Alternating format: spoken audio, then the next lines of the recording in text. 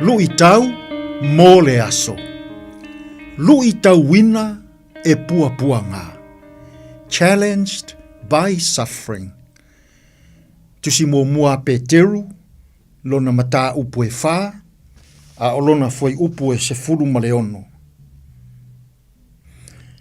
Ai a whai e whaati ngā ina setas. Awa o ia o le kerisiano. Awa le maa asi ai o ia. A ia vivi i atu i le atua. Ona o lea lava mea. Lui tau wina e pua pua ngā. Challenged by suffering. O Peteru le so o Yesu. O ia lea na tūsia le tusi le nei a Peteru. Na tūsia i le vai taimi tonu. O le vevela o sa wanga a le malo Roma.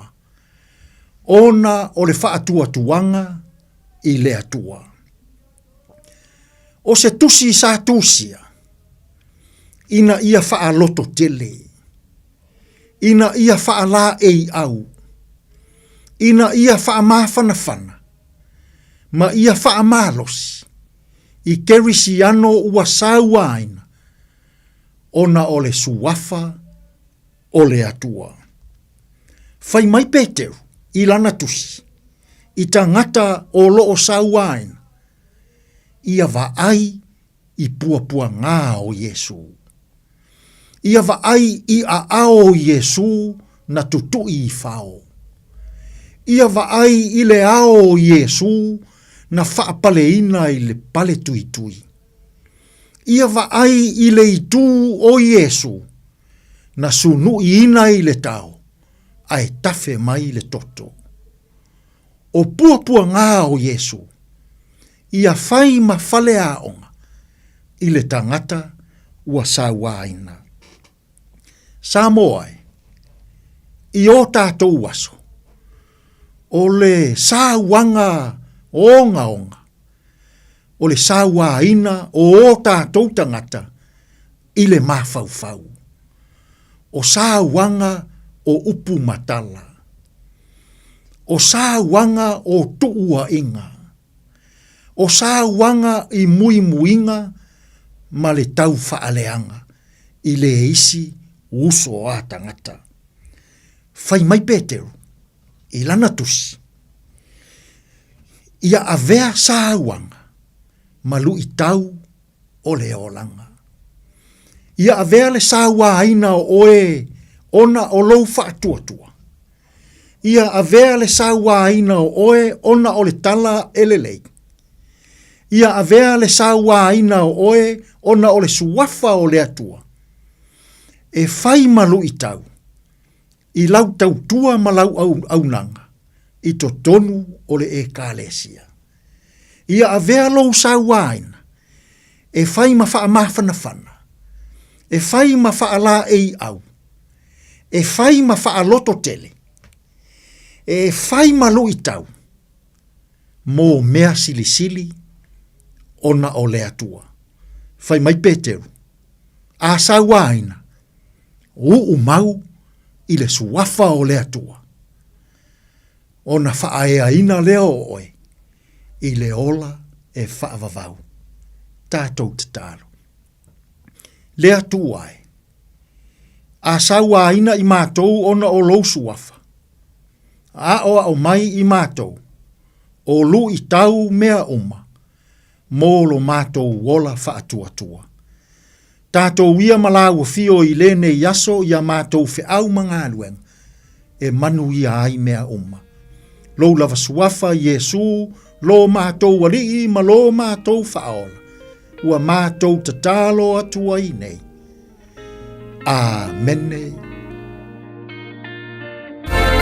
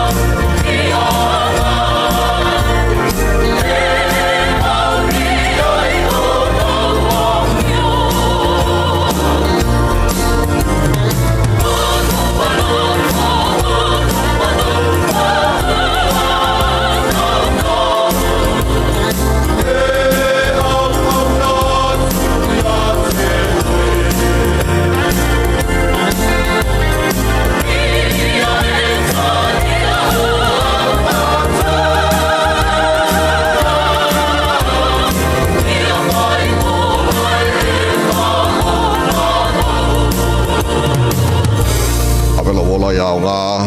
ina o se fulfitu mo la fala o te anele tu la ono le tau mo ro sa mos falima I betolo mo ya na ona fa talo fal tar club nei Taeao o le ma wale o ma fai ona tar so tai lunga o Facebook al radio Samoa ya ai e lo fai pian tar so tai lunga o YouTube per ma se ne foi il telo Taeao tas ma lo se fo maria il teno nei foi Taeao fo nei minuto ona fa so fo lo tar posika su che fai filo fa Fiafia o nei Taeao ya ma fa ma se fo le teno o la su tu ma gar wen o nei foi asa fo ta to liam toi kwata ele fitu ele Taeao nei ma nei pa fa ama mai so taimi mo le tar po me arbeto o le ola fa na mata to Malu Taeao fa nga mo nei foi asa luo te pera mai le songa pasta la fa na copa today in history data ba bai bottom na triple s rose for katopa ele teno to sanga ba mai taino fitu ele Taeao nei mo fa po telefone ngal protania petal fitu tar po me na matai ele tatu Taeao ase mo bo on data ba bai po mai lunga na wana nei foi Taeao fo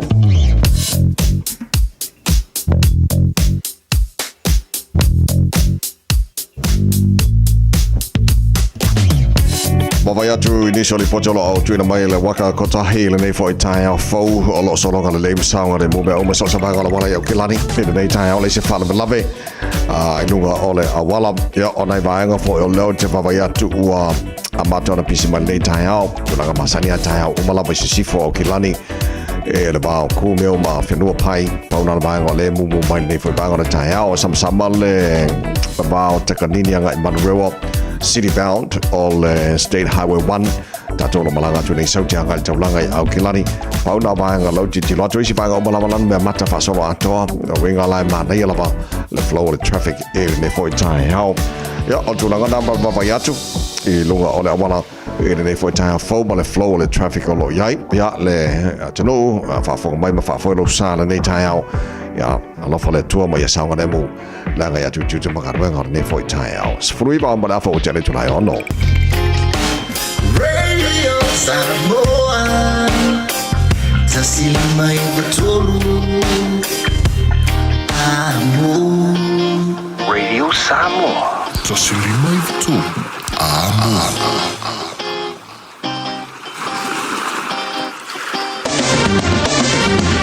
Paga matal tala tau ne foi Taeao fo tamaki makoro au kinani no whanga na whasalunga ale radio Samoa se fulma limo lo il Malu no le ea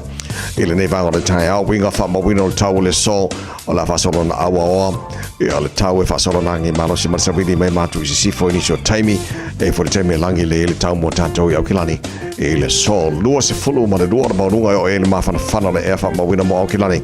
e le ne fo yaso se fulu ma le ono ilona ma wala lo Taeao pe au lia fasolo na awa o fo langi le pa o timu ni so vaenga au kilani los fatasi mo runga ma fana le e fa ma wino mo au kilani e le so Taeao o vaenga yon tuatu da stofi awa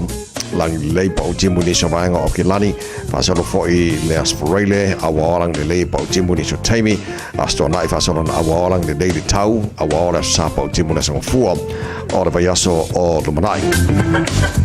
au tatu ye I le vaenga amata le tau nei Taeao o te wawai ato lo tele vaenga o motu saute mo tato lo lalam papa au so vaenga o motu saute fa pena fon pito I lalo o le motu I mato o lo iai lapta ingal tulanga iai ti munga mamtangi ma losi mo tato stemi on ti tilo lem vavai I nei vaenga na ana maua ni potela vai tau nei le Taeao ni taina dono ia lo yo te mau pia ni so lapta inga mo tato le motu saute fa pena fon pito I lalo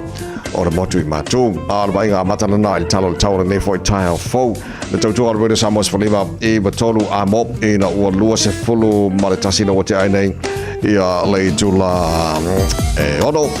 ia o se mai le kolisia manua fo tala Fiafia rere Samoa nei foi Taeao fo le tunu anga juta manga ruenga o le Taeao ia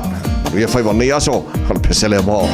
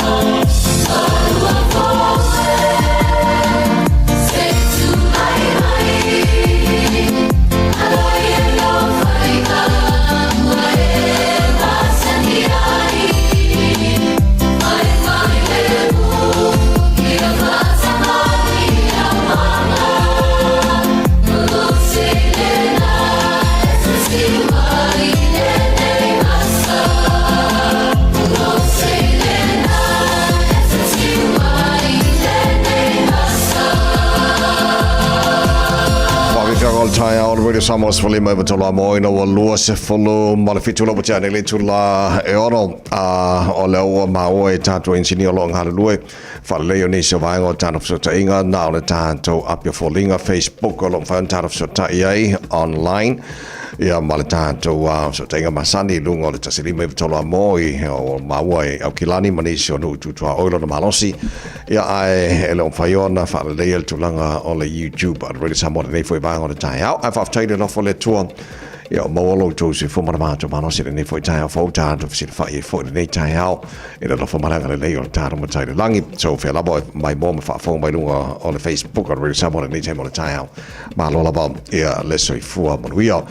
ana na fi mole se fio le tino usa fa se sila le tai o le Labour Party ni sila ia stasio lato fo fanga mao mole no mana EPA mana malon fanga palota ni sila ile tau sang fo so o le bainga o lo fa ingoina ile ngara portania le future funds o lo o titilo ile tulanga o fa le ai o le telo business ma se lava small business ia medium bainga o lo titilo ga e mo manai o lo titilo tu inisio bainga na sauno ele tai o le Labour Party Chris Hipkins ele sort of nafi more investment in New Zealand businesses is Labour's announced goal in policy released today sort of bainga na future funds le na fai lo le sort of nafi o le bainga na titilo tu o le whaongai no future funds mai I whaaputunga tupe lalo super funds in New Zealand e ele bainga tupe whai on whaaputu mai lua se lau miliona tala in crown money and existing assets mai nisio aseta New Zealand lo iai o le lau titilo atu local projects po proketi tono bainga se o New Zealand e whai on investa e ele telo tupelea ia pei ona whaasitila Chris Hipkins la sana nafi I le vavai atu nisio bainga on fa moe maulungu mai mao designed to create jobs and keep more wealth here at home o bainga na pe on titilo mau ele fo ia bainga na whaasitila la sana nafi o le o mautino le termine nei pon tasilo bainga le whaongai na Labour se tasio la to na vatau ia mo fenga palota to so fo ala titilo atiti fo ia nei bainga ia so o nisina bainga na faino mai na so nafi ia pe ona maua ele tanto por clame o le afo I misela mo le se fio le atino e nisi cases na maua le tanto por clame new cases le baba tuna maua sai le farma ile Auckland City Hospital awa fiai ele misela e se fului tu lai lau titula tu e tu sai ma fa momonga mai le afor se fulu ele asa for raile le na te atu nei na yel tangata nei o le lau te titula tu sai tono vainga le emergency department at Auckland City Hospital o vatu mas fului tu la ta mai le afor se fulu ta se raile le ta atu nei o lo o tal sangan le se for Maralina Health New Zealand le termine nei ai se si sai te tono le vainga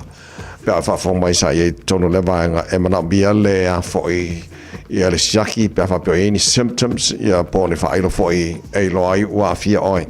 el tulanga onol tangata le na fia misela le sai tono o Auckland City Hospital temile ia o le na fia I le vainga na ai o lo titulatu o lo family mai there was a low risk of spread to the community le no winga ma wala lo al tulanga e ono afia nisi o tatu community I le foi vainga pe ona fa mai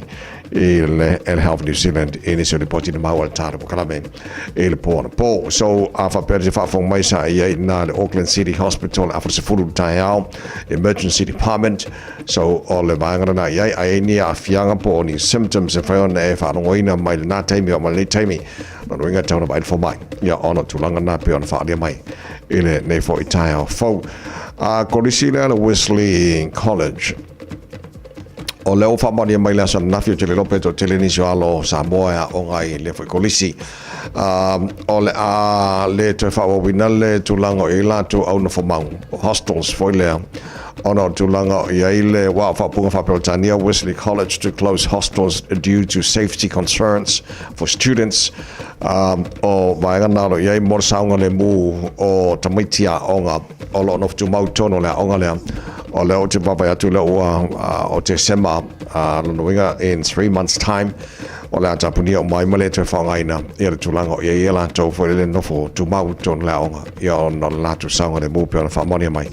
Ele nei foi Taeao. Fau nisi la vaenga o mawal tara po kalame wa foi sir fiora tino nei time o Taeao. Le tau to mo le Samoa falima e ba tolu a mo e na o to lo se furvado minuto lo toi.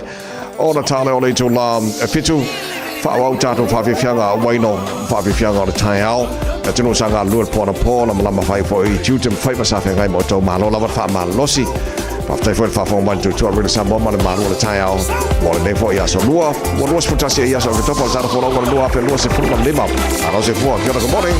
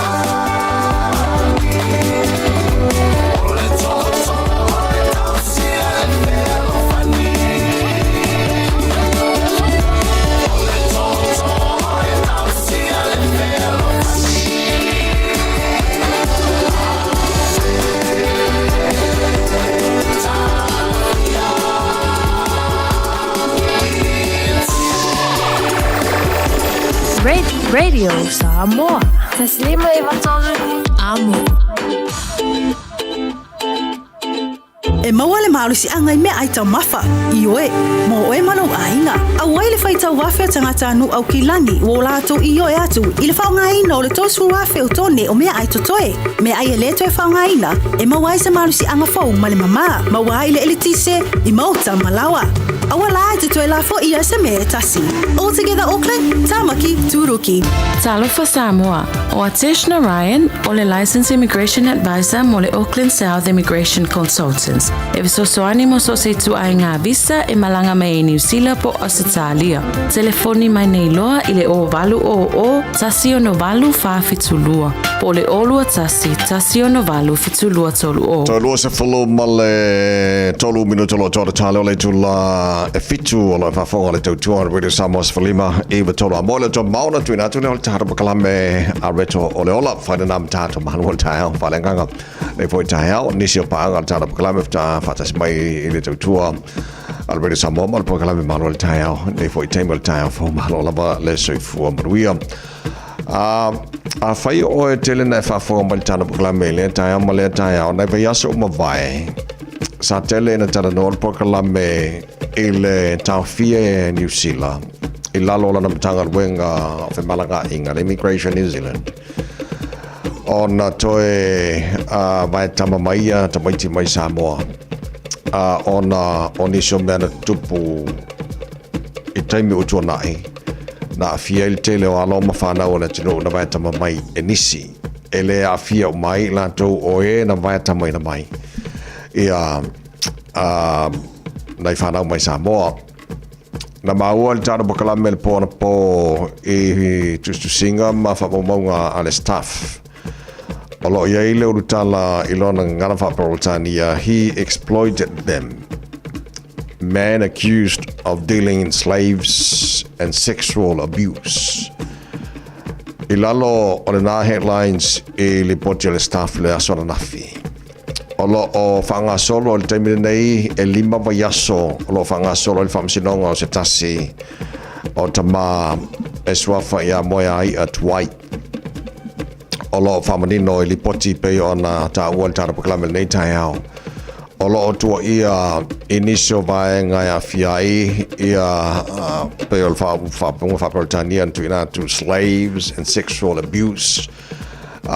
nisi sailalo lana babainga po nisi whanau na vai tamai na mai Samoa e tele la whapamonga li potolo ngāre luenga iai ia le jury ma whapena fo ele whamsino e lima vai aso whangaso le whamsino ngā ai o lo tolo ulawina uma ia vaenga mai le taimi sapo lua fe lua tolu lua wha na whaawawi nai pēr vaenga o le wha polonga ina po wha pēr tangata o lai e wha polonga ina ia ma vaenga o ma ia se ia o la fo i vaenga ia o le whaatino Indonesia o winga le manuia ia ma se lava ia alo to my tai so o le alau titi latu e whawa yaso o the 5-week trial continues in front of a jury and Justice Michelle Wilkinson Smith e lima lava yaso lo whanga solo ai e tasi le vaenga no titi latu o whamanino e le whamasino ia i le jury ina ia sila i le winga le upu slavery o leo te wawai atu o le tasina vaenga o lo taulai ai ia o le whautuanga al whamsino i le jury po la tauia o lo o nofo i sila matilitilo pe whamaunia o mamonianga o lo moli ai le sunga ya moia ai atuai so whanga solo la tatu tilo wa le lima vai asolo whanga solo i whamsinonga lea a vaenga o mana o lo iai ia matulanga o tua inga uma o lo tua iai ia moia ai atuai i le inisio nai whana foi sai lalo lana babainga e tausanga o babai ai ala tatu ti tilo manto foi langa o le pe foringa mai na tele na nga ini tana pokalame o na wafa ina nisi o le winga whamtalanga wafa ina la to e vai tamai na maina i ala mawhana mai Samoa malfa moe ia atina e ina o la to o langa i tono New Zealand ma maua numana i le lei wafa ina na nga luenga le lei la to te whaia ia mōnai whanau o la tino mōnai ainga foi ona o le lei o mea na whaia nisi i tausanga babai le alawa le mai lesi tūlanga ua mai alai whatpui pui lesi un tupoi nei vaenga i tausanga babai a le fo whanga solo e le whamsinonga ia o le fo i tama pe o na māua le tāra pakalame nei fo i Taeao fau tautua mōna Radio Samoa Sfalima i watolu amo e na ua toi se fulma leiva minuta lo tō talo le tūla e fitu a mai fa fianga mal 5 stars o le se tato li poti mai lunga o le awala ona tuina toi lo le tāra pakalame a reto o le ola nei foi Taeao fau mana to manuia mai o nei Taeao les pesenga 5 stars tau fe ai le tuolo Tau fe ai le tuolo ai le ana palai le mo Tamali le tukalua ai lo yona fua Papena satati ilona fia mato ile lalolai o mai lei o masunu ile api la la la olia papai olia mamai olia papa olia mamai olia papai olia mamai olia papa olia mamai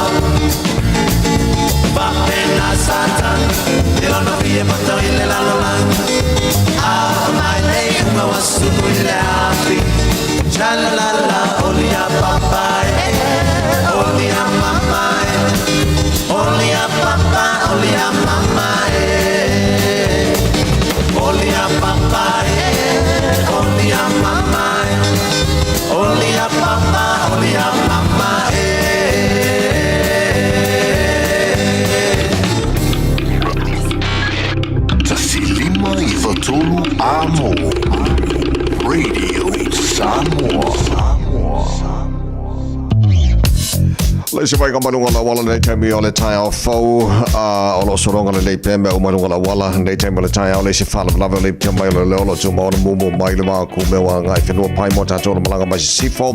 ma vai atu mo tato malanga mai sifo o mata na pisi mai boys Kate ala pisi ala flow after poloka lava ile o mai Lincoln Road on ramp nei taimi o le Taeao flow le mai Tiana 2 pasolo try point se velia ala pisi ala flow tato poloka lava state highways fulono around Morningside Western Springs in the Nefoi Taimo de Taeao Tato Malanga by North Shore City Bound Northern Motorway Pasimai and Browns Bay Pasano by Rosedale Silverdale Whapena Foi Wairau Valley Faisipoloka de Nevanga de Taeao Tato Lo State Highway 1 City Bound lai okay tato lai flow de leia jelo le baba tu le sama sama ba dru yang ai papakura pena we papakura ngai takanini manurewa lai flow le se ba ngo bloka de ba ngo Taeao on tato le poti la tamani nai lunga wala dei time de Taeao after ba malon foi malon sila to ba on sango de buna ngai juja mo ngo de foi Taeao fo choice fu fa bidu to lo to talo le tula fitu usimana fa fonga talo boklame reto ole ne foi Taeao Bread of life sent down from glory. Many things lowly king, a carpenter, but you are the living word. Faith now. Come on.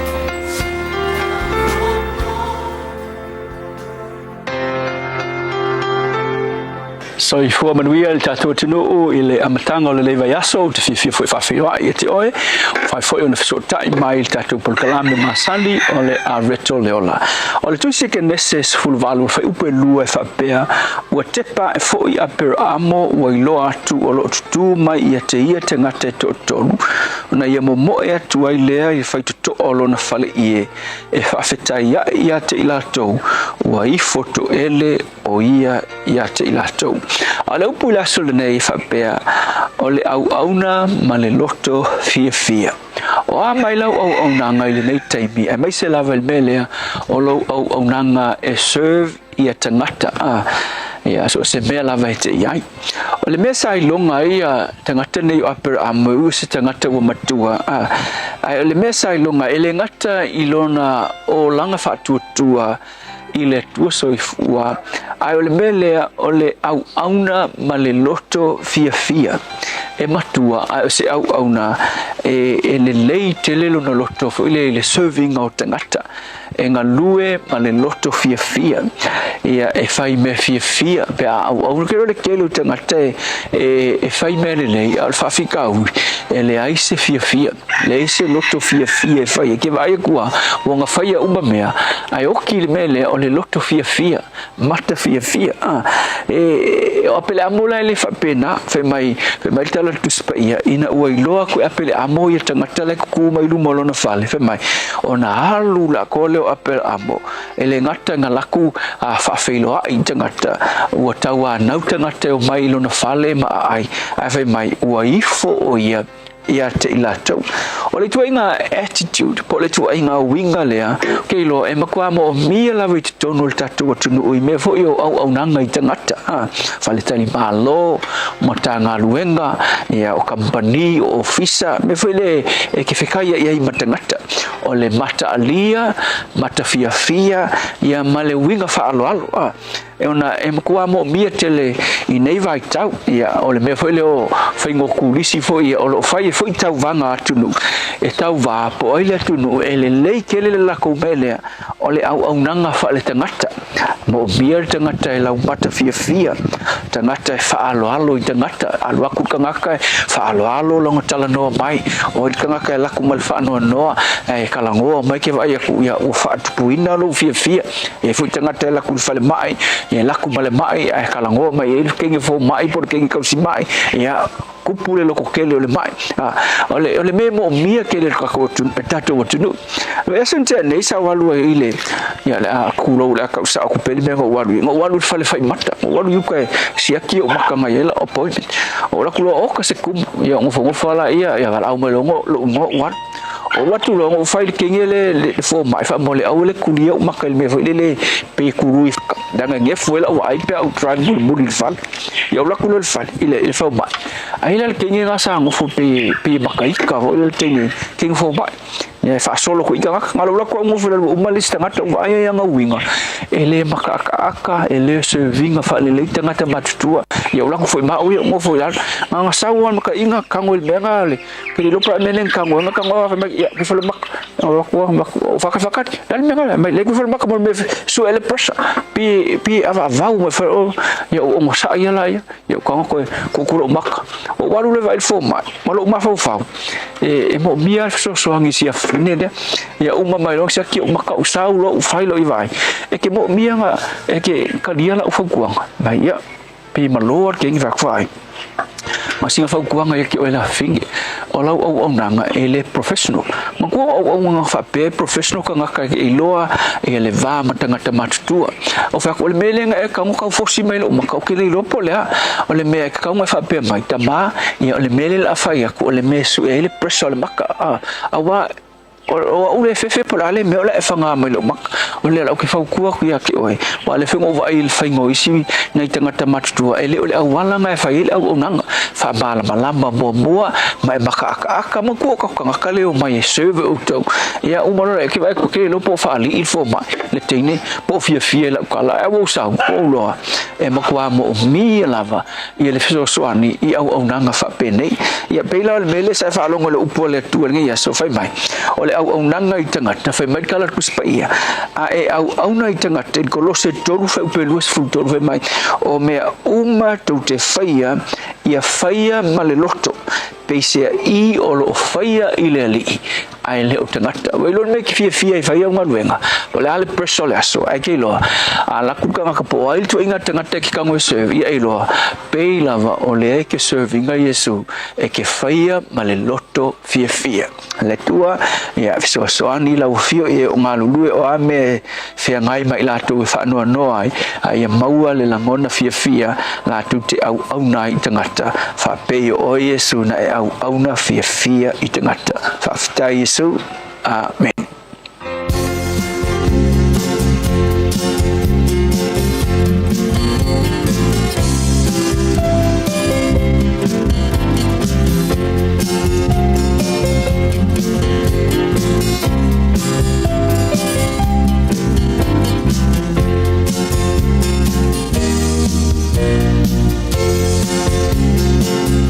Tu te longo atu te alama le tala lele le tala winga ile paola a winga mai le tua longo atu ia te oe una matango pie nene ua o maua wa muni ai lo Fiafia sini atu na lo le nei ave Yesu e fai mau tu no tu ma e fa atu na paulia ole alla o fai ngata ole olana ave umaya te Paola analese anoa loa ono mala ua fai mata iala ile kongisa wana oe e mawa ile Fiafia e tu wow mea uma ina ua o maua le manuia tupunelo iai ma itali tunuai ilona matango fie e sini ese ele mita vale ayanga malu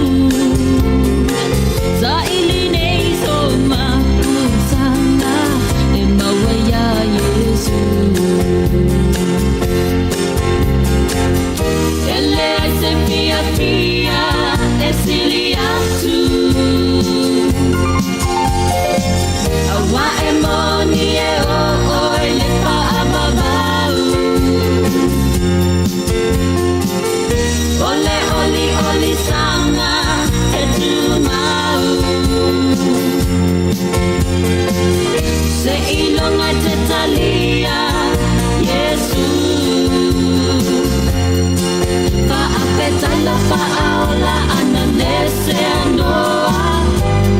loa ono mala ua fai mata iala le kongisa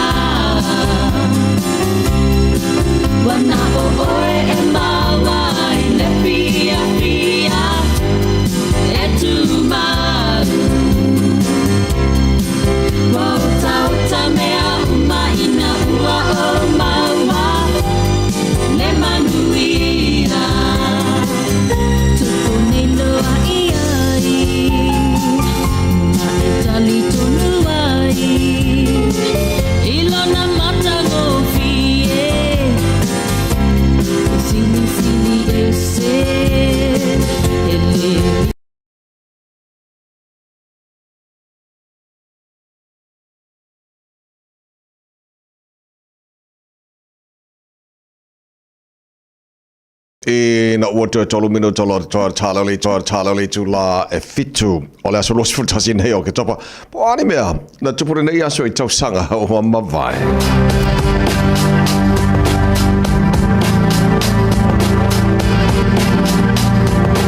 So luas fulmatasi o ke topa o le tausanga lua fe maletasi o le aso lo te baba yatu na whamawina na whataruina I le konseti whabitoa maratua I la tau na marilu uma I le whalamlaven tupu I Amerika September 11, 2001 terrorist attack victims na whaia I RFK Stadium Washington DC o le konseti na organize matu whatasia Michael Jackson, Fapenafon Hawaii, Aerosmith, Mariah Carey, and the Blackstreet Boys. So la sotonu na le whamawina la solo sutasi o ke topa I le tausanga lua fe maltasi na whaautuina United We Stand. Ia na nafo I konseti pei o na whatanuina la solo sutasi o ke topa lua fe maltasi. O le aso lua sutasi o ke topa le tausanga lua fe sifulma le lua o le aso na pitoai on whapaiei na ele te taio le karesia katoliko I le taimi Benedict the 16th aveai ia le first Native American saint Kateri Tekawitha ia pei ona whamawina le asolosu tasi o ke topa o le tausanga lua fese fulu ma le lua asolosu tasi o ke topa o le tausanga lua fese tolu whamawina o le aso na alo I ona tuina atu le tunu o Canada ia le honorary Canadian citizenship I le tamatai o Malala Yousafzai education activist Malala Yousafzai na alo I le bea o le honorary Canadian citizenship I le asolosu tasi o ke topa o le tausanga lua fes futol.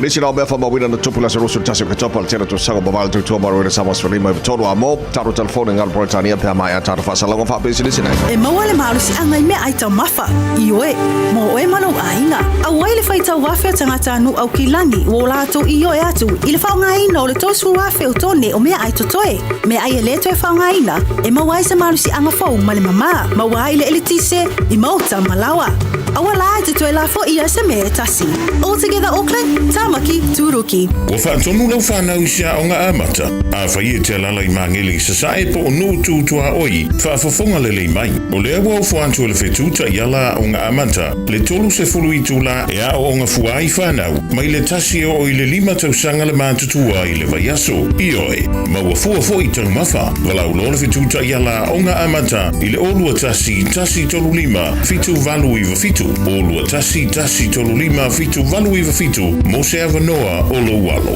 Baby, lomai! Hey, hey! Oh!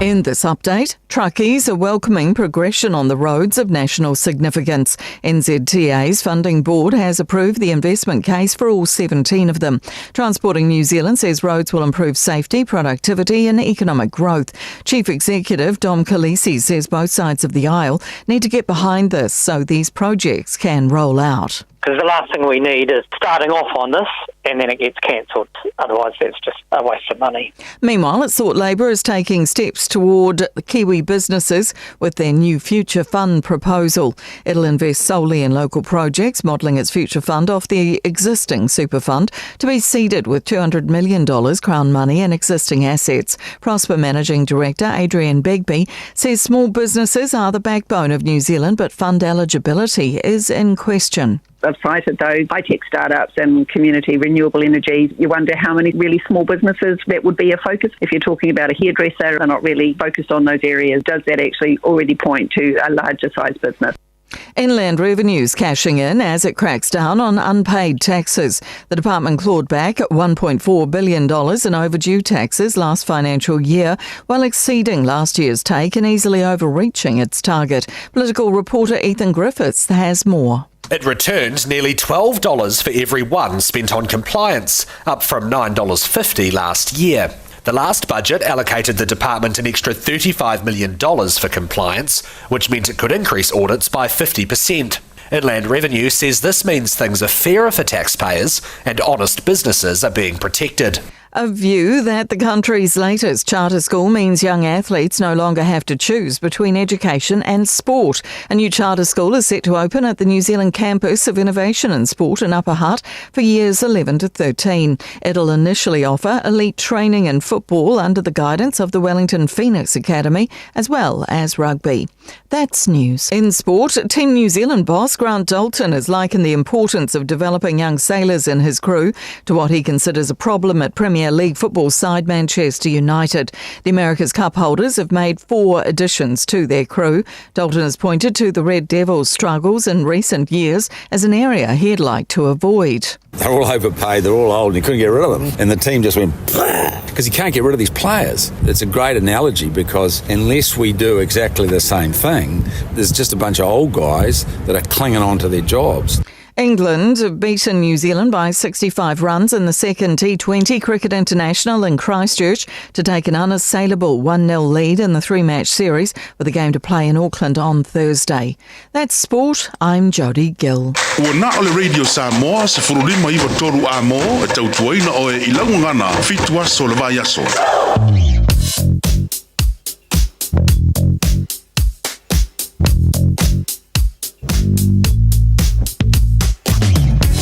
Paikala tapainu wala nei taimi o le Taeao mo le whawhomai le tunu o lo tumau so longa le leim sanga le mu pe meo mai so sa wanga le wala o kilani ile nei taimi o le Taeao nei vaenga lo te wawea atua matana poloka nei vaenga le Taeao mai se tato lo malanga mai sifo pasi mai West Kate whasolo mai Royal Road Lincoln Road poloka nei vaenga le Taeao whapena foi pasi mai Tiara 2 on ramp Pisi ala flow delay, pasi mai Rose Bank la foi pisi lama flow delay tato poloka lava pasi atu ole off mai le tano ile highway lusi fulu pasolo toi point of Liam Western Springs fasi poloka le nevanga le Taeao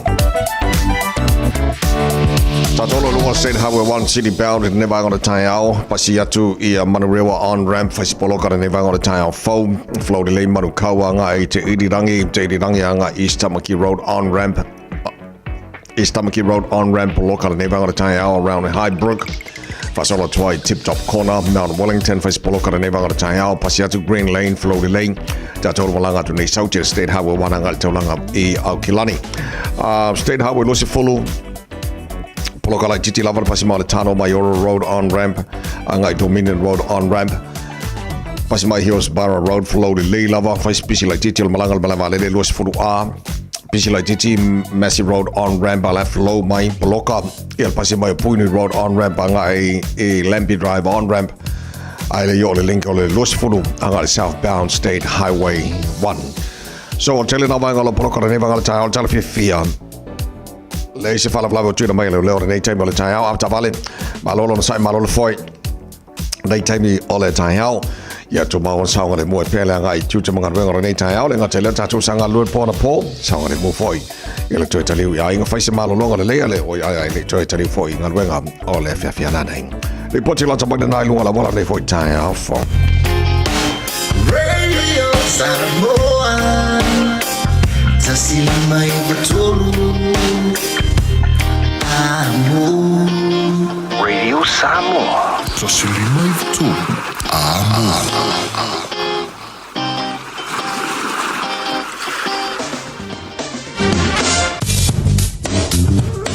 Ola paikalla tapana nei le tala tauna nei foi taimi o le Taeao tātu amata mai Samoa I le wawai atu Samoa nei vanga o le Taeao fau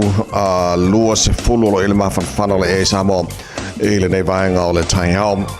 Ola te wawai atu le mana I langi le mele tau Samoa I le nei foi vanga o le Taeao fau winga o le tau le tanu I le nei aso na whasolo ina langi le lei awa oa ni so taimi I le taimi pa waitimu ni so vanga o Samoa I le so e whaina o le luas fruiva anga le 12 degrees Celsius mo runga le pevela nei Samoa I le nei foi aso lua se fulu ma le wha I lona mawalalo taru tala me Samoa pia tala malu I le Taeao nei I ola whanau foi si whatala whatu taru pakalama I panga umalava ale maru o le Taeao rede Samoa so se vaenga o Samoa whapena foi Amerika Samoa lo taru whatasia nei Taeao o lo ngā lua tatu insinia mo le whale lei o le YouTube ai ngā le Facebook ar rede Samoa Olo taro so Taeao online ia whapena fo le tautua masani le tasili mai vitolo a moia o kilane nei mani sio no tutua o yolo o tuele malosi. O le tasili mai vitolo a mo taro so ta inga nei fo Taeao fo. Ile fo mai o le talo le tau tono New Zealand nei te le vaenga New Zealand taro amata mai le motu saute. Whaafonga le mai tātou le motu saute o lo tele o vaenga lo iei nene lapta inga le ngata o matangi malalosi au timunga. Tātou amata mai Westport o lo iei a fautuanga o le nei Taeao tūlanga o iei ia timunga malalosi nisio taimi o le so rain warning, orange warning pa o timunga ma mafa timunga nisio taimi o le so sifurifitu morunga le malulufa ma wina mo Westport le so Wanaka o lo iei ia lapta inga o timunga rain warning, yellow watch and wind warning, yellow watch mo tātou i Wanaka pa uti monga o le whamai langi le leila Fiafia na nei o sabini whaasoro nangi malosi mai le tulangi le matu si sifo whara marunga le malulu wha mawina mo Wanaka i le so. Ta tolo o lala e niso vaenga o Timaru o lapta inga matangi malalosi wind warning, yellow watch mo tātou o le whamai langi le leila tau o sabili e whaasoro nangi malosi mai matu si sifo iwa 40 km le tula Ielo na malosi ni so taimi le so rosu tasi mo runga na mawhanwhana wha mawina mo Timaru le so Queenstown rain warning o le ilapta inga mo Timunga whapena fo i matangi malolosi mo tātou e pa o Timunga langi le leini so taimi o le sabili e whaasoro nangi malosi mai matu sifo sifurtoru mo runga na malulu wha mawina mo Wanaka Nelson o lotu mau o le iai i rain warning mo tau orange warning ilapta inga mo Timunga telo vaenga mo tu saute iai fo i rain warning and wind warning mo kai kora le so in Vakanko o lo iai wind warning mo tau le so Dunedin o lo iai lapta inga mo matangi malalosi mo tātou le so kara sete malalosi fo manuia e langi le leili tau a o lo iai ia lapta inga mo matangi malalosi o lo te wawaiatu malalosi langi mo sabili mai matu isi sifo se lau kira mitali tu laini so vaenga o kara sete o lefa mai e o atu i leo uri ma le Fiafia na nei o mo atu malosi o nā fo i sabili luasi fundua marunga o le mawhanwhana le efa mo wina mo karestete i le sora motu i mātu kai taia pita labanunga le motu i mātu whaasolo ina puaoa langi le leini so taimi lusu tasi marunga le mawhanwhana le lau mua Wellingtone malosi fo manuia le lau mua o lo o babai atu le lau mua o lo iei ia lapta inga mo Timunga malolosi ia mamatangi rain warning, orange warning, wind warning, orange warning ia mo tātou i le lau mua o leo te papa iatu e whaasolo in mamafa Timunga around Porirua and Heart Valley e whaasolo langi le leila Fiafia na nei atu maonangi malosi te sabili mai matu i sifo i nisio vaenga le lau mua se lau tolu 10 km i tu la le malosi te sabili i nisio taimi so tātou uma le lau mua lau whaafonga mai tātou pokalame o nei lapta inga na mo tau le nefo yaso tauranga whaasoro na awaoa le tau losu tolu marunga le vevela tau po awaoa pa o timoni so temis fulvanu marunga le malua le ea roto rua awaoa pa o timus fulvivan marunga le malua le ea e le tela vaenga Palmerston North lo iai lapta inga mo matangi malalosi e whaina o le malosi te sabili sa lau kilomita le itulani so temis fulvivan marunga le malua le ea mo Palmerston North le so ni Plymouth whaasoro pa o timoni so temis fulvanu marunga le malua le ea Napier o le lapta inga mo tau e le malosi o sabili ia mo le neifo yaso se yo baba iatu a whafong mai la tino iso se vaenga o Napier so le tūlanga na lo iai ia le tūlanga o lapta inga matangi malalosi o le whamai o se lau kilomita le tūla ia le malosi o sabili mai matu sifo i ni so temi mo tātou Napier Masterton o lo o iai lapta inga Timunga matangi malalosi mo o tau le so luas furu marunga na mawhanwhana le efa mawina mo Masterton le so Levin o lo ia foi lapta inga o Timunga mamatangi malalosi mo tau le so se furu marunga na malu le ea Hastings o lo ia lapta inga mo matangi malalosi i le nefo yaso Feresi vaenga o lai o kei Gisborne awa le tau mo tau luas furu marunga na vevela kirikiri roa whaasoro na awa pa o timoni so taimi luas furu marunga na mawhanwhana se mai talo tau tamaki makaurau au kilani no whanga whaasalonga Radio Samoa e le nei vaenga o le Taeao o te wawaiatu whamaila wa ai tau fo i whio i tātou au kilani o lo tu mauna i tātou sfulima le malulua le ea le nei vaenga o le Taeao fau e tu mawinga le tau le so e whaasolo na awaoa e le taimi langi le tau mo tātou au kilani e le nei wha yaso e mawhaina o i le lua se fulu maratasi so le se vave mai ese mkua silo fo i le alu kako masingi ni kai au fo e se fo yanga ngi masingi e malonga aru kai au le aso lua se kawhiwhi e ale le lua se fulu lua o el mawhanwhana le e mo tātou au kilani e le so Taeao pe au dia le a whaasolo na awaolang le le pa u timu ni se vaenga au kilani rusu tasi le maurunga o le mawhanwhana le e mo au kilani le so Taeao o le vaenga tuatu la stoffi whaasolo na awaoa pa u timu ni se vaenga au kilani lusu whāna maurunga le vela so le vela mo e alana skofiri as for reile awaolang le lei pa u timu ni so taimi as to nai awaolang le lei whaasolo na awaola sa pa u timu le so fua o le vaiaso o luma nai ato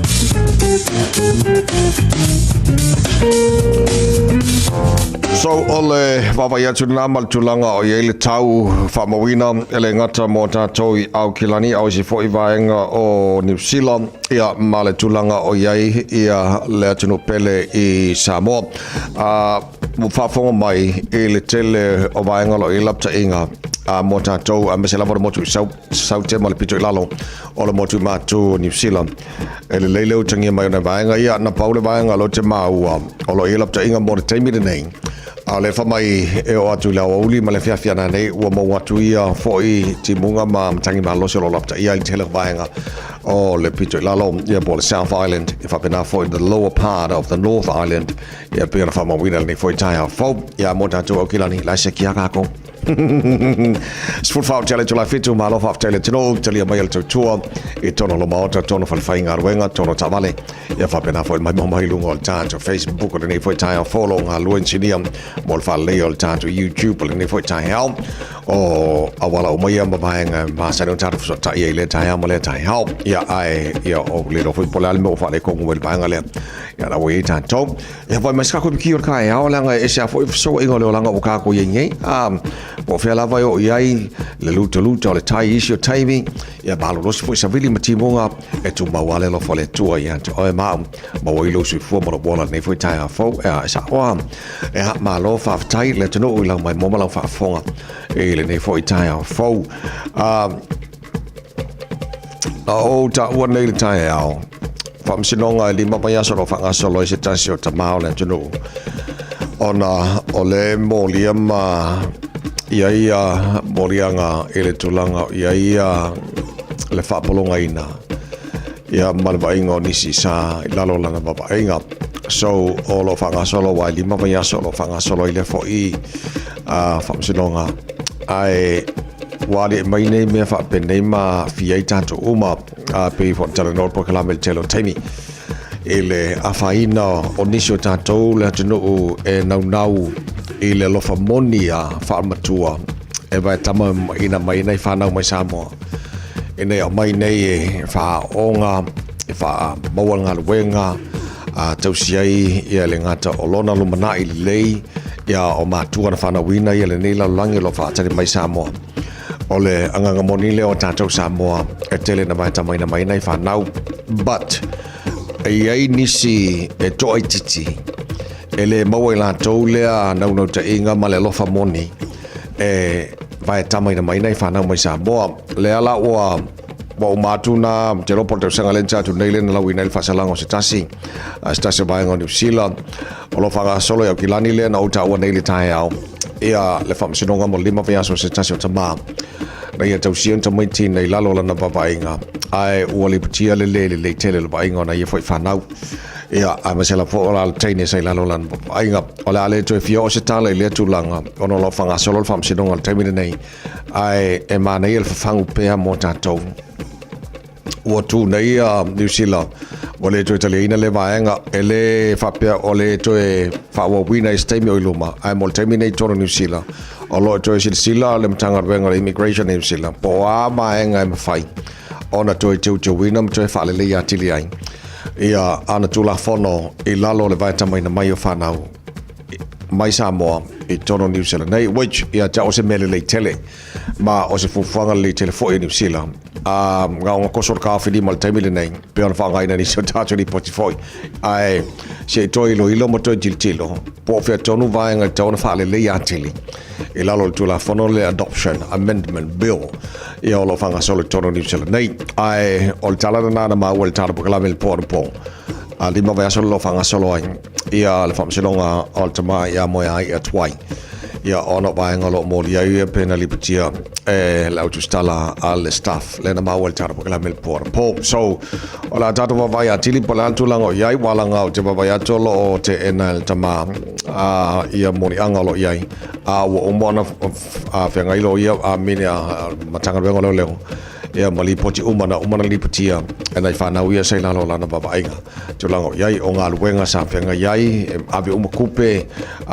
nisio vaenga alo te mai tai sei lalo lana babainga whatino ai winga le manuia nisio taimi ia mene o mea umai o le ilumo o le whamsino ia mo le jury alo ngā lue ai mo le fo i tulanga ele o tulanga le leimo tātou ia e talosia ia whaile maa o ngata ua ma le wha moe te talo ia fo i mai il mtanga luenga New Zealand lo ngafa man tulanga leo to ilo loina wa mai ni vaenga te tau ona mtua i sila mamao ia i Samoa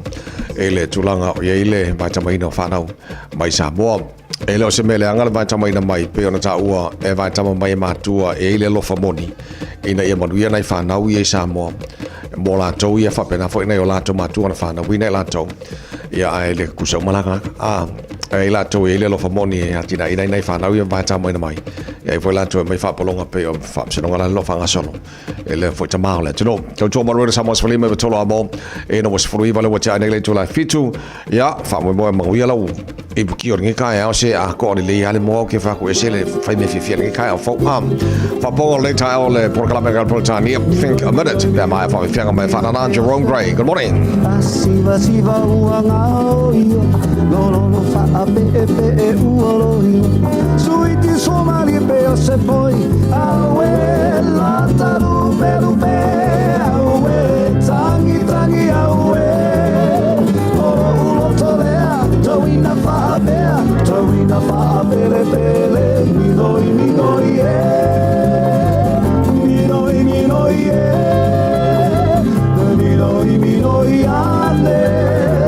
minoi mai ala upele e ha te aruina uta i mato o tuolo u ofisa e su e ai so fa malu malela so ia e te alu fa la awe la taru pe awe tangi awe o tolea tawina fa pele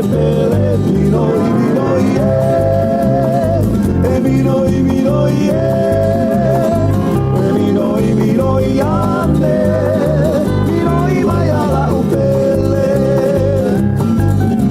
awele mulole ela mole ala mola mua meio selole avane ai lo fo i male i bukofe awe ore ulu sele mole awe la taru pe awe tangi awe o tolea tawina fa pele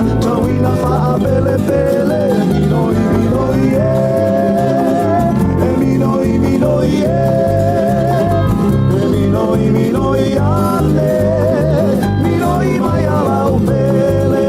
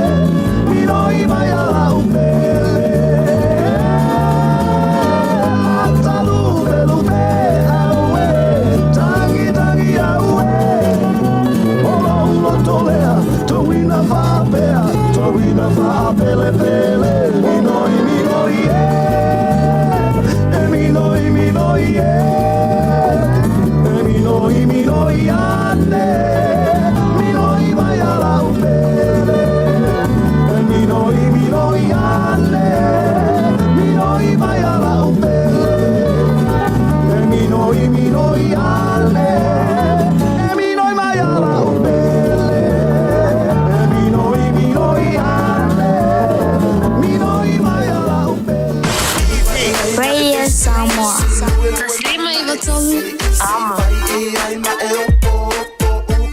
Just think a minute. It could change everything.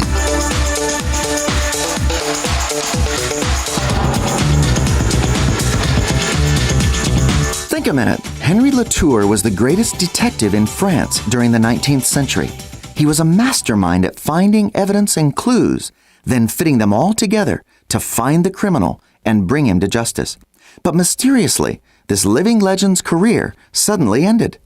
Detective Henry Lour was called to the scene of a horrible, violent crime. An old couple had been robbed and brutally murdered. The police had already arrested a suspect. But shortly after studying the crime scene and evidence, Lour's instincts convinced him that the police had arrested the wrong man. But Lour promised the police and the family that he would find the missing pieces of the puzzle and the murderer. So began what many have called the most brilliant tracking of a criminal in the history of France. Henry Lour carefully gathered all the different pieces of evidence, one piece at a time, until he finally found his man and criminal. The newspapers praised Lour's brilliant detective work and spread the news of his fame all over France. Then suddenly, after solving that case, Lour retired and moved away. In fact, he lived alone for the remaining 25 years of his life. You see, it was only after he died that the true identity of the last criminal Lour tracked down was made known to the public. In his last case, Lour had refused to back down from the truth, even when his investigation revealed that the murderer was none other than Lour's own son. You know, sometimes the truth can be very painful, but sooner or later, we each have to face it, that we've done some things wrong in our life. And until we admit this fact to our Maker, we'll never be free from our guilt.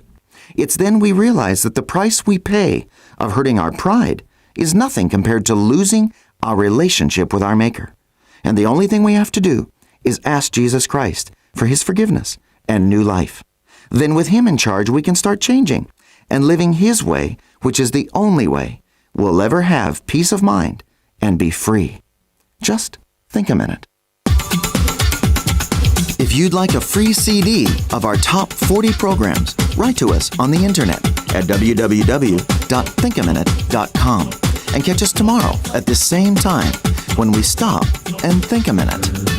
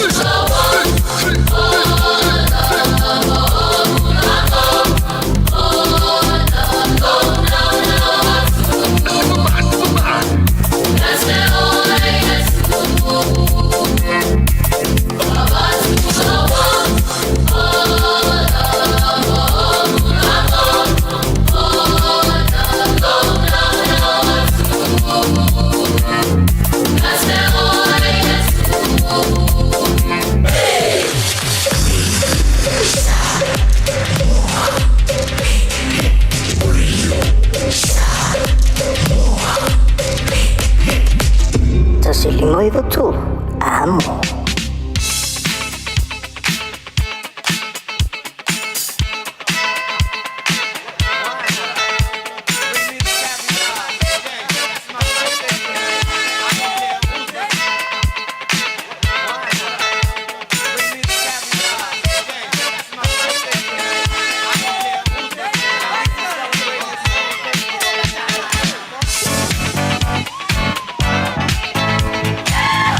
Openegas varaola so luoda neile so luos futasi o ke topa no afatonu le tu la F2 o matala I male telefoni mo oi e te vala mai ai mo mori se lo fanga mo se tasi fa manatu lo na so fa na ule so tolu fitu tasi lima e tolu ele se totongi e free mo oi nga pa wale me ole o mi telefoni be se lo fanga holo mo pole manurungal tanto email on air@radiosamoa.co.nz en fa fa nga mo tara fa ngas fa na ora ni Taeao mo fa fa ne fa nga ina se va vai to leo di jola to le work mo le tanto Facebook Radio Samoa fa fa ne tu na mai se family nga ni Taeao so va nga mana mo fa yo no mo le tanto family nga ni foi Taeao fo so pule po fa va nga na va no mo le family nga ni foi Taeao fo la so so tasi ni no ke topa mo se lo fa nga se tasi fa mana to na so fa na ora ni foi yaso se o papa ya tu fata talita telefoni lungol tato Facebook le se tato family nga lo lungol Facebook ne banga de Taeao lungol tato email le e se family nga email pe ya ke baba ya kula so lo sutasio ke topa mo kwai file mu le kanga ka o male kanga ka o vale o nga ya le se ko ki lo kwasia I fa pea o le tulanga na ia roinga o mana I tele nei Taeao o file mu le kanko malo lo le ia se vanga o ye se sio fa fonga mai nei Taeao o lo was fa na ne a o le se vidi mai fa manu ya ia o ke por ko ki anga ka lo le pese fa mle to le pulenga ma fa renga re sa mo oi e le nei foi Taeao fo se o kiro kasia ko I le vanga le Facebook no. All right, so all tulanga na ye ni Taeao ya matara family nga sfana o Paula la vanga fai all wala what lo le sunga ya a few semole tfunga o sumai langa pese banga ya family to tara pakala me ya oil ni fo ya so pa fa fo mai ni lo was fana okay le langa fai va tapo ya e manuia on pese mai a few semole tfunga ja per fa nei lo was fa now ke to to maro sa mo so le me to lo mo no to lo se fu fit minuto lo to talo le to la e valo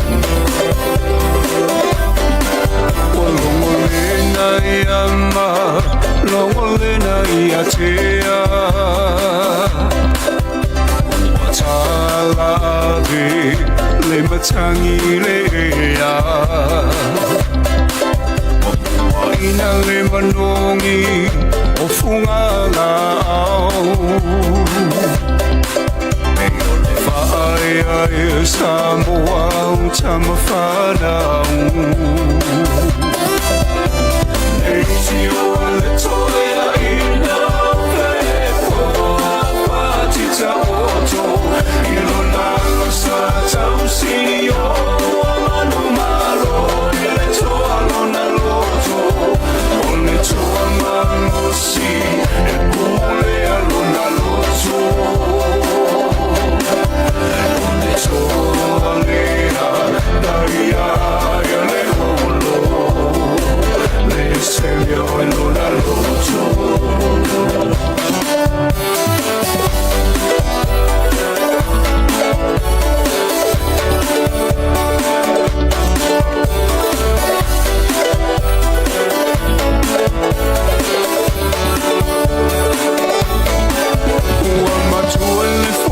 Samoa wana o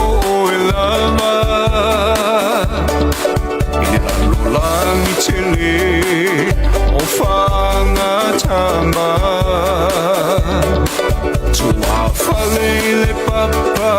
uma fale le moana e uina e mativa ai tau ma fai lava Tatu no si me amangu mangu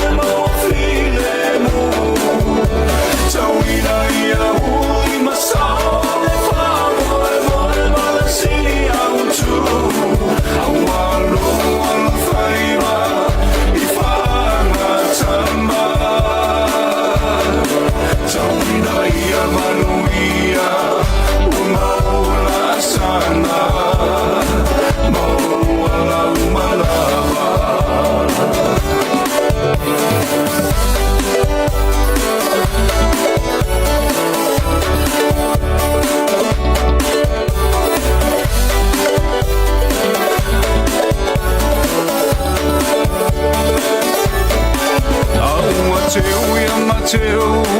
ai fai ama fai mamana awe te vai vai ai mana Samoa lau tapua inga Leona talonu atuna mafatai lo la lo faiva O se faiva tapua inga le me amoni e manuia Tawina ia e mana tolu atunu le male tapua inga Ia polo utio e malama malama o mata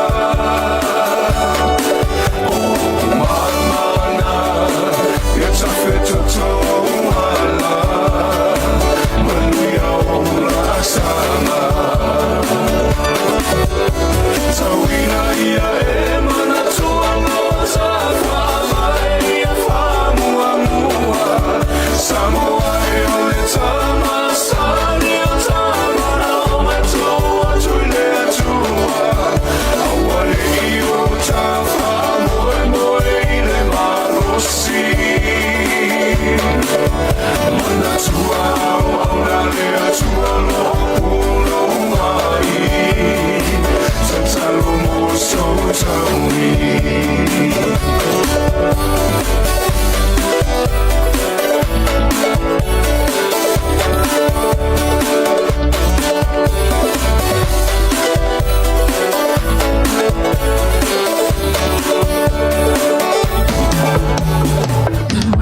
Shika, la radio Samoa, loe loe mai, mashi mai, radio Samoa, tusili mai, vatolo Radio Samoa.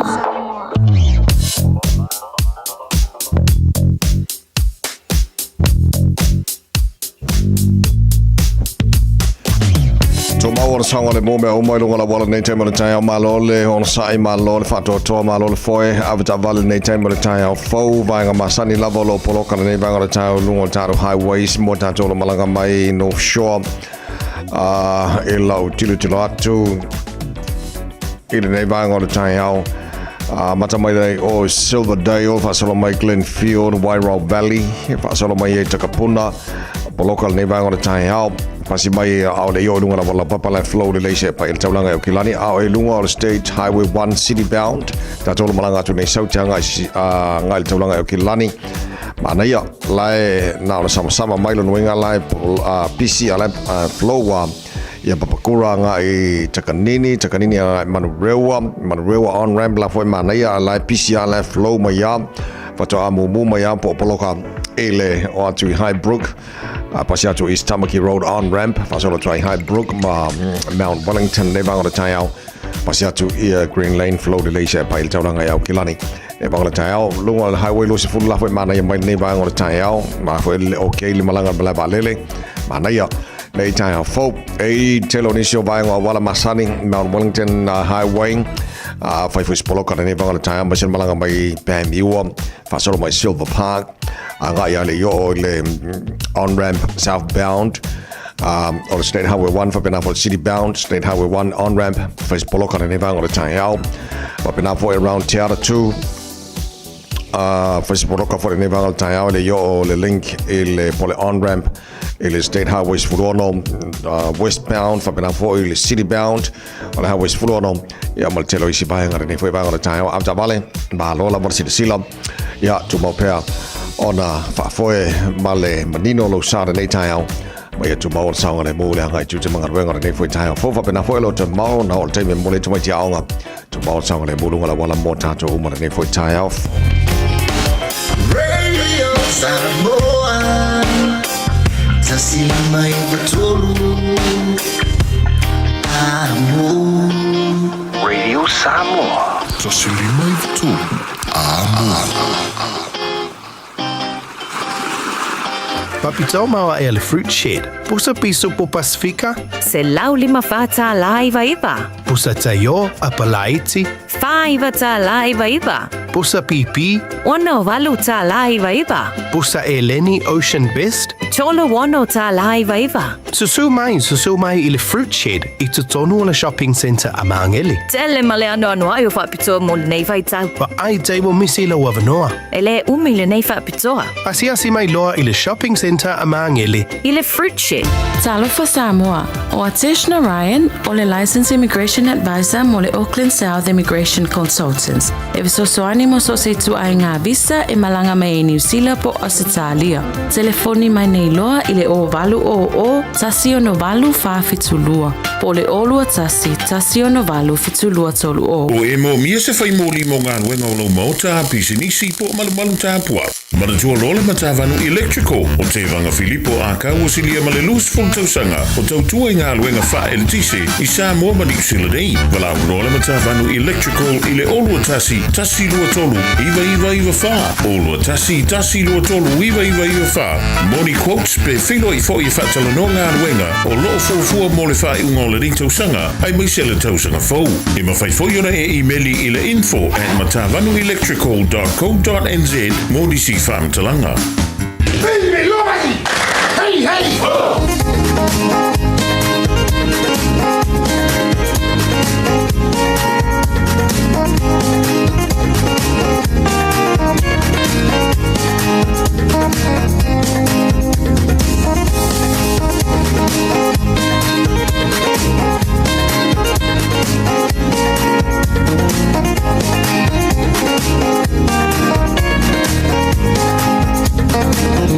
It's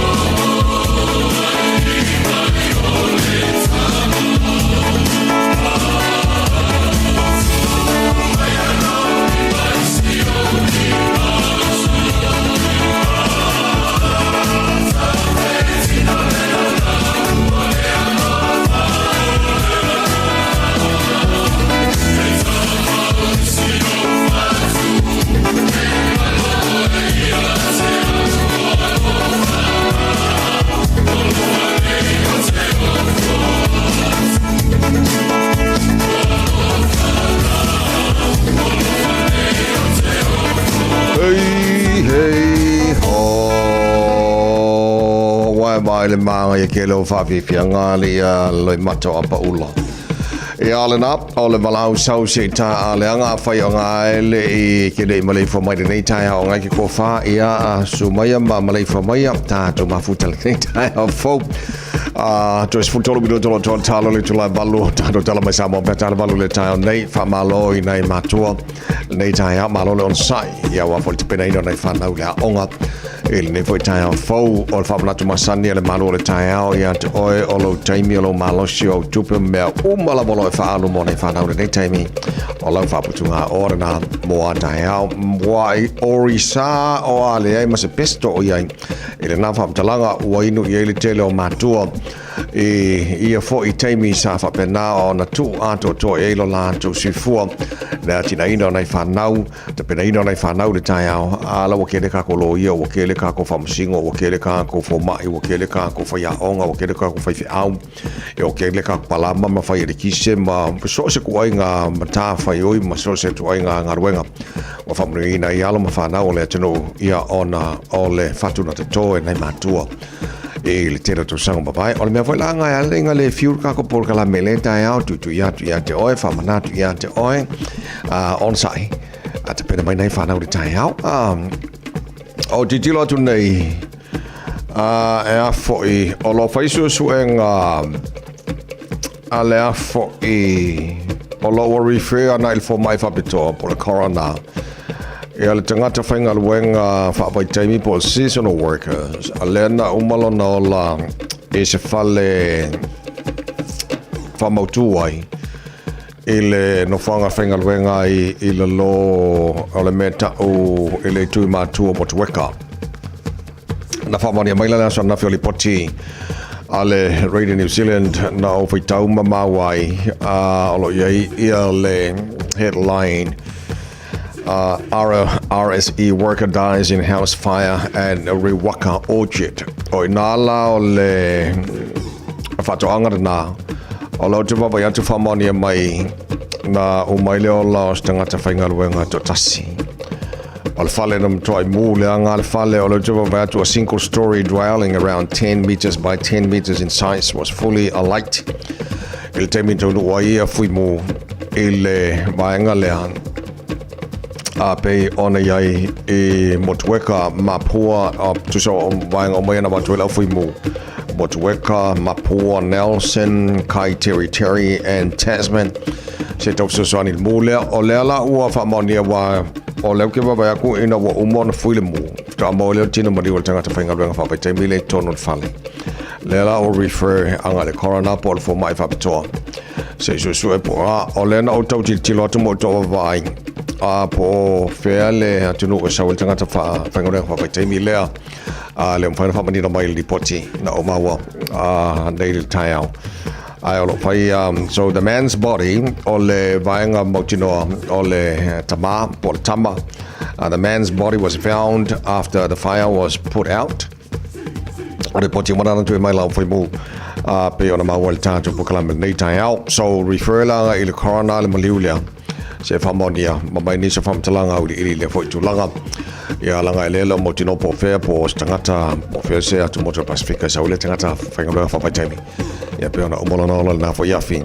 e la lo e le South Island pe ona whamania mai e le aso nafi ona whilen tupuai e le fwoi whala balave. Ona e vaenga pe ona mawal tara po kalame nei fwoi Taeao fau tato ua matua o lo o ngafa mali te peneina ona e whanau nei Taeao. Ia o pespesenga mo ora nei Taeao fau mo kua I wha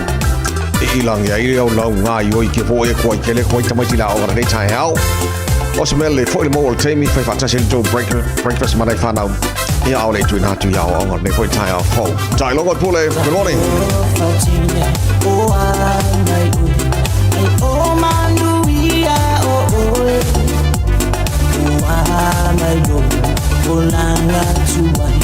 Wamisia o oile maayo Itafauna amasalina Yawanga maona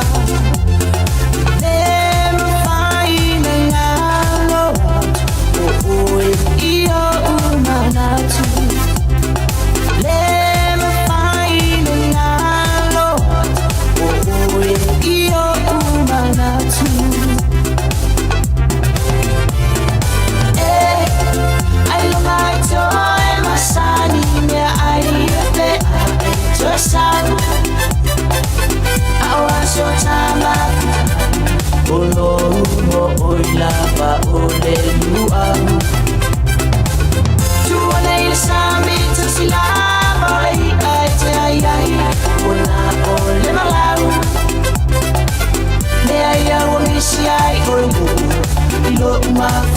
fa.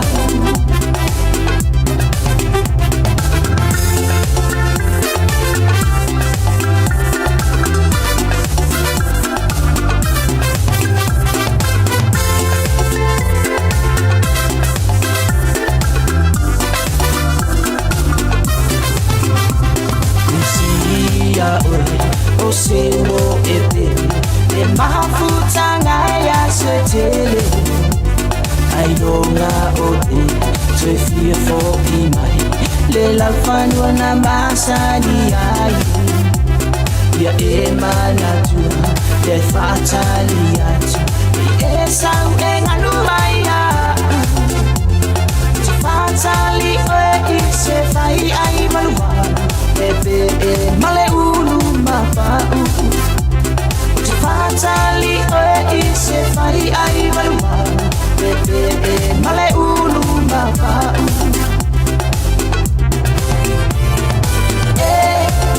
ai lunga i to e masani mea ai pe e te saru awa so tama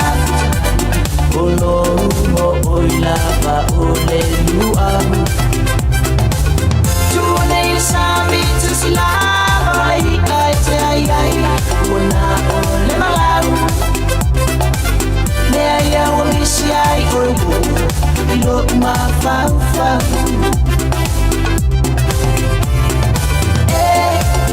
Ai lo mai to e masani me ai pe e te saru Awa so tama Olo mo oila ba ole luamu Tuane il sami tu silama ai ai te ai ai Wana ole malau Me ai awa misi ai oigo Ilo ma fau fau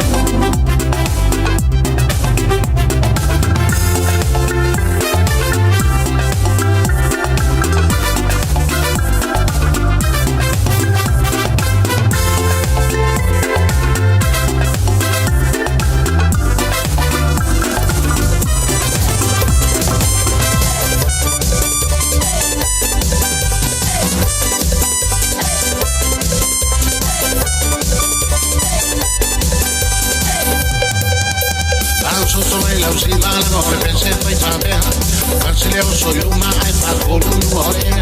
patata mai te mi o vamos popo mai pelea, se ki mai le kabi o o pascana mea, Samoa Fiafia se fa uma mai solmea, usura ka po se e original mea, a so mai la usi va la no pepe se fa mea, Casileo soy una alma con un orea, patata mai te mi o vamos popo mai pelea, se ki mai le kabi o pascana mea, Samoa Fiafia se fa uma mai solmea, usura ka po se e dream fa mea,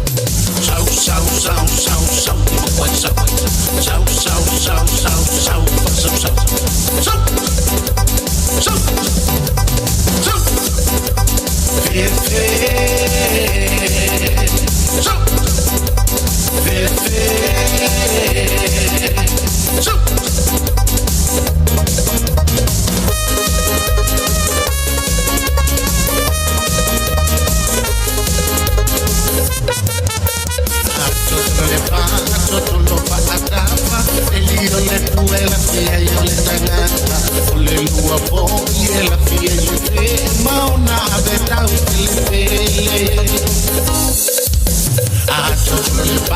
Totolo paatapa, elio le tuela fia yo le tangata, ole lua po ye la fia yo te, maona betau telepele.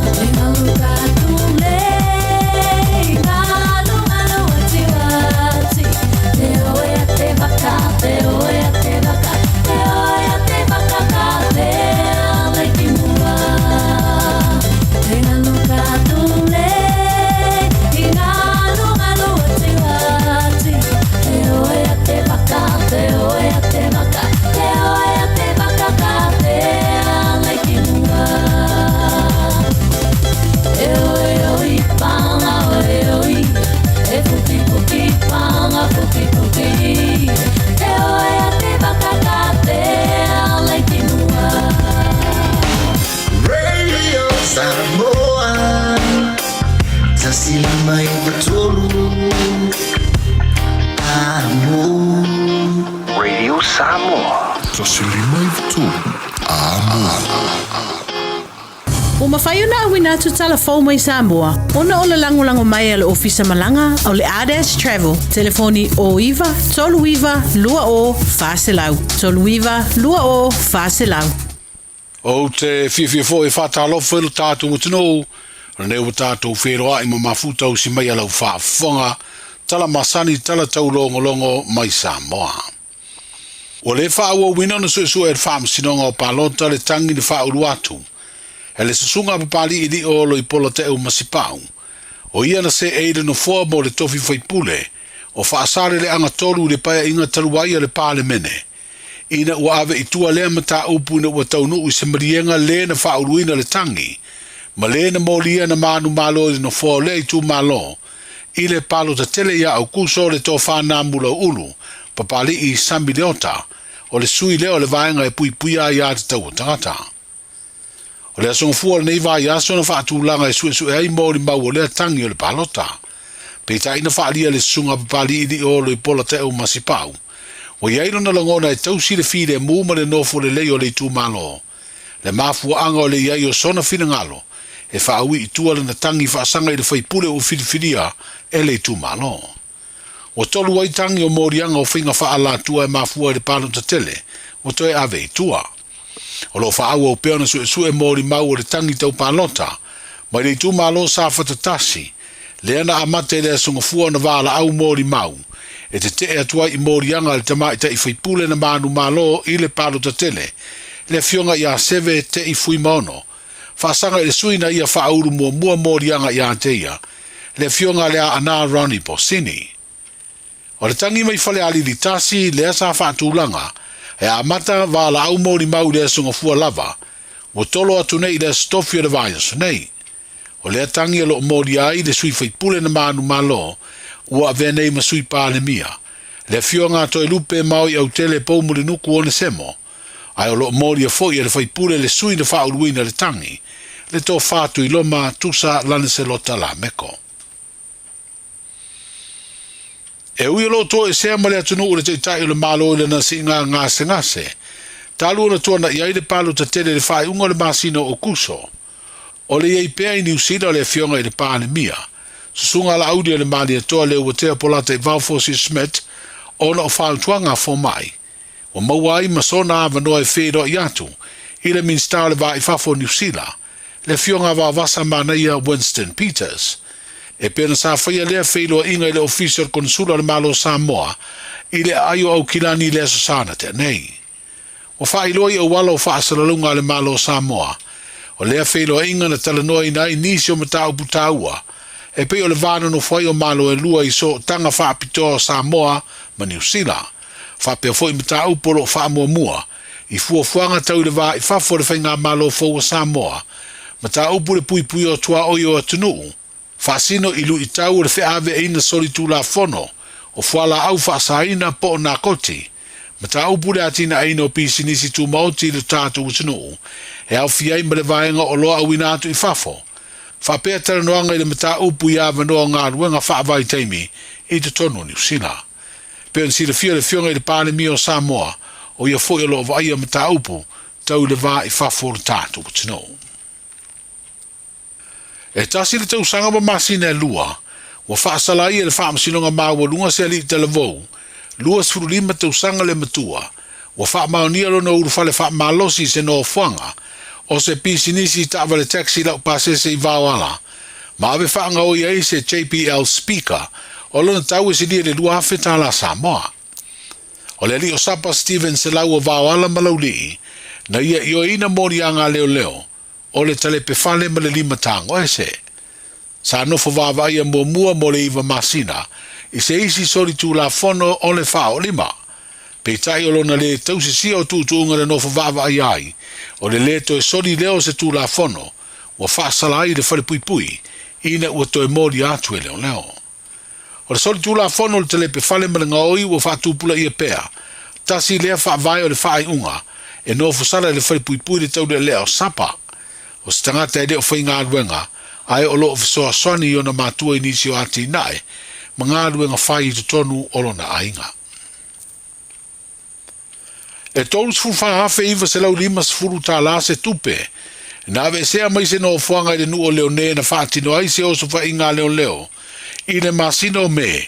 Lea na au tū leo so wha inga le sa I dio fuala au whasaina.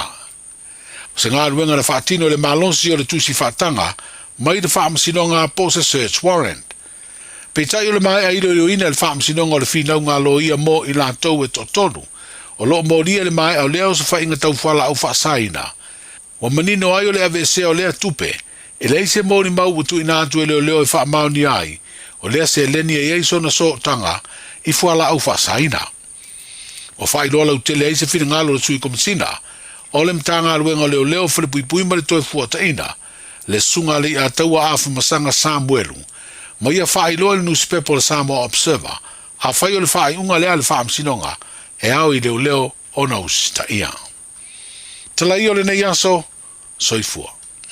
Talofa, we're the Casinas. Talofa, this is Pat Lamb. Talofa lava, o a lapi marina. Mau belo li tio. I le Radio Samoa, tasi lima iwa tolu amo. Anatura lele tio, tasi lima iwa tolu amo.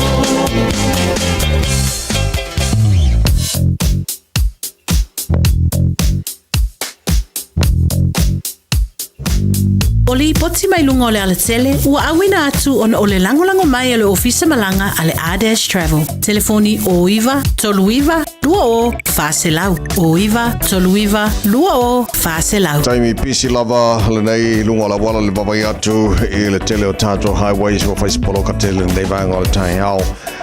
Maisi lava Tato lo malanga maisi sifo, o lau te babai atu, o lau tu maona mumu mailava, ku mewa ngai whenua pai.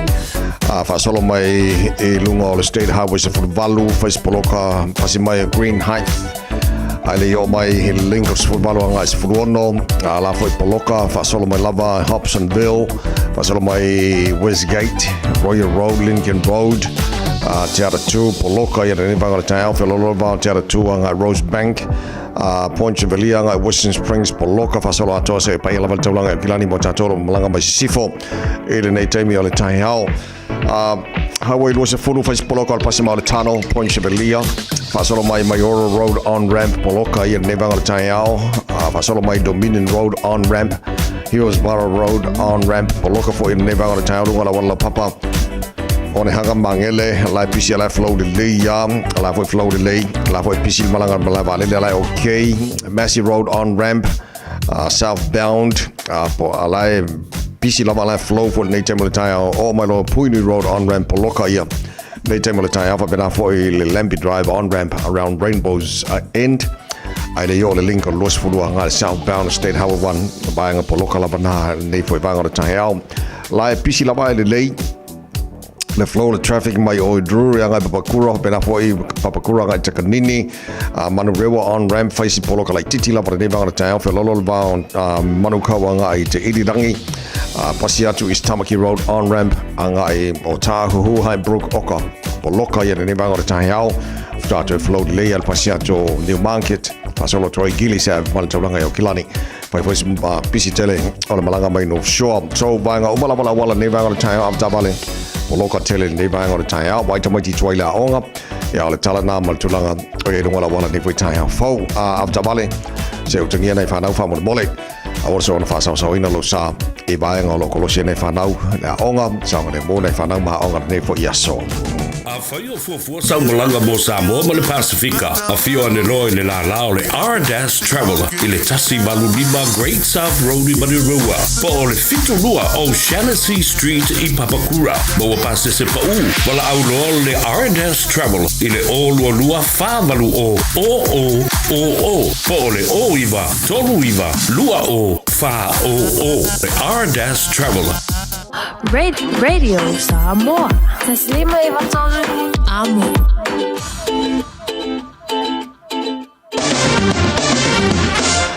Taylor tulu la mai mola fa fonga le tama Taeao le bainga le tama le nei le tala o le tau bava atu Samoa wa o sia le los fu tolu le maulunga le pevela alo ile ne banga le Taeao te le balu i Samoa e tu mawinga le tau le tunu e langi le lei ni so bainga o Samoa awa pa utimu ni so bainga o Samoa le nei yaso faina o le los fu mai banga le tolu se fulu degrees Celsius maulunga le pevela le e Samoa e le nei yaso los mo fa e lona mawalalo Fatalo foi pa angal tara programme so se vangola tino pele Samoa tara mafutel ni vangola Taeao malo lava yer se fo modwia e foi ni se fatalo fo mai o America Samoa la fatu mala fa mo modwia mai le tau mo tanto i America Samoa e le ni foi Taeao tara mo val tula le tau Australia good day mate malo se fo modwia pa angal tara programme so se vanga Australia ele la mo can bros for tasilo el Malu ni vangola Taeao la fa solo na awa pa una wanga ni so taimi bebe la yo le air mo tolu ni yaso tolu se fulu degrees Celsius lona mo rungas from Malu lona mo lalo to Malu Hobart fu fitu mo runga Malu awa le tau ma le ma fan le air Perth Australia la pisi Malu ni vanga le tau pe lima e July ba tato ma vanga le o Perth Australia ya e malei fo mai taimi ola surma to file la mo to awa ni so taimi lusu tasi morunga le mafana fana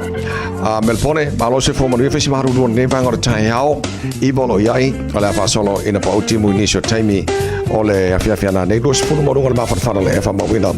mo Melbourne ne fo yaso mo va tu sini Australia ala fa solo na awa ole tau los fu tolu ole morunga na ole velo le fa mawina mo sini Australia le so Brisbane ala fa solo ina langi le tau bebe la yo le mo tolu se fulu degrees Celsius in lona maurunga ia mo ne foi solo o tanto o Liam Adelaide fa solo in pa ultimo ni so taimi malo sit sabili luas mo no maurunga bela fa mawina mo Adelaide le so e le tele bainga da when we van to la so mata mo file la bebe la yo le air todos funo lona maurunga o bainga mo na Australia mo tula ile tau pe ona fa mawina e le nei foi Taeao fo se mai talo tau no fanga fa salonga radio Samoa Tamaki Makaura o Kilani se fulfitu wa ele malu e ade ne manga o Taeao ba ti fa folo awa mai le se timu le manaya na awa ya lo manaya la to le Taeao winga na tau le so e awa fa solo langi de le tau ele ne fo yaso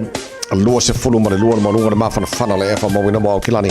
Ile nei aso lua se fulma le ono lona ma wala lo tayo pe aulia la fa so foi na awa lang de lei o timu ni so mai ngo ki lani lo su tasi mo ngor ma fa na le e fa mo ina mo tama ki ma ka ro Taeao o vai ngai on tua tu la stoffi o la fa so na awa pa o timu ni so taimi fa so na awa lang de lei pa o timu ni so mai ngo ki lani las for railing fa so lang de lei las to nai awa la salang pa o timu las ngo fuam o la vai solo mana yatu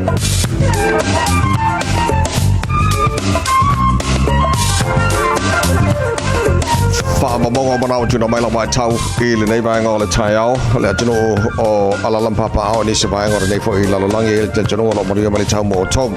le nei fo asa fo ta to o Leon afa nem sia taru tala mai sam hon nei fo Taeao fo to fa sala wi mo pe tari to la se fo mo do la o le so mo le fitu le po ana nei o le se fa po taru tala mai sam mo le ta le valu le Taeao le nawa tu na to o fo lo se fia I lo fa fonga le nei Taeao taru tala mai sam mo nei fo Taeao ia ko ia pe ke lo ko lua ia fam sinonga e tulanga o fenga pa no tele mo tune lo toi ia fa tai foi to fata mali o so ala pule ne vaenga ia mo ko ia be ko ia tangi so ka fa ka karila le lu pe ko lua ele toi ia pula tulanga o lo yai ia ai ona vaenga na o melo tupu Samoa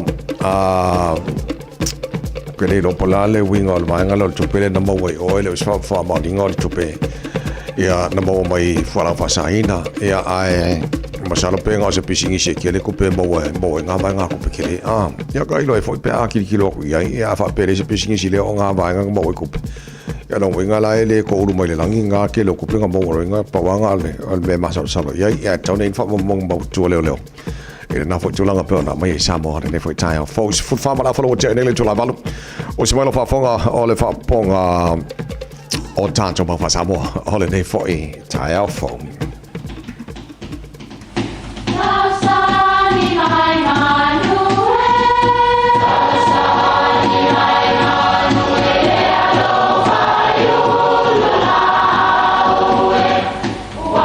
e o fanga manu I ululu o la au awa e fafanga I funga o la au a o le tangata e fafanga I upu matala o le mafileo o alanga upu mamuanga ngana Samoa maona whaapongai e a fua I lona si o mianga o lona le asau I le whaatufunganga o le iloa whaale aso mai le tautua se ia o ina pule o alanga upu mamuanga ngana ua lantou mamanuina le tō whamanino a Samoa mana tua fo'i e tāo fitau muli le atunu ua motu ma le taula tasi le tu e pui I au waa ina ia mau le taula o le fautasi pe a tau I le ngata ifale e ao ina malolosi maia ma ia mamafa fo'i ni maa e taula iai awa a motu le taula o le a tafea le waa mamalepe ilunga o le a au ia pe ngō tounga fo'i le moana o upo e whaatusa I se malanga walu ese male nuu a motu ma le taula se malanga e whainga tā o na toi sa ili se mea o le mea lea e te tauai o na tā pena mea uma I le waa a ele I motu ma le taula manuia lau whaasarusanga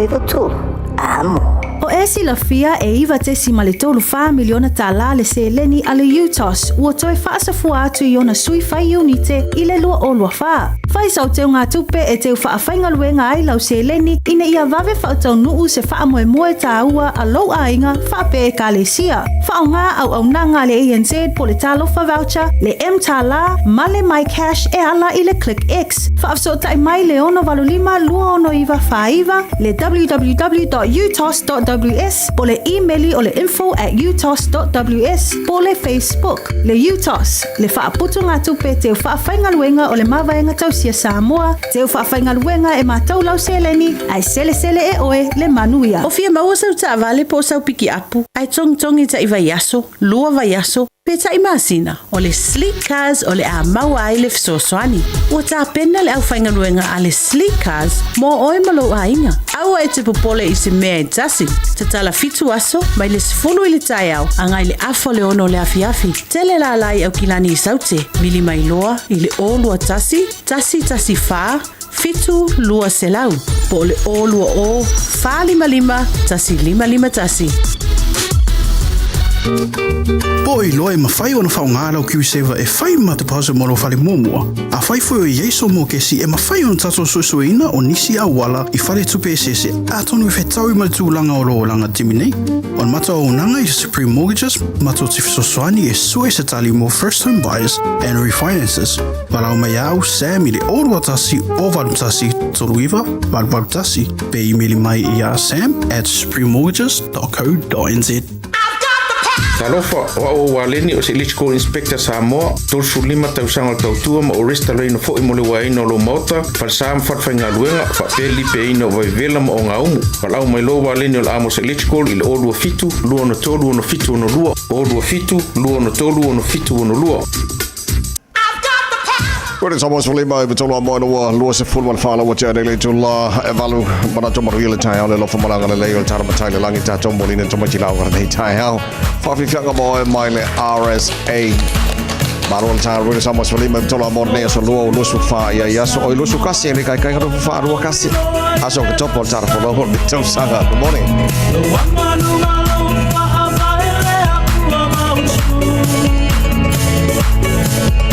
Uma vai se tausanga tu mau pelo wanga ba se sa mai la pesa si Samoa oh tu mau elo ai o Samoa lava tausile ai awale fatamala oh tuma elo ai o Samoa lava tausile ai awale fatamala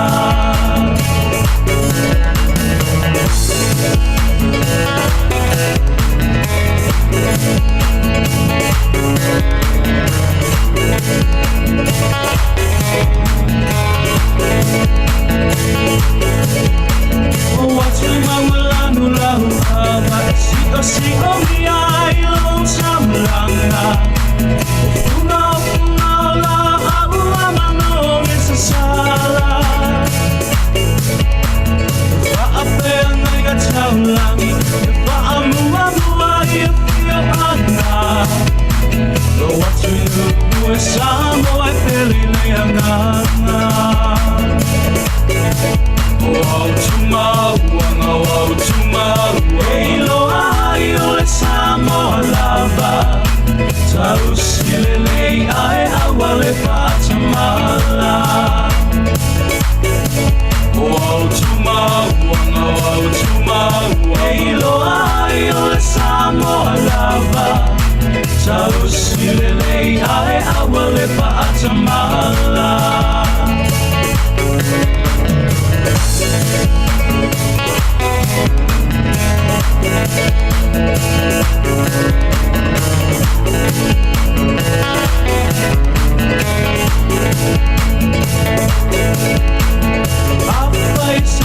la mana esa se isa pa amatalanga Maria na ia la poane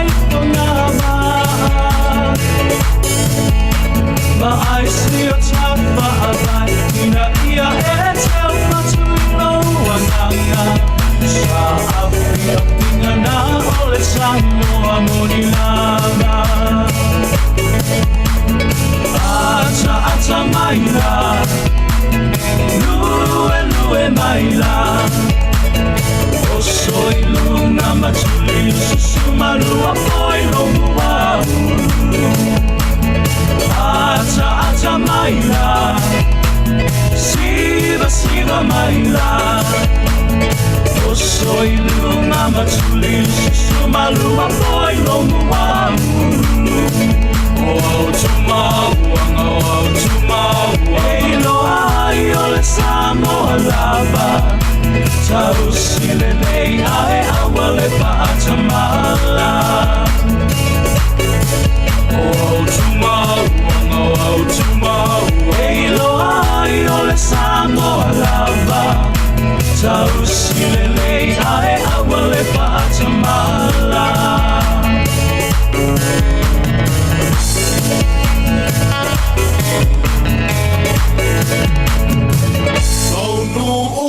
Samoa wai la le vasa la le oi nu le vasa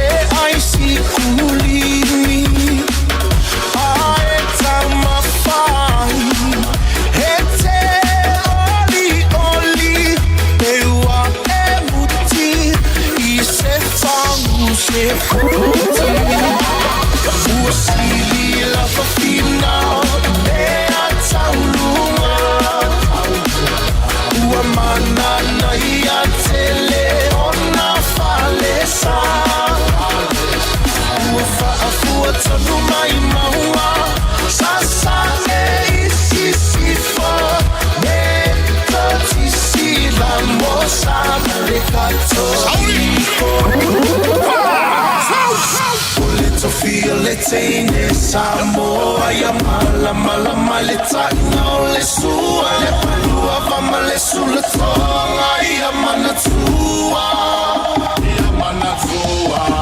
tukula ngatala voine ya so semana ufa ali le malu e le fa Samoa na ole nanu fa mole so say feel Malu. Let you feel it. Teine Samoa ya lama lama le tana le sua le palua mama le sula tonga ia mana tua o tupula ngatala boine aso kasimana ufa ali ali malu ai tile fa Samoa una ole nanu fa mole mole so say filo malu now ya e mawale poto sili awane ya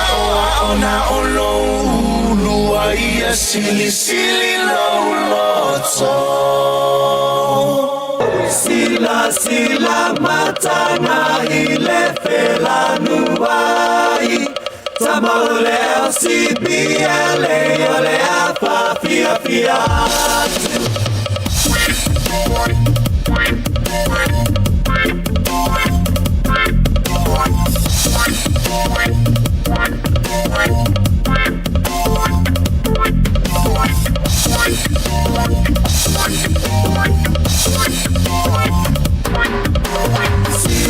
Sila matana ile pela nuai Tamale CBLA ole apa Fiafia Hey, hey, hey Wasa opalele Hey, hey, hey Wana yole asone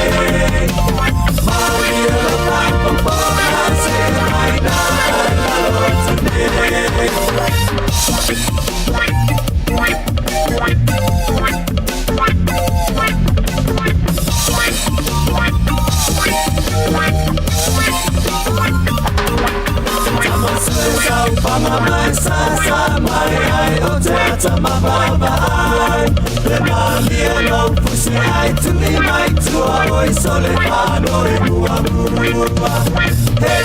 hey, hey, what's up? Hey, hey, hey, wana yole asone. Maria Papa se maina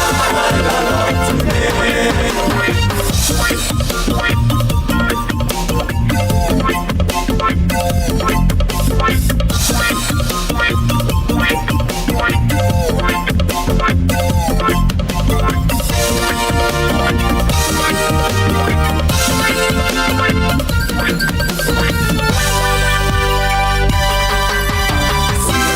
Sila matana ile pela nuai Tamaule CBLA ole apa Fiafia Kama swesha upanga mai sasa mai ai ote atama babai Lemali ero fusi ai tui mai tua oi sole pano ibuamu Fiafia on Taeao le tau tōra pere Samoa's for lima vitola mo ino wato lua se fulu ma le 5 minuto lo tōra tālo le tula e iwa tō pauna minuto lo toi o le Port Club le maru le Taeao pere Samoa mo le nifo i aso lua su tasi i aso ke topo le tāra pola ma le lua fe lua se fulu ma le 5 malon fula ma ria le tino ya o so lua vai asti tasi lo mo le no le Port Club le maru le Taeao tala no toi le fionga sa uso le fionga Peter to su to fasu o bolim sio a falo tele o nei vai nga foi ia melo tupu taro community a wale si fio le tino o lo te maua o lo i le pito i lunga po le North Island e si fo fanga la falo tele le ma por kalame ma te no le Taeao fio mai por kalame le Taeao fo lo fio pito malo le si fo moria so fo manuia te vai ia fa pe fo na fo lo fa da to tino lo ma mai por kalame le Taeao fo ma le Taeao manino ia la finga lo ngale tua tupu mai ia fa pe fo wo me masan ia ke le ropo su suru le la inga am kwa ma fanga lo wa tang Taeao fo fa le suru mai la tau au mai nei Taeao e ale le o le maolo e fata se ngai boitangi au te lo po se por kalame fa to foi au pito mo fale mo tangata Pasifika ia mane tu atu na vanope fa ne fa lo tele ne vanga ia fa mo bole o le fontanga nei na valaudia ia o na o te fono le South Sea Healthcare na o se fontanga nga maka mai o le fontanga whakutoa le soifua maloloinga o le wellness. Ia ai o le uwha au tūlawa. I le sa ili inga ma le tāpenga penanga mōngi a wala e ngā lua i maulu ngā lua whapaanga i le ngata i e umalanga mai whape. Ia e whapena fo in whaarakutonga i tutonga ni sila. I le mata upulawa nei me tau whale. O le lai tau la mua i le iwi le o ngā puhi. Ia ma o le la tau walaulia i ngā wau o ngā le sa uwhaia. Fa minsta ai mese le fa vai poule na fa ia le lua felo subua e ta o fale mo ainga e a mata na le 2030 on fainga la CCT e le Pacific Home Ownership ia le mo te fa ta se fo minisio te mali i a o le tanto o tu a mese la to lo o fa u ia i fa la tonga ko i te o le Penina Trust Vision West ia malamitanga luenga mano tau fale ia o le mato maluenga o le whasoa atu I mausi I le mea na mafu ai foi o na whaia le whawaele o le whale moa I na 2030 o na o lo utalto nunga na I le lo ula I mai foi mean staff o pa ui la lo le whai numero tātou tamata ia la to fale Salo 1985 mapapoi ngai o matua mai lato umana tau mai in the 1960s 1970s sa kau singio ia mauangi la ko la fale skumia sa loto ia o makola ngai o matua fa tau la to fale 1972 I ota o kele o ai nga kai ia masalo o fenomena ngai 1985 e lipas full pasenge o la whai tangata Pasifika ngā kaimsi. Sa iei la tau laro whale, nei only on home. Ai peita iane sa wai nei the 2025, I le whai o tātou tangata I ngā les fulu ono tesi ma le walu pasenge. O I la tau o le ua lai only on home. O lono winga, o le ko a kele o le atunu. E le o lai ngofo I whale oishi, lai ngofo I whale o mani. I le matou teltonga if you own your own home o se a sepa piko sili lem ka uan whainga e pasia I o walum bo whanga o mole rumanga I ngata igea e pule ia o e lo e fas yes e kere kau wha mo I sisi tangata kwa alele i ngilea ai mese la o le mo mie whale mawhang whanga lelei ma kele a wala mtainga kaya a wale pui ngol soifo manolo I nga walum whanga u alai ke feila al tulanga na o le ngaluenga fo isa kom fai na kai o ka ko e kalesia ke le fangua e ngi se kalesia ke le fangua ai o lo ka kia e leise me o fai ai sa ma ko kalmo fo la mangisi kalesia nga vai sei e fa te ma fai o nga lue fa pa anga malo ko ele le pa ku pel malo ele le fai ngon fale ai ia ma fai o fa ma fale nga bring out I sanga ka pe it's a stepping stone but ni skip for ile le se fere ku pe fa ka wila ko mas am salo ma oponga la o le sa mau ye le mo ma la sa mangui ai ya misio e kalisi ponga mesera e kalisi ponga le I mangele ka wo ye ya le ai ka o matangi polo I ma ongo songua ponga fa kupe e malo se vaenga fa kupe e kalisi se vaenga a nga as a stepping stone e renta I se tau pa u a se fere kupe mo konga o ka to se le senta ma Penina Trust for o avea ma community housing provider ia ma o fale ia ma ko so songi ko ma lo ma ko kai kai o fale ko I mo pa mo pu le lei na fua ma fau ma design fa before I ka ko ka mer ko kilo ka ko ai I fale lai Papakura Red Hill. That was the design. Ke le poku, ke le fata, ele ke le puka o le karipungunga. Ele nga o se a inga makua mfanga o ngofoi. E ngofoi makua. Ia mfanga u fanga. E o kulanga la nga o le mako fasoa la ele Taeao mangei. Ia o yaingisi e a ko I e inkalesi I nei mea nga makofa mo vale ia vai le ngaka i strategy ma fai ia o nga fo ile financial literacy inga ia mamlama ka ko kumu ile me o se fenga le kupe fa nga inga i kala nga le o le meane kupu ma le kupu pea pela kiki kupe sau a kupe alu e me se kai me fa ala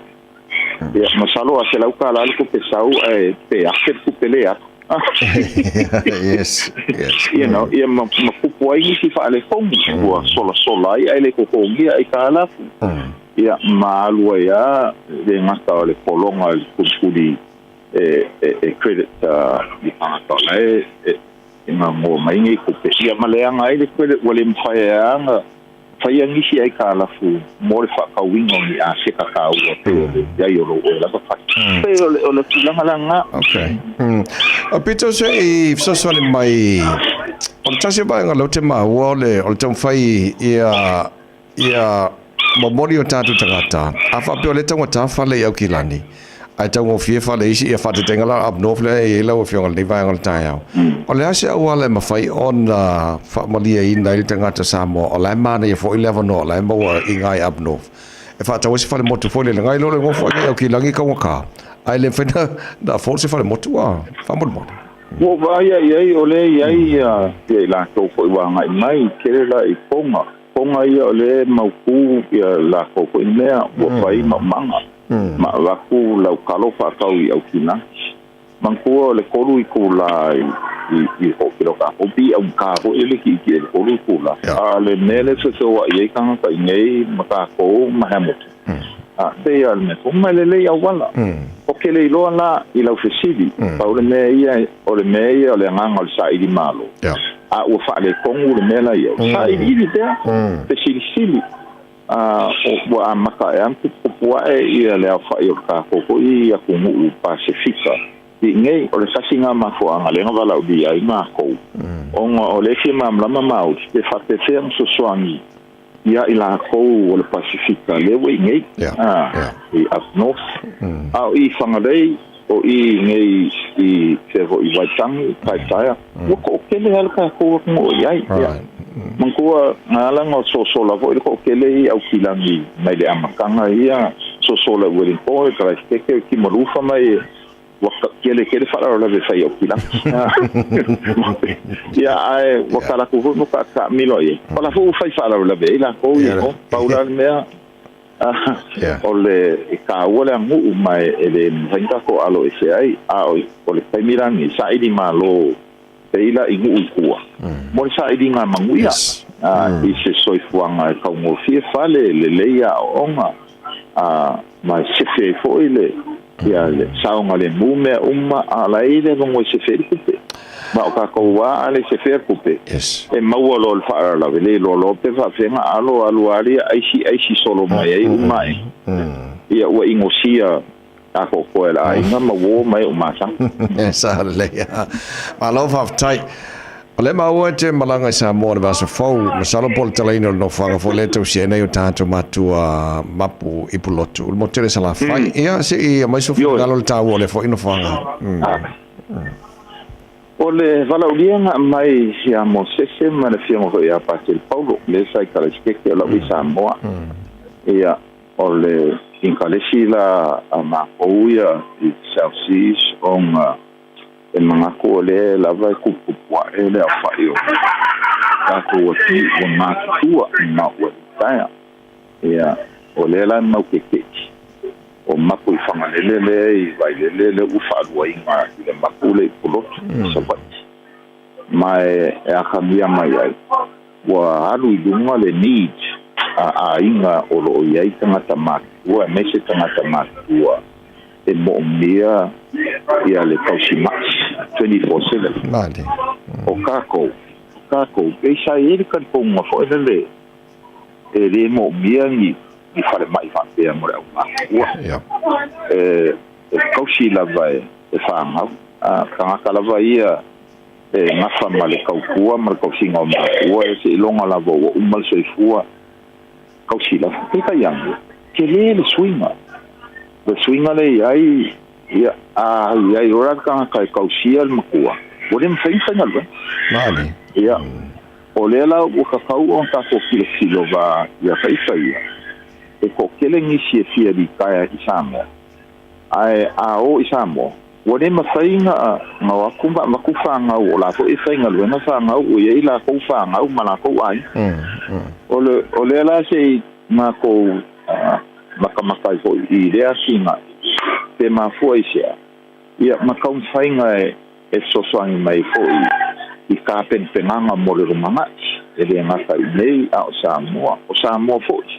i le makanga luenga se fua mare mapa o le maka upungu nela kasi le mako wa i aki whako i le kaunga wha le leini me una ia o le au mako kua e ngofolo e ngofuanga nei e mo mia lava le kausima e mo mia le foma e mo mia le vava ai ese ulama uma ile ulanga le fo ile wa amakanga na ki a kule malo si la ko ya o kulanga la na o le to ki anga ai e fa mai e fa ngumela o ka ko mu Pacific ko sili ona ko kele la o kala bo we are the youngest population te ka ya e ko mau te o le la va ma ku ai fo le o ma ko mo mia a different kind of care ma na care wale kusaso wa ese le kulanga le la o ka kala va ir ka ka makua ka fo ina kausi mai ka uma va ai mai va a fa o langa luenga le 24/7 ia o langa luenga la ka muso song ia o pira o kulanga nga te ka o le aki na ele ka o le nga nga o ke le swinga wa ia na i le Pacifica ko o le aging population o le population o le wa makanga saule makua o le popole e WHO o nga o la kome e se foi me mo mia o fo mai e pui ke le nele ke o fa u pe subi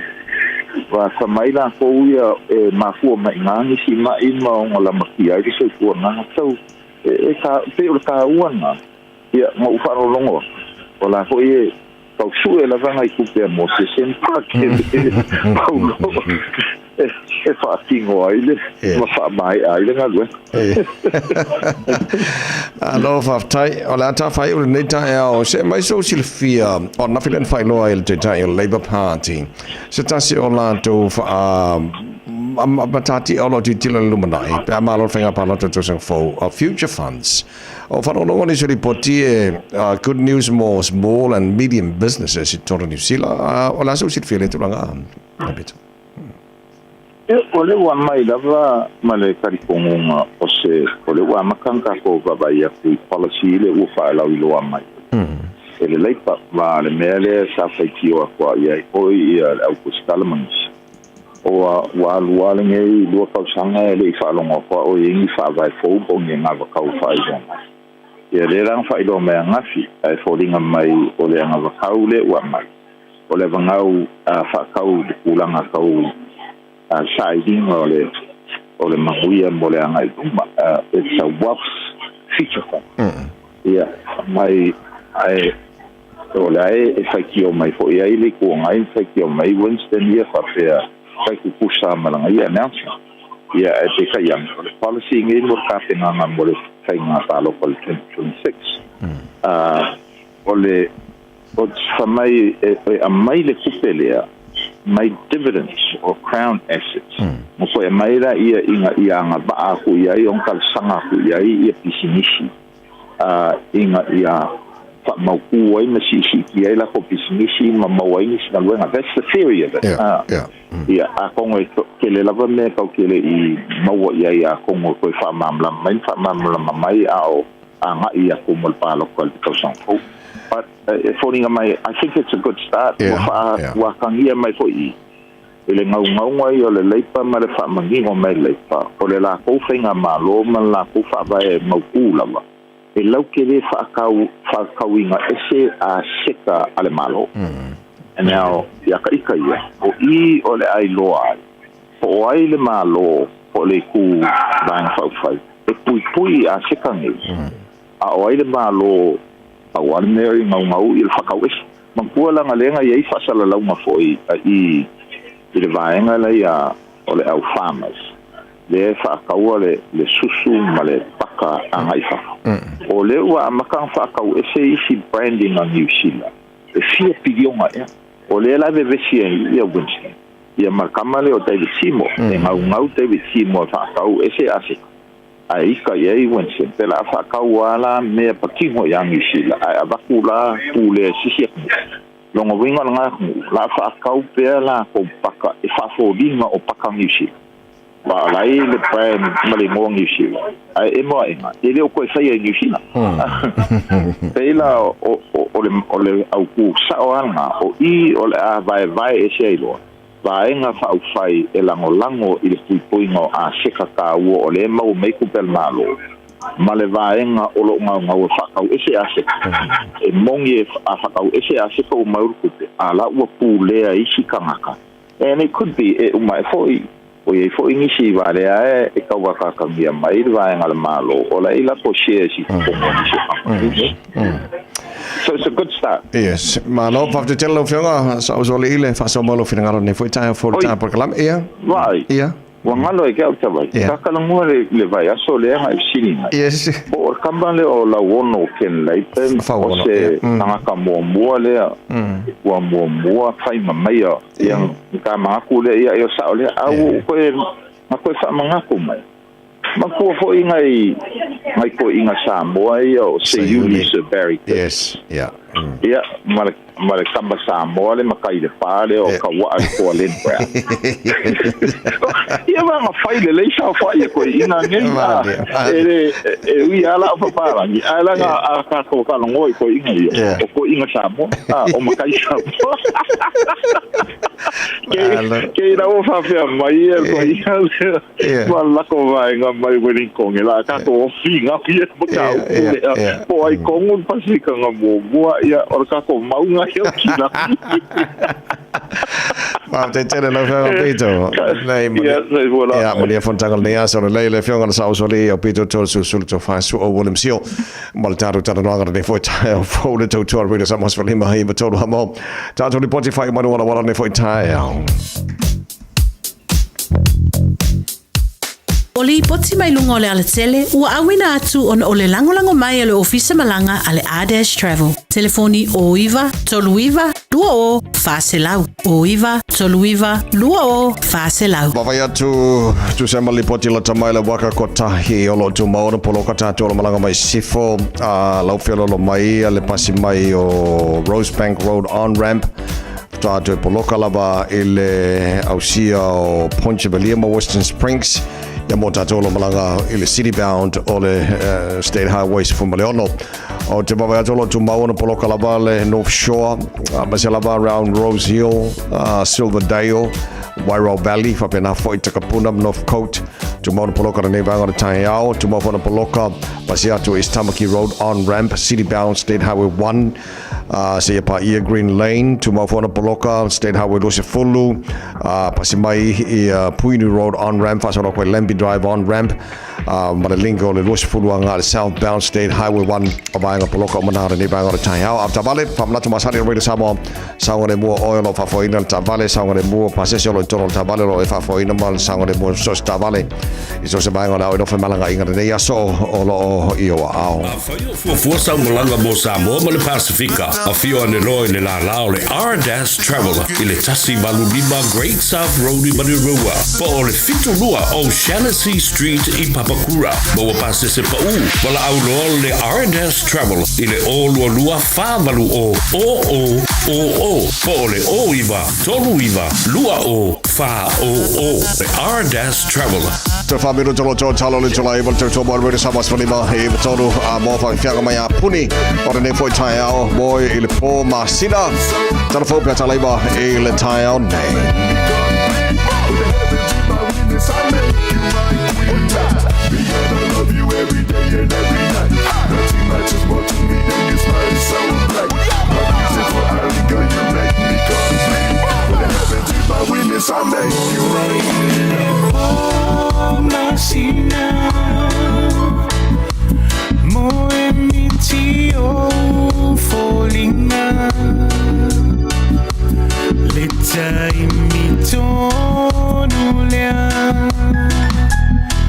Tu fa así para lava o uno foloa ilunga fa solo ma fauna lo utino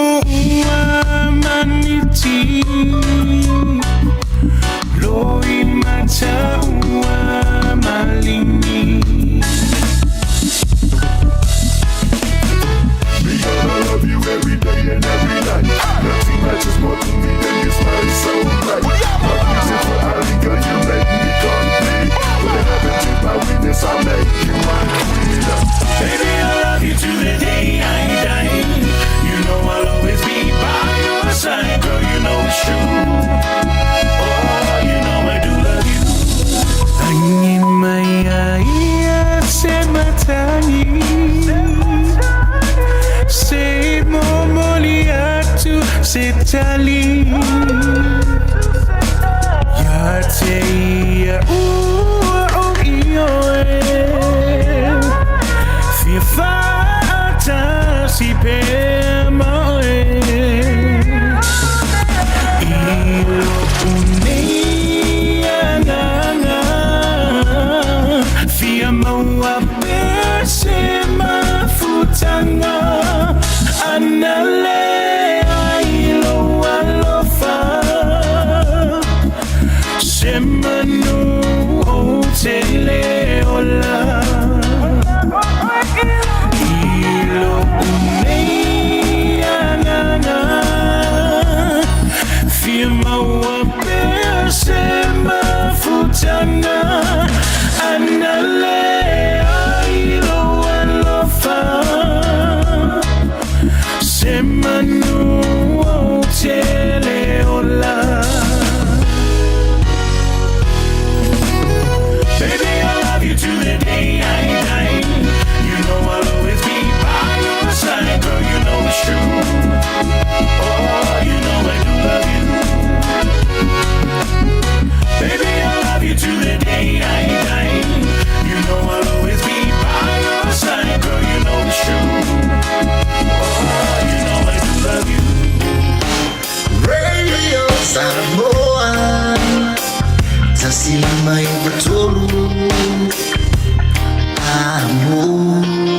Radio Samoa Tasilima Ivatolu Amo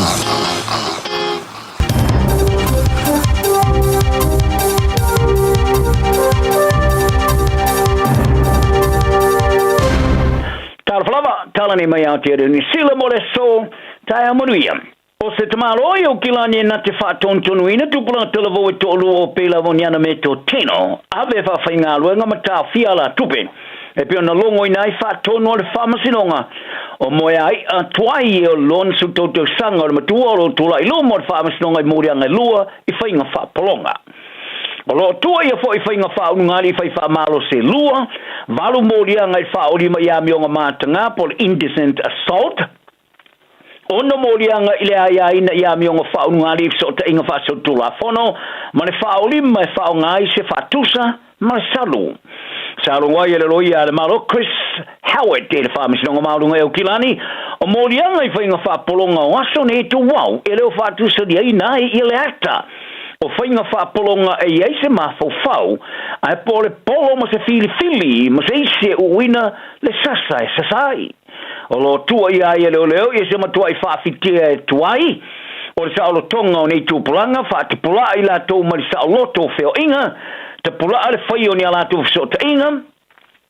e whaatipula whoia i la tō e whisota iai, ave whawhinga luenga, whaavale ina i la tō mai e tāpā ina uma la tō te tongi, mai e whai ai i la tō e peo ni ana me tō tino. O lo te ena uma e tuai e nei morianga, ma le wha moe, e lima vai aso e whasolo i le whamasnonga maurunga i Okilani. O le risa whano le soifu e se whare sa mui lafi se whatoanga la o ina riwaka i le tui matu o motuheka i le motu i Sauteo New Zealand o se tangata whaingarunga whawai teimea peona liputi ai. O le pule au le whatoanga le Haywood Orchards, Justin Werner, sa ia whamauni ai o le atou le leo station tangata whaingarunga whawai teimea. Il te minei o whailoina postanga te whaingaronga whawai teime ma le Pasifika. Ai sa ita o le afisa am tamu se tasio fale I riwanka ile mga alo Terra Dune Road ile Taeao la sa ma ia mori ai ana fa mai senga ile ai ngole umriu ana wo mais danga te la tu nganu le fatasi ini taimi fainga faria wena o lo faia yesu so engale o leo mara o fui mu le ponga yo mu o le mele ai le o faia na toi faari yesu son manatu ta o foi e tau no atu le o fui mu o matua mu a to le fale ma mo wele tino mali o le tau le ino wo mai ona te pele afi o le a wina tu lona tino mali o le fo mai so e fa pito mali lilo corner mo so enga o tangata whainga runga I New Zealand o le awa I atu se te te pito tele o whai e vasa nei o le a ave yeile longo lango ato o toa tangata lo tele pe on whaari ai le pāti e leipa e whai tau se fulu mas fulu afe o whai a onga fo mai ma tau se mai pasi o le a sava vali ese mga runga I la stoffi o le vasa nei pe ona tapa ai le sili ato le leo tu tongi ma tūlanga e whātino I ngā ruenga o le tamatai sui so upu mo so tanga o whainga runga le leipa chantineti sa I whalia e mana malama I tangata lau tele ele o mana nao I tangata whainga runga sa vari e se mga ruenga ma ia ta wai wala ngona I tangata whainga runga wa tūlei la tori turi manu ele whainga malo o iei nei ilona manatu la o le asiliato na mana malama I tangata lau tele I whalongona o I tangata whainga runga ma ave iele la tūlanga lango e fai tau masino whātau seu I whainga malo so whātasi o I nei mayuni o tangata whainga runga ele tuina tu leo la tu offa e piona la tu ta wai oni offa ta la fengai mo feutana inga fai ai per fa un ole vaso sa fa ma tuina tuai ele tama ta minista o tu tu ale malo Judith Collins I se tu si fa la wai tero ta wai le te o se fa to sina fa porque kin ma ia ta wai o lo faia fa tinonga ale malo so fa tasi se fa tu tuanga le I te mo feutana inga ma fa ma tala ina le te o se te le fair to ele ai selango lango alo ia wa au ngani se kolisi o kila ni sauti to mai tia onga o Fiafia la tu toninga o onga inicio no fanga o nona mata tau I se fa no so faia o le au ngani to waini fuso anga I no fanga ese li tau langa manukau o se isio fuso anga sa po ina ia te video sa fali ai tu se mar se fulma le limo tanga telvo o faia ni fuso anga I se tasio to mai titi sa kikirulu a tati ai lalo ile ate video sa ai ai le lo fiato se kulupo tu por la televo ile no fanga le Ostery Way manukau ma va ese tina ona native so sonia pui le tino le tama a tom foi le isi to lu soli lo nolu o le kodisa tangaro college o tara sa lo mi ina se fam talanga ele am tina vai aso ne ola onga e tapa ai to moite awa nei o fuina ia lava onga ino fon foi tele o le urua onga Chris Bean ai falia o lo nga lu fatasi mai sia onga ile vaenga o kilani ma leo sa ia tu si ai o sei tu ele manui ai o lo ia lava di fkena ingo la ngona I se vaenga tu planga onga ia onga falo tu fale sa faria Bean ia lo na le Fiafia ai e telitonu o na fofuanga awani o fuina lava onga ino fong faitero ta frenga ai mo li tausi si ai o saunga le mo tamaiti mai ta o foi o nei fuso anga sa fa o Sofia nei lungo o wala so ta ingalo tele ma fa fainga ta tele no va aia o a onga eu kila ni sauke e ma furi to mai tia onga Pasifika ma polincia mai stamaiti e anga mai I tuno e fafo ia taro talonga o la to ilo le to Samoa ia la to le la to talonga ma kiwi se kilani to e fo ma ftanga fa fo le malosi ma nga ia tu mo fte ia inga male mate ma tonga I le fasolonga e luo I ta marsanga le Pasifika I le mai ai o le faia ina ia ni sila lusu fasul valu I la sa o soa kapteni to luo ia peseta Junior Paulo ma Sharon Luai sa la falia e fe feuze le sona sa o ina le au mai le fai ina ma ole nga lulu ia ini na yaso ai le faia le la tu talonga ta o tele Brisbane I Australia le ma ola to uso Polencia le Fiafia le unga sa ia le talonga I fa ngola vaso ma la faria ai te lavo na la tu wa o ina fa nga ia vanoa la tu te fa vaina ni ava no sa la tu le ma fa na fatinina I lumo selia ma le lusu te siafera o mata o le to tele o la tapo e Samoa I le Malu ko Media Stadium faria luai ta la tu langona lava le malosi me la tapo ai o ila to ta ale mana mia le fatinoina o le faia onga le Kiwi Stacey Jones ai falia o le manu malo se amtanga le lei ai o se mapu sanga tele le mo ila to O se tasi nei o tālonga whaavao malo mata ina te leleliki, mai lawa le amatanga e o i le whai unga. O le taufuturinga mo le whatama wina o toi awa noa e awa iai le tāmarasanga o le ipororangi le kapi o le ruafe ma le rufurifitu Australia, wa ausia ne le whātumtumunga, ia Belgium, Namibia, Samoa, ma Paraguay, wa whaamautu ina nei o au ne whao le atau sinio le tāmarasanga muri ai loa i au e qualify. I le mai ai o le sto inga i le stonai sa whātua e Paraguay. I se talaanga ina o lātou whātua i laloina Brazil i le fetsa fulu whāsu tolu. Ma whāua waila lātou moe mitinga mo le tāmarasanga o le kapia o le rangi. Ma mawaila lātou wāwanoa i le tāmarasanga qualify. O le tāmarasanga e whai e Dubai i le United Arab Emirates. Ma i le aso valu i le aso valu o novema lea. Ma le au e malo mai ai o le ātolo i le lusu whao awali. Tau sinioa i le ipore o rangi. O le tāronga mua Samoa e Taeao ma Paraguay, ma ia se soai Taeao ma Namibia, ma le vai aso lana tolu whataui,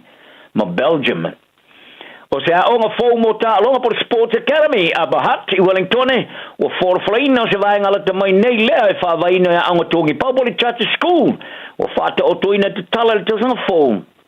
O le taula inga o le aonga le New Zealand Performance Academy Aotearoa, po le New Zealand PAA, o le au foi nai te maiti anau nau ta ingo to mai ta alonga mo ta alonga wha professor e fia ta aloai, ma le mauti noa i au sia fo i alato wa aonga o le tomai. O le aonga tongi Public Charter School, o le a whaavaina ili no whanga le New Zealand Campus of Innovation and Sport, le ai tole ni au ta alo e pe o le au soka le Wellington Phoenix, ma le oraka pia le Hurricanes.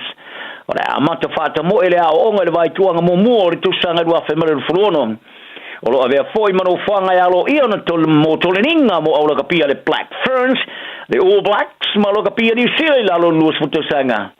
O le minstala ngolango a onga David Seymour ui whalia, o le a onga tungi pao, o le a le osi taula ngai te maiti i ala toa a onga morisa ili ai o le tomai, a o turi a la to moe mitinga, mo talonga. Tala nao na ia somaru ia la so i foia. Ua na o le Radio Samoa se furulima iwa toru a mo e tautuaina o e ilangungana fitu aso le vai aso. Health workers' strikes are planned for Thursday, 23rd October.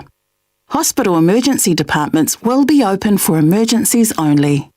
If it's not an emergency, you can visit your GP, urgent care clinic, or book an online GP appointment. Or call Healthline on 08.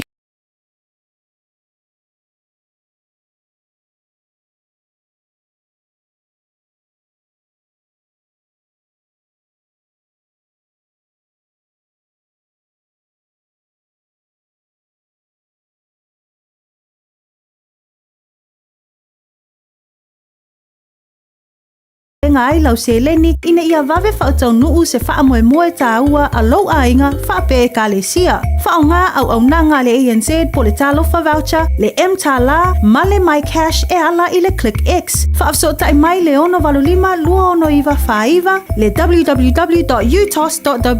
po le emaili o le info@utos.ws, po le Facebook, le UTOS, le whaaputu ngā tupe te whaafaingaluenga o le mawaenga tausia Samoa, te whaafaingaluenga e mātou lau seleni, ai sele e oe le manuia. Ua whaatonu lau whanau sia o ngā amata, a whai e te alala i mangeli sa sae po o nuu tūtua oi, whaafafonga le lei mai. O lea wau whaantua le whetūta i ala o ngā amata, le tolu se fulu i tūla e a o ngā fuai whanau, mai le tasi o i le 5 tausanga le mātutua i le vaiaso, i oe. Maua fua fo i tau mawha, walau lo le whetūta i ala o ngā amata, i le olua tasi tolu 5, fitu valu iwa fitu, olua tasi tolu 5, fitu valu iwa fitu, mo se avanoa o lo walo.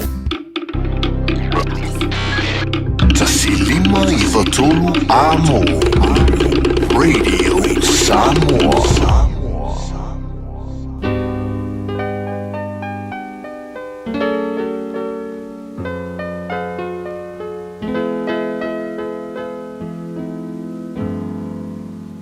Faitauina le upo le poto no le tautua matavela linga fusi and Sons Funeral Services i Mangele ma Samoa. I taimi o mawhatianga ma whaanoanoanga ona o le maliu. Mana tua linga fusi and Sons malana au nanga o le a whaamama avenga atu mo oe ma le ainga. Wala au i le telefoni lua fitu 5 tolu o fitu.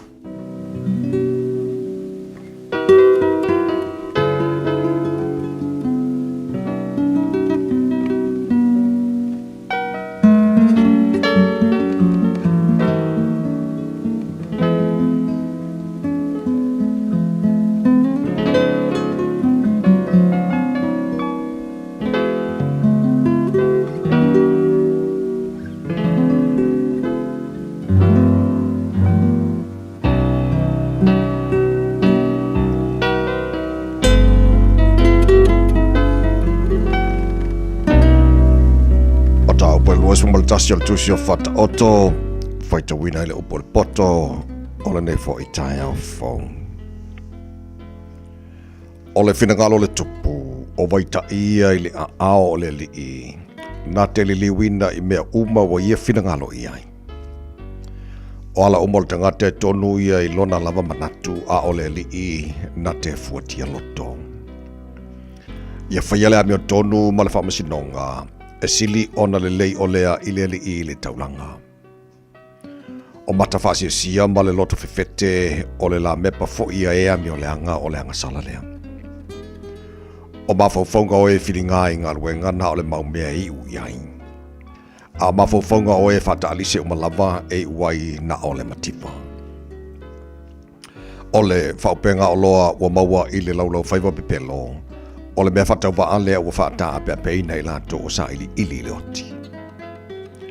O le sa wā o ea mi o le anga e ave se ai i lato. A wā wa lato le mawhawhai o na whaia o le whamsinonga.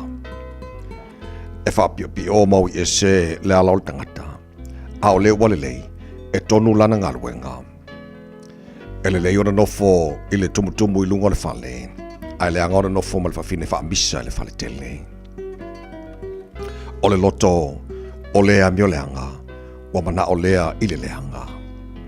E lea lofangia e ia le late tua oi. A whaasala ina le o tawemu, wa whaapoto ina i le wa whaingofie. A wa o ina fo il tangata poto, na te maua le poto. Wa mawhau lea mi o tonu i le ainga o lea mi o leanga. O lo wala fotu ina e wa mi o leanga, ona o lo latu leanga. O le na te puntion talinga i le wala au al tangata mativa, e wala au lava o ia ai le talia. O le bea foa e wha lilo e lo mia i leita. O le tau i foi i le fatafata e lo mia i leita tele. O ia i le fiafia i le wa mea tonu i lona whaia o mea tonu. Ai maala ia o e whai meleanga. O le tangata o se na i le ala o le mawhauwhau. E tu mau o ia i le whapotpotonga o nganga o e woti. O tangata mativa o manao i mea whafiafia. O le o manao i le waina, ma le swau u e le mau oia. E whai matongi o la mo le amio tonu le wa amio le anga. E whai foi masui o e amio sao, e wa amio whapio pio. E le leo na nofo i le wao. Ai le anga o na nofo ma le whawhine whaamisa ma le whaitaita ngofie. O le olo ta ua ma le suau u olo ia ia le fale o le tangata poto. A o le tangata valea, na te wha mau wina ia mea. O le o tau sisi i le ameo tonu ma le alofa, e maua ia le ola ma le ameo tonu ma le viinga. E a le tangata poto le ai tutoa. Na te lafotuina fo i le malo sila tau te wha tua iai. O leo ilo na ngutu malona laulau whaiva. E tausi oia i ante ia aipuapuanga ha. O le whata wemu wha maulunga ma le wha wheteina. O le ingoa lea o le ua whailo na ita ma le wha maulunga. O le mana o le paie o tiai o ia. A wae le mawhawhaio na lima o na ngarulue. O tu ina nau lava o ia so uma. A o le wahmi o tonu. E fōa i lava e ia. Na te le tau fia fo i se mea. O le taulanga e amio leanga. E ino sia lea, ai atili ai pea au mai male manatu leanga. O le mori mawe pelo, e whano lava ia. Ao tangata sa whaalongolongo i le mea, e tau tala wha maoni ia. O tangata amio leanga, o mata whaale maa o ia. Ao lea mio sao, o ia lava na te mawhau whau ilo nala. Ele ai lava se poto. Ele ai se mawhau whau. Ele se pule, e te e atu i le li i. Wa saunia le solfanua mo le aso o le taua. A o le whaalatanga o loo i lea li i lea. Ua awina atu le upu o le poto i le nei aso o no le langolango mai a linga Fusi and Sons Funeral Services. Ua mawhai o na tu whatasia o au nanga tala whea ngai i ni tau ngofia tele. E fsosoni atu ai a o whea ngai oe ma le popole ma le whememea. E mori whatasi atua I ma wha mai senga, ma wha mawhanafananga mai a lingalinga Fusi and Sons mo a inga uma o Samoa ua whea le maliu maleoti. Malau mai loa ia lingalinga Philip Fusi lingalinga, to ia whaapo lingalinga, to ngia si ulavea, pesusu mai I le luas fulvalu Canning Crescent I Mangele.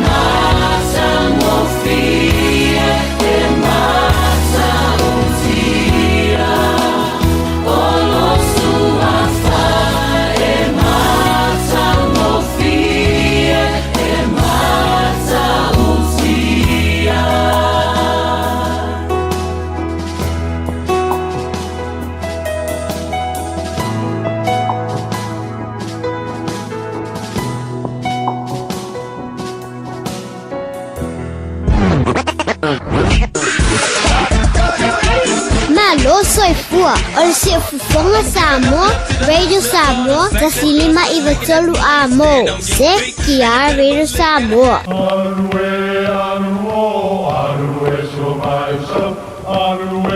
O Samoa o le atunu ua mai au na tofi.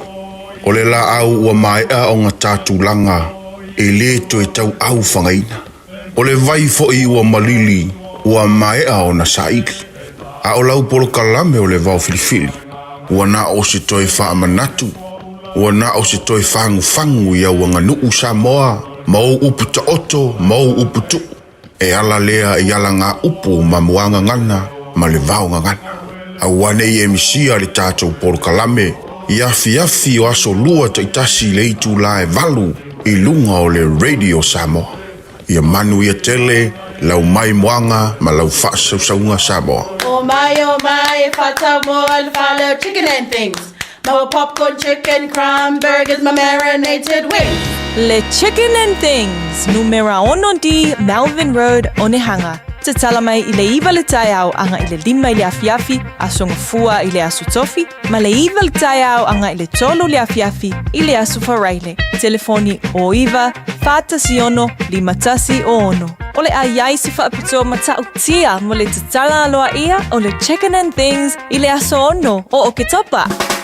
E Fiafia le moana rental se whailonga antula na whaapitoa mo le masino se tema o ke topa ma Novema. E luse fulu% o le apa uma walalo ai le tongi o tavale. Pe a tolu aso pe silia to fo i le umi e te whaonga i nai. E mawhaiona piki le tavale mai le malewa lele whaleolo. Po o whangali, whapelo tātou ofisa au tu i ala fua. Pe momoli e to fo i le whaletali malo o loo e whaamautu ai. Ai ngā whaapitoa. Olo ia tātou insurance cover e te fili mai ai. Ina rei tupu se whaalawelawe ai olo iai le puipuinga. Mara tuolo yele tanto account i Dusila. Be la fo sao fo i le Moana Rentals. E whaonga i le Pacific Easy. Be whaonga fo i le credit card. E whaatino ai le tongi i nolu sa. Mori si whaamtalanga wala au le Pacific Easy i le ovalu se lau. O tasi ono. Po numero masani au kilani o le lua fitu ono fitu iwa fitu wha. Po le lua fitu ono fitu iwa valu wha. Matalo sanga e transfer oe i le Moana. Be asisi ane i le Facebook a le Moana Rentals. Po le tanto upengata wha ilangi o le moanarentals.com. Moana Rentals o laupa anga e taitoloina oe au e malanga asiasi i Samoa. Tautopa rwene Samoa sifalima iwa tolo a moa na walua sifulu ono la watia ili tu live o le aso lua le dei o le asiasi le tana pakalame i Hawaii le sui fo le tana to Radio Samoa i Hawaii ma Amerika antoa le sunga kena i ono. Tatu taltel no falau tele nisi o vaenga taua foi. Meolo tupu le mahalo tele o Amerika ken. Mahalo la pasui fo mori le Taeao. Malo se familia ya luso ya me por la sunga foi il au voleva foi ta delitto e si va io lo tata ma volevo che foi wa e pisi la sunga foi tu lango il tato ngalwenga ya e va tu malo il tua ya ole ngalwenga foi al Radio Samoa la langato porque foi el que lo peolo fa ponga mai le mamado la tunu ya Oleh satu ko kami nei mo botong abid biinga mas panitang oleh satu uli satu paula. Oleh me pun ni aso mi chula ya pa state ko i ma pa tu wat tu dipsen. Porque ngai nga tawlangi. Pa tawlangi se seleknu a me se ta po no malu tamam na ma tu wa se ai ya mo se dumana mi ya la tunu. Tau ko ni ang tanto ni tu sa tu mani nan se wa lu si pie no do tupu. Pia Samo no tua mita le ko i Samo ni tu ya o mita pu masen la ko i le for also the bike after no ko i tua ya e li me fo o me fo level na e si le fia fo le fo la fo do si le fia ni tu ya for the United States of America ya ai ko a ko no lo tupu ne ya pia ko yo ta to mo tu tua oi mai se ko Samoa ma fiti betonga ya tu tanga to lo nei ta po le pa tong numero lo ya nei Samoa to no United States of America salo po wala tanga ta i le do sala wa o le lo tu ia ma manai numero po e le tonu o le census that way ono to tele ko Samoa ye ele o mai tonu e paitau tonu tusinga ngoa ye te ole o me ai matenda tipu te vai te ko na disila a paitau tu tato ya pena sina se la wa fe ya a pa ya tato a festival ba te fasa la wa fe le o mai tonu pa sao alo Mano va ta uso ya o se fifiang fo o mo le no ta to so tai fo il proclame le fo tai fo le no mali sunga te tie ma sano lo fo tai fo i tai o so lo ya ma na ya le lo nei va nga pen fa na so sani mai ai ta te le i va nga ye lo o marka ko nga ulu marka la o le fo ka ke ko fe lo po mo ngue marka ko la ve lo mo ya o ya lo fole tu e se man yo ye tunu ya ai lo ye level level e dua lo ya tasit puo tasit uluwea ya ma mai ma fala ya ya ma o la po ye se sala pa lua ya manai ye si ma ku ava yo be apa pena tam pa ko ile pa palini po ile yo langa ye ne ku ba ngol ke lope ya pe mane ko yo no le tau tai pi Samoa ya o tu langa na lo ya e ko manai new ho ya lope to e pe fa new ki ko te mi te la tu fe o ai new ya ai o le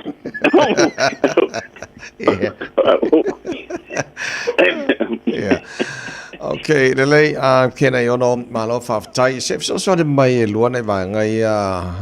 o te Fiafia tu ai mo o le ma o government shutdown i tono malo tele America ya malesi va nga pe fena so swani ese sengo party for le mo silfio tanto fu tanga sa mol nei tu langi fa mol so so mai malo patai matango Fiafia tu vai le po i vai ngai ta uai te pia po so sa tinu e va pena ku ina ya te roa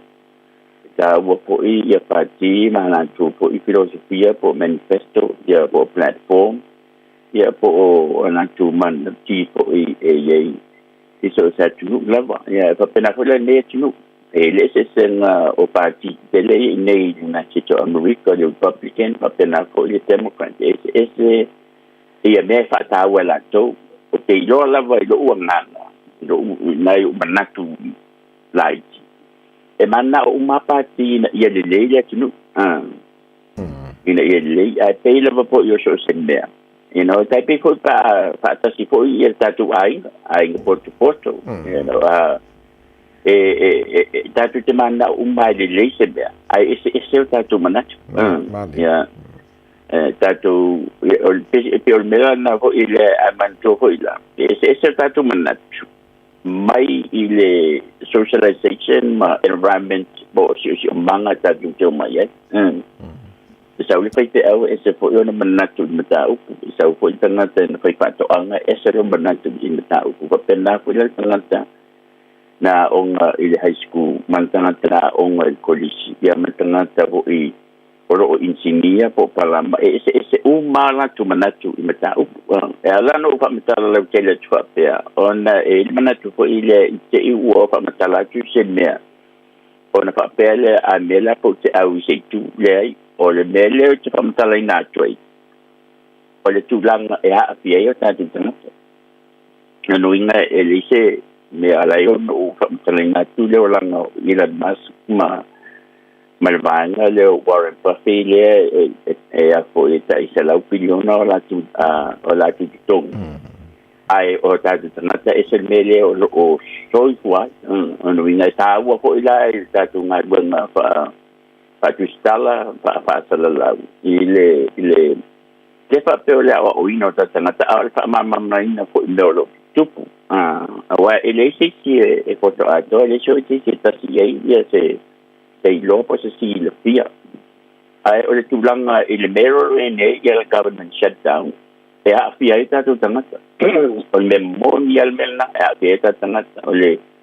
government shutdown la masalo sin se io nota si tu ne menino le amta o government shutdown po le tapu ni o mano tele po le federal o le United ina wale pasia el congresi ia le talo le tupe po le paketi e tongi ai o nanga le malo tel manatola e lima su stete ale tunu ne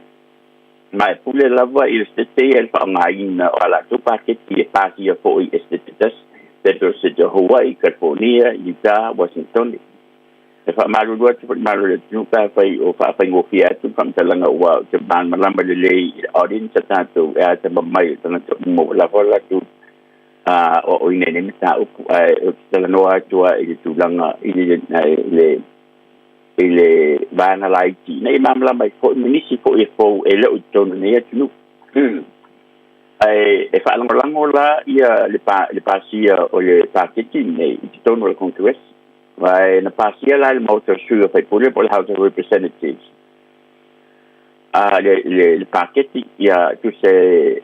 que dua salau sumono ia Republicans ai dua salau supa Democrats na palota te tu se te le Democrats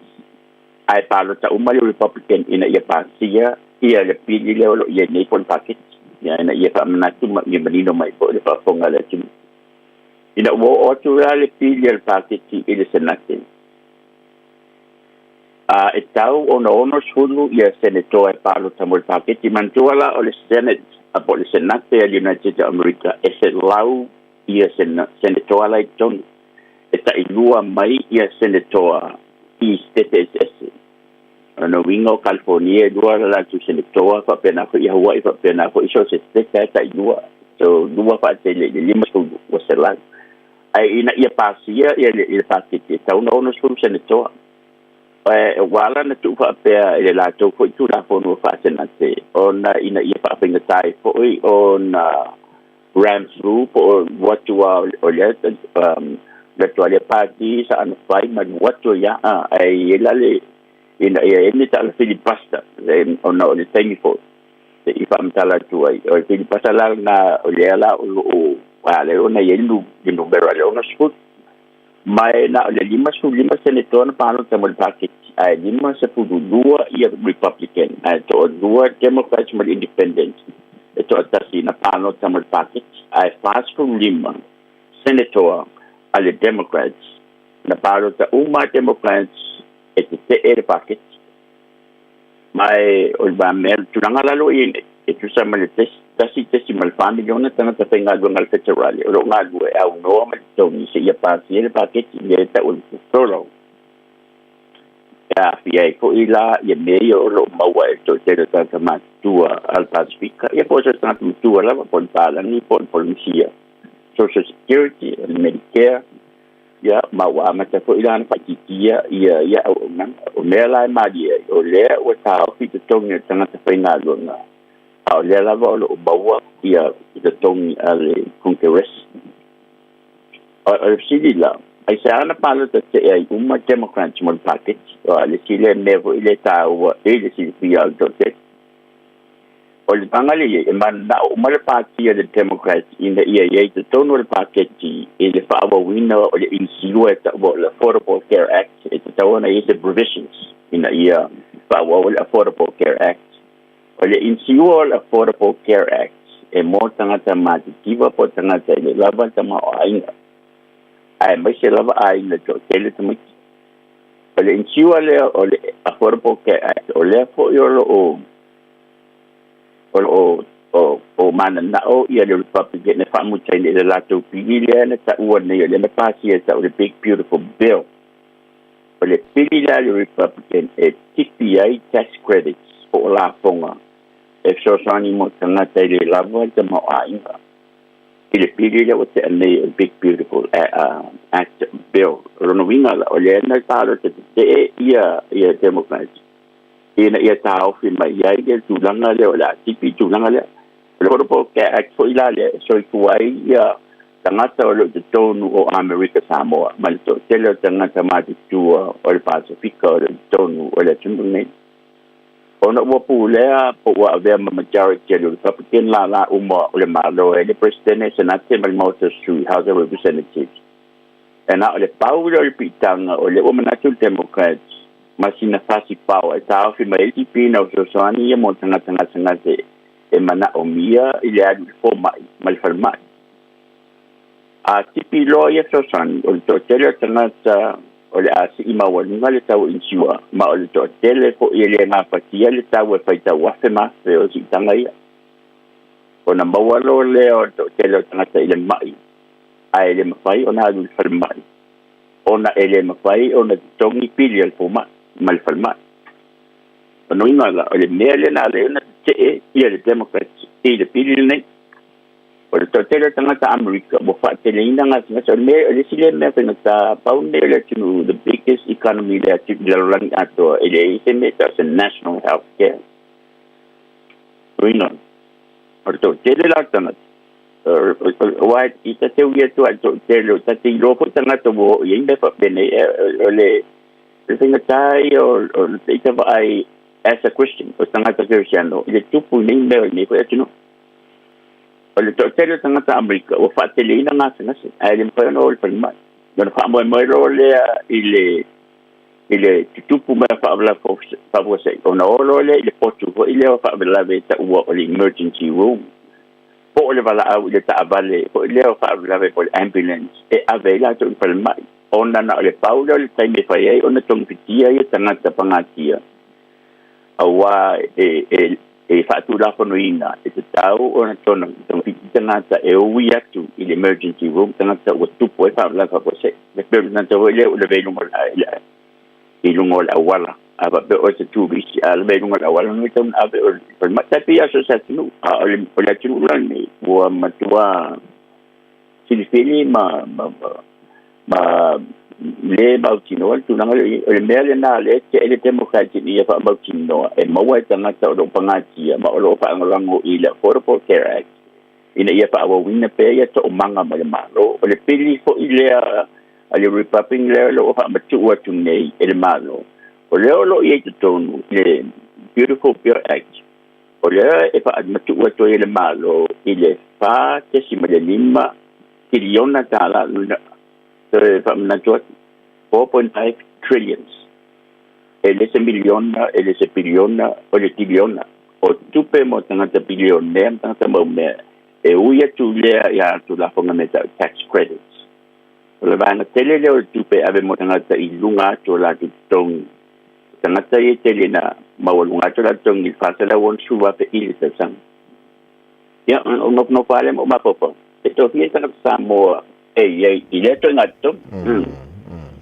awai e mafaya ono papea ya era afa o le mo miliona ta o embora ke ai ko itangata ye be pa wale be wa le langale pa para ni tulu nei e pa mo la ba ile ya so ma ko a me la te popole o so polo to fine polo ai le langa po je fa ke sano le tato masani ma o me la le o ye ko nei tau ko na fai atu le tali le Republican le tu lang o le tali le Republican le lo la tu lang nei ia so uma e tali to le Democrat o lo fa pe mai o le o Democrat le lo mana na o e ave so so ani mo tangata mai fafo illegal agents e ala tu le po kala me le malo sa mo ko ma fonga pe talai ale motor sui o mai Johnson ne ia tu wa ia fo ia le Democrat fa pe o daran tap ni le malo ona o mana na o Democrat so so ani tu tangata nei ele o ia no la tu pe pa no fo mau nei o le mele tawoi ai o me foi tau no fa manino il fam talanga nei o le tele o la o ni tala no nga mafina ui o le me foi tau no fa manino atu e na tangata si senior United States my US nationals my permanent residents e anga va mo ia po kalame ale malo Luinga ele anga ba ai tangata ia tau ineligible tangata ia le tau illegal le tulanga ia Medicare Medicaid for the Affordable Care Act ai on ole se vesia inga ia ele se le fo tatu va vai fo tatu malo Samoa e pengatai ona fili ko ele ma tatu mai tau la ugu ko ele bao la ugu te tu lo le pensao por el manino po ai tonu le lo y el pantala ai oro i ko la ula pe tu la fono pe o sia tu mo lo lang pe fo ia te ro le mena le oro o le o manino ai a fai o le te malanga mai ni o le turis o e te whenga runga te whao mai nei wai pe tau milion tanga te o mai dina te ala vea o se tau bale pa po se e ave o i le whalema e le tu mo o le awala e te o tia se tu lo e pe o le la o le mele o fai mai e le tu le reportin o tangata ia e o le la te tongi fua le malo e mantuala so tangata si denia Amerika e alu i Europa pe e watu i Samoa po o Aotearoa po Ausitalia e oro i au nanga ne ala vea le awala ona avela ia e apo i whalema pe o le sila nava e alai ona whawhainga ia ai o le tulanga ia o le te tala noa tu i lea apianga o tatanga te tawai te imene o ungu tele sa whanaka ma lo fa te tele o te lo ma lea o manino fo ia manino tele nei vanga ia wa le fa fonga mai le ngata la tunu i nei tulangi ia o te lo fo tele le malo le tunu lo fa fonga mai nei America e mo la tu Fiafia ai ma lo fa te tele se se mai te fia sa na fa multa por la manita ia Beh, va le varna da pe i te utela tu poi si utala allo me se sulli ma quindi c'è un marcato usa vaftai la fatu monia fai la miaso ai vaftai la vai ya nano fa menaka tu te sa pa ali la tu poi sa fa in Sila le before the moon falls la tu poi le soi fu o lo langa o poi ali si eficaz tato tentum tanga tsaya mana ia po ia le po na baitawina po i sai sa patanoina po i le director mal producer sa tala noa ia le producer mal director ia sia au te tono fa po i tengi anyway Samoa foi ko ua ise upu sala ale au ona ia ma vai portal tautai e foi te misela na pijama ya e vi pele tu e na lo fumo na le ai mo le nei tai fa tai le wat vai la tua soifo kena yono sui o tata radio Samoa Hawaii ma le falo terino nei vaenga me lo tupu mano tele o America ne foi o Lour Joyce Fulima ele se fulu pese i o le manga o le lo mafa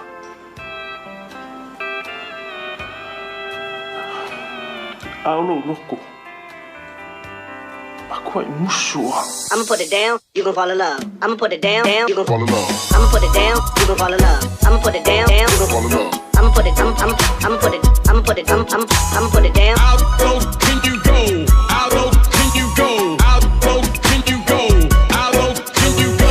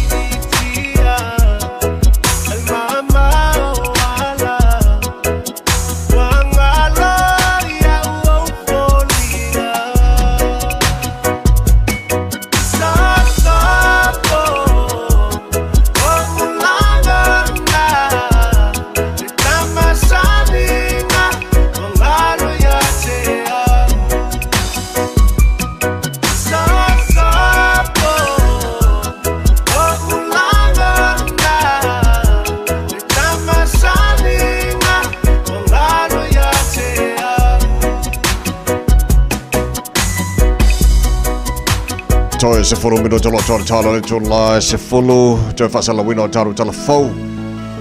Ma songa se uli mo lauka ta le tula se fulu le tau nei so mal pakalame te te paila inga fel tuia eti fu mono McCarthy. Fiafia All Stars. Ile po ma faila umiti fa solo ma fa fanga iaso auta laiti taule manino ilawa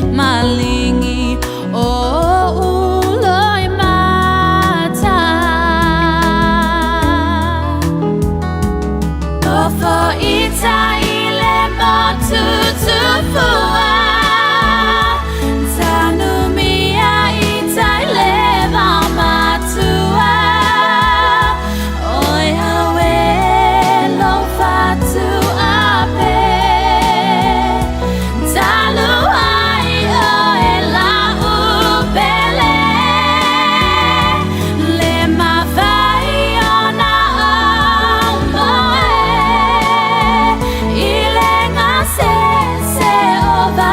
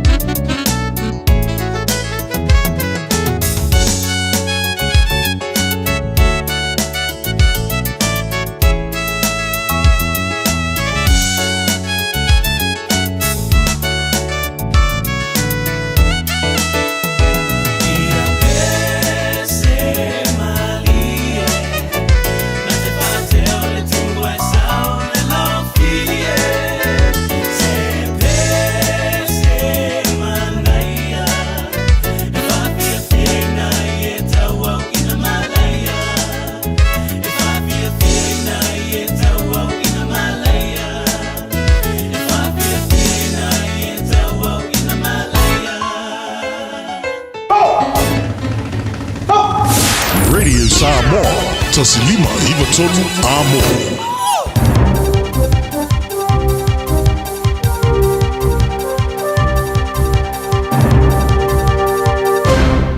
Talaflava, talani mai out here ni sila mo le so, Taeao manuia. O se tamalo o kilani na te whātontonuina tupula telavo e tolu o pela voniana me to teno, ave whawhainga luenga mata fiala tupe. E pio na longo inai whātonu o le whamasinonga, o moe ai a tuai o lon su toto sanga o le matua o tula ilo mo le whamasinonga i morianga lua i whainga whapolonga. O lo tua ia fo i whainga whaunungari i whai whamalo se lua, valu morianga i whaorima i amionga mātanga por indecent assault, ono morianga i le aia ina i amionga whaunungari i sota inga whasotula fono, ma le whaorima i whaungai se whatusa ma le salu. Salu ngoi e le loia le malo Chris Howard e le whamisinonga maurunga e o kilani, o morianga i whainga whapolonga o aso ne e tu wau e leo whatusa di aina i le acta. O whainga whapolonga e eise mawhau ai po le polo ma se fili ma se ise uina le sasa e sasai. O lo tua ia e leo i se matua i whaafitia e tuai, o le sao tonga o nei tūpulanga, whaatipula i la tau ma le sao loto feo inga, te pula ale whai o ni ala tau fisota inga, e whaatipula foia i la tau e fisota iai, ave whawhinga luenga whaavalea ina i la tau ma i tāpa ina o ma la tau te tongi, ma i whai ai i la tau e peo ni ana me tōtino. O lo te ena uma e tuai e nei morianga ma le whaamoemoe, e lima vai aso e whaasolo i le whaamsnonga maurunga i Okilani. O le li sa whano le soifua e se whare sa mui lafi se whatoanga la au aina riwaka i le tui mātu o motuheka i le motu i Sauteo New Zealand, o se tangata whaingarunga whaavai teimia peona li puti ai. O le pule au le whatoanga le Haywood Orchards, Justin Werner, sa ia whaamauni ai, o le tau le leo station tangata whaingarunga whaavai teimi. Il terminei o whailoina postanga te whaingarunga whaavai teimia ma le Pasifika.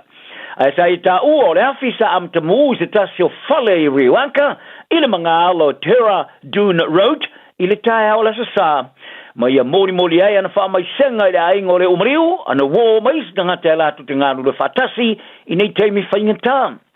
Wharia wērna o loo whaia i eisu e suenga leo mana au whi mu i le ponga i le mu. O le mea lea e le o mawhai ona toi whaari eisu sona manatu.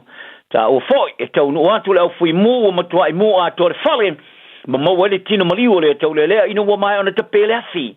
O le awina tulona tino maliu le fo mai su e whapitoa maliu lilo corona mo suenga. O te ngata whainga runga i New Zealand o le awa i atu se te te epito tele ua whai e le vasa nei, o le a ave yeile longo lango ato o toa tangata lau tele pe ona whaari ai le pati e leipa. E whai tau se fulu ma se fulu afe o whai a onga fo mai ma tau se mai pasi, o le a sava vali ese mga runga i la stoffi o le vasa nei. Pe ona tāpā i le siliato le leo tu tongi matulanga e whātino i ngā ruenga. O le tamatai sui so upu moso o tanga o whariwhaingaro ngā le leipa Chantineti sa i whalia. E mana malama i tangata lau tele e leo mana nao i tangata whaingaro ngā sāwari e se mga ruenga. Ma i tā wai wala ngona i tangata whaingaro ngā wa tūlei la tori turi manu e le whainga malo o i nei.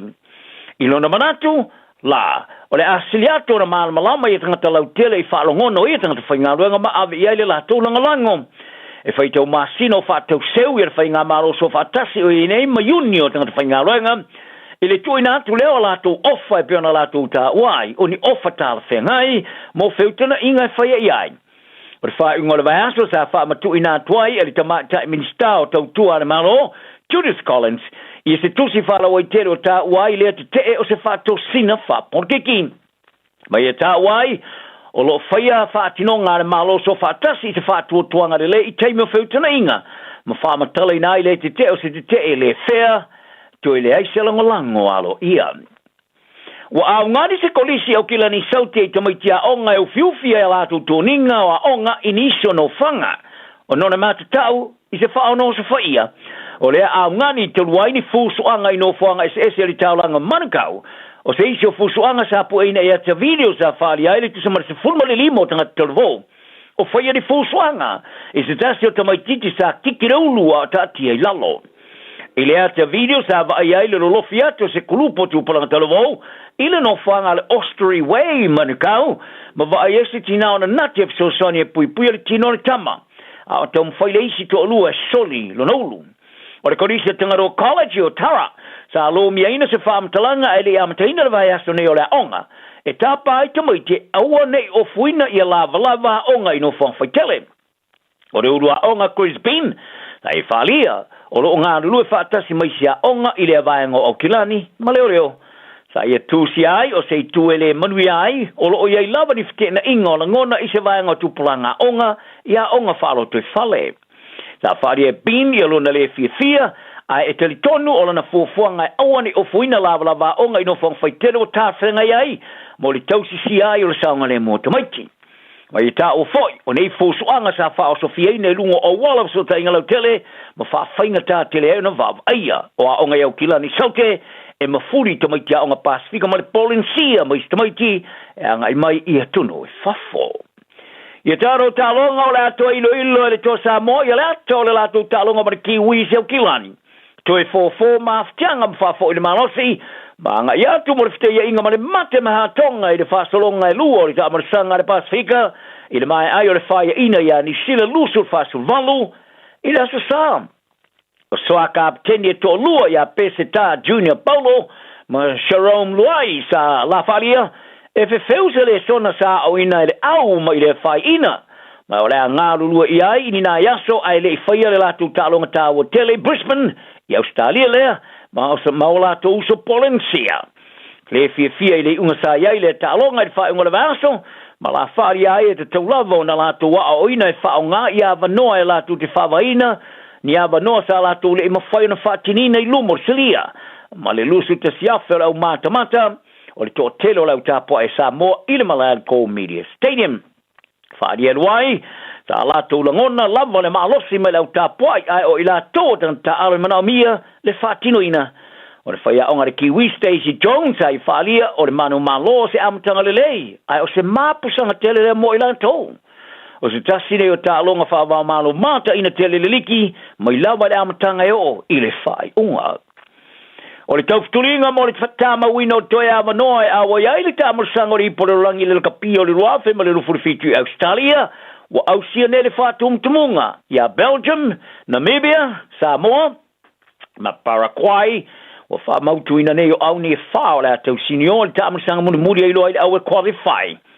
i le mai ai o le fito inga i le stonai sa whatua e Paraguay i se talaanga ina wala tu whatua i laloina Brazil i le fetsa fulu fasu tolu ma whaawa waila lato moe mitinga mo le tamarasanga le kapia o le rangi ma mawaila lato wa vanoa le tamarasanga qualify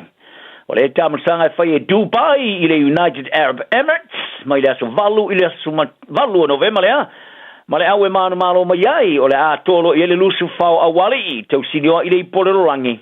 o le taronga momoa Samoa e ta aloe ma Paraguay va i ase so ai ta alo ma Namibia ma le vai aso lona tolu fitaui ma Belgium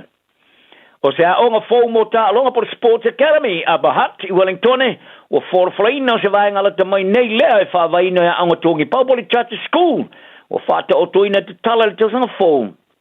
o le taula inga o le a onga le New Zealand Performance Academy Aotearoa po le New Zealand PAA o le au fōi nai te maiti anau nau ta ingo to mai ta alonga mo ta alonga wha professor e fia ta aloai ma le mautino ai i au sia fo i alato wa o onga o le tomai o le aonga tongi Public Charter School o le whaavaina ili no whanga le New Zealand Campus of Innovation and Sport le ai tole nie au ta alo e pio le au soka le Wellington Phoenix ma le oraka pio le Hurricanes o le amata whata mo ele au onga le vai tuanga mo mua o le tusanga dua whemere le furono o lo avea foi mano whanga e alo ia na tole mo tole ninga mo au laka pia le Black Ferns le All Blacks ma laka pia New Zealand lalo luas futusanga o le minstalo lango a onga David Seymour we falia o le a onga tungi pa o le a le o si tau ngai te maiti ia la to a onga morisa ili ai o le tomai a o turi ala to mo mitinga mo talonga tala na no ya so mo ia so i foia ua na o le radio Samoa se furulima iwa toru a mo e tau tuaina o e ilangu ngana fitu aso le vai aso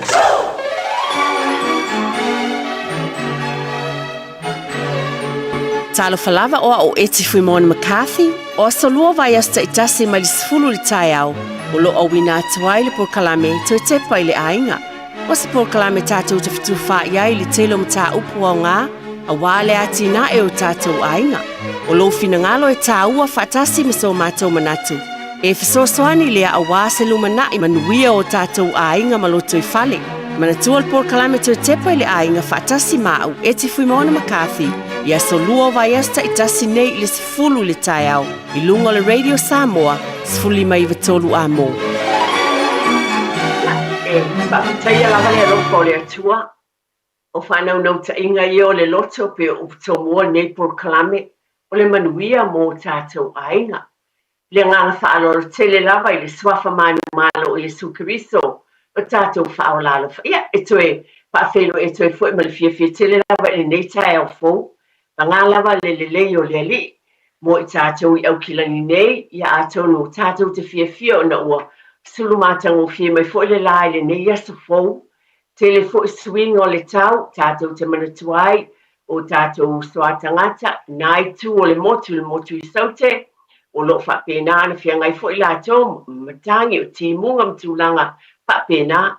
ai tātou te tari tonu, o le alawa le tau, e amai e le atua mo I tātou le aso ma le aso, o lo o iailo nā lofa ma lo nanga le lei,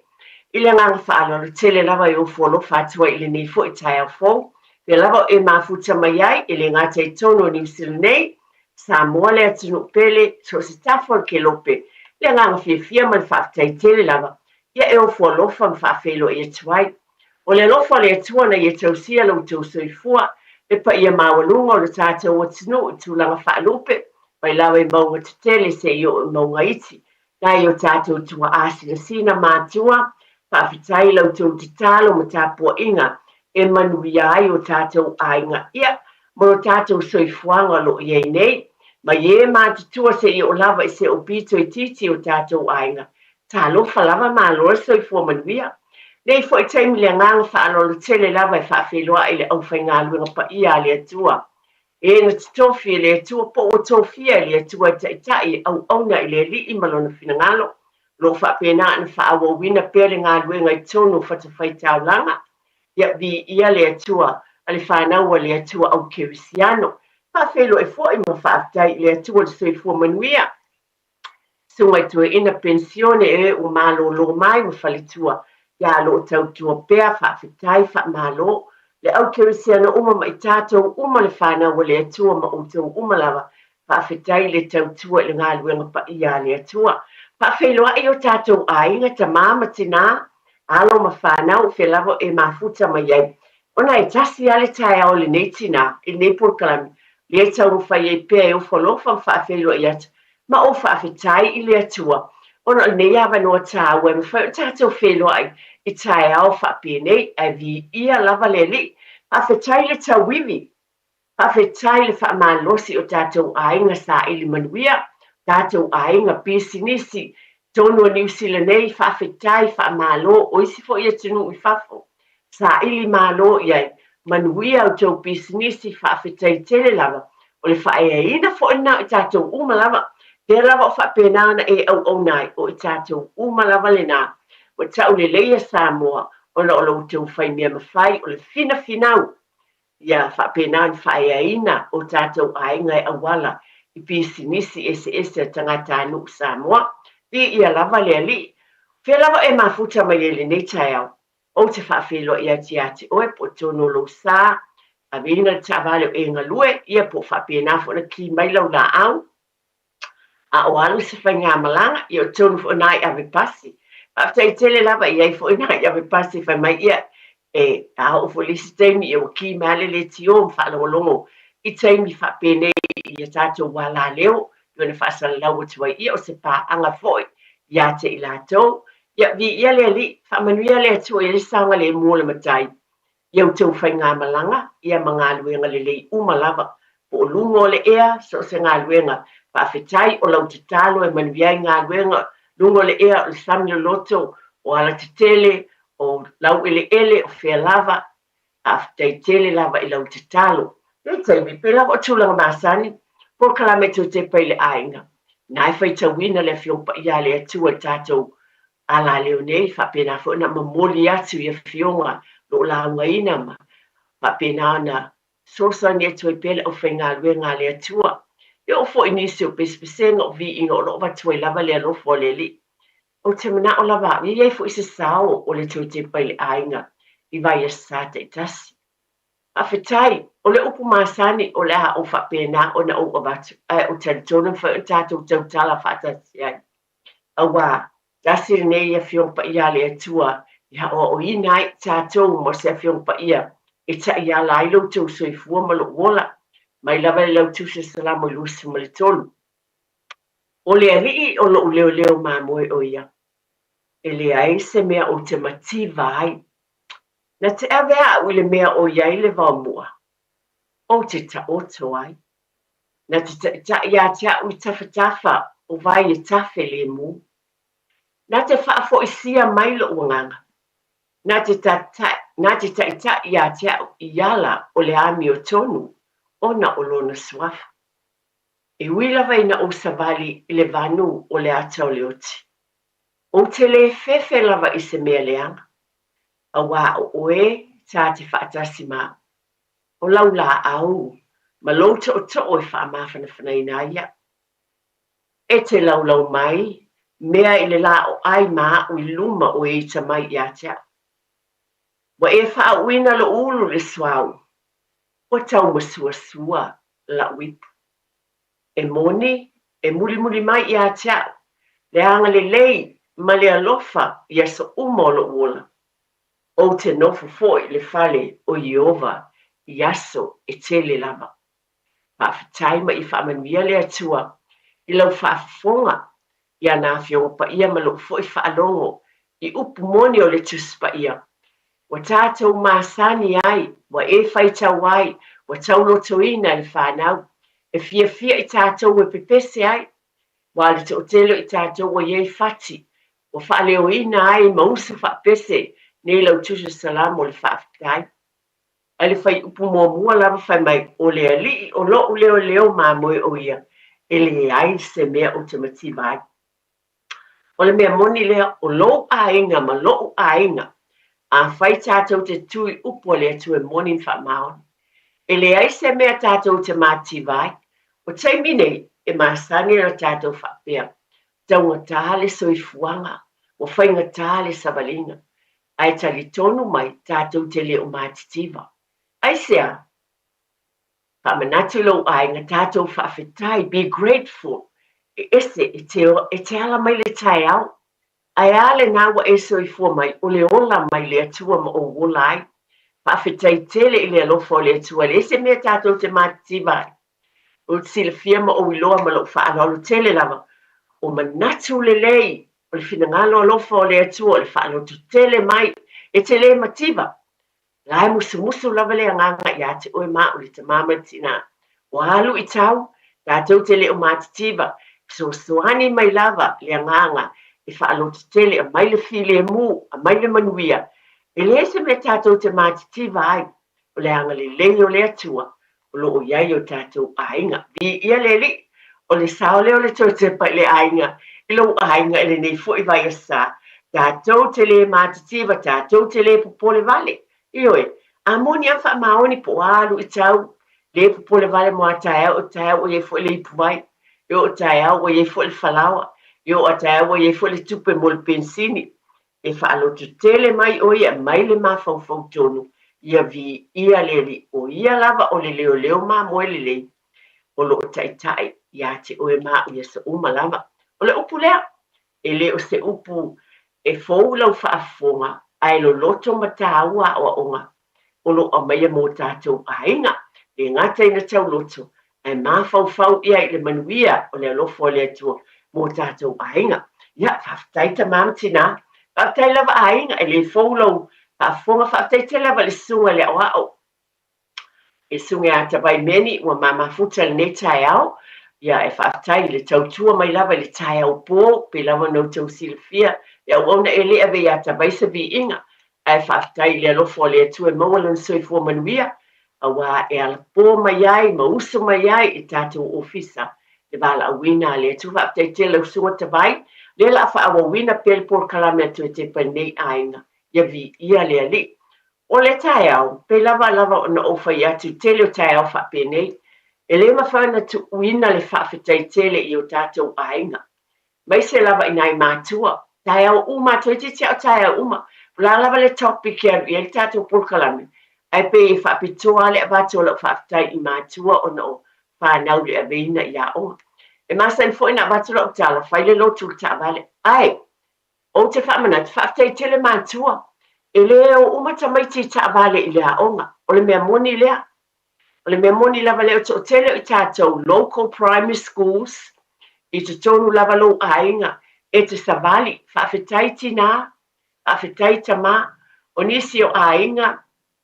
wa o ata lava o manatua lo wa ia to sava vali ane ni le Taeao, le tina, malana tama, ai toso le push chair, a siana tama, ba tu e ofua onga I le local primary school, West Harbour. O manatua I lava I moni, wa o fo ia yaso ia. Ia, e toso le pepe, tasi tamtiti a onga malesi, wa tolu tau sanga le ia onga. O te talitonu whapena fo le to te leonisi o tau. Elena o ta vale ia oai, o nae te savali. Nae savali e toso si au tama. Lea la titi, malesi tama I titi. Wa ese uma ainga. Ia masi o walo le wa amata le a onga. O le alofa lea wha amatua. O lo wha alon pea ina I tono o tātou ainga. To tepa I le ainga. O se wha avae mautu. E le ngalo le whanau. Ta ilo ia te o ia au te moni maua. E le ngalo I tamaiti. E la tau te manatua, quality time po te mi tāua, le tātou te le manatu iai. Le tātou sāva vali ai, e piki mai. E mai se lava pe ona watu, a onga ia la tata mai, a onga a mata. Pa pe na fu ona e savali, ave se o tama ile, a onga a mata na lata mai I lautou fale. O mea le leia o te abati whaafitai tele lava ia te utou, whaafitai sāva vali, momoli tamaiti le pasi, o isi lava whaoso le tamaititi, sa vali atu Low Street, ave le meo ia le pasi tu lunga le, tama po le teini le pasi, teini whaatoa amatai. O nei mea uma, whaafitai mātua le vālea o mātua ma whanau, biona tā ua I upu tō mua o le tātou pulkalame, e vai e sāpe lava o na masaniai. Tāua fo nei vai taimi pe ona o avatu. O se taimi e tāua o malava taimi le soifua o ino tamaiti. Ai nana o wha manatu. Mātua, o le tele ia mai tātou uma. O tele o tamaiti e meise lava vaenga le kolisi. O lātou su enga muli o le nei tau sanga. O lea o te iloa tele o tamaiti painga tai o nisi o tau sanga muli lava le nei le kolisi o atu e le universite. Mai lātou uma lava. O lātou ma tā upu tā ua, pa mole mātua, ia e watu lava le whautuanga. Ia tuua wanoa le whanau, ma ewa ai ma sisila tutoa. Tātou mātāla, a we te ita, o na ole por kalame lava ia tau te paile ai ngai whaamanatu mtau longolongo. Tuua tu iau o tafa, ai ole mea e te tau. O le ala lea e whaiei nei por kalame ma le whaanona tele lau, tu e whaatepa I le ainga. O lo tiu te ba ai tamaiti teimi le Fiafia iei mea onga, teimi su e ai. Ai tu wawa noa fo iai po a fo ini fe au, o lo maasai na whaia nai whanau. Ai o lo lava lo sila fia e oe, o le tala ia unei o lo whaala wa I tele. Ai te sila fia e o le situation po le mea na iei lo ainga. I le va o oe ma lau whanau, a meise o le soifua o ino tamaiti. Ese uma ainga o isi tamaiti o le universite o isi lae kolisi o isi tamaiti whatu aman. Ai wana ana o whamanat o ale o te leo o fo ia grandchildren. O lea e tu wawa no ma pisila fo I mātua wa ai ina ia tamaiti mo le taimi ne e lato enga tāua. Peo no o bata whata I te inga. Iei se o tau sanga muli ne no ole I le university. Te le tāua. E le whapela e sili le si a onga, le si a ale winga sa whamtalanga. E iai o taimi tāua ese uma, ia swinga, ma mea o lo tupu tono whale a onga. E fo ina I o tau walo o nai no fo a onga, no fo I tono fo I o a onga, no fo mau. Ia baba ai, ese fo le tāua. A connect I tamaiti, wa iei tamaiti no fo a onga, no fo tu mau. Ia whamanatu iai, e test o telefo I tūlanga whaanei o na pō, le fo le connect tono le house master wa tono ne ya onga ye house master e va ia le fale a onga le no fo a onga I tamaiti ina ia fa pe na pe ona va ai to ia po so longa le a me se le fo le vaenga le pe ona o bat la tu su enga le muli le termine ina ia lo ia ai o e lava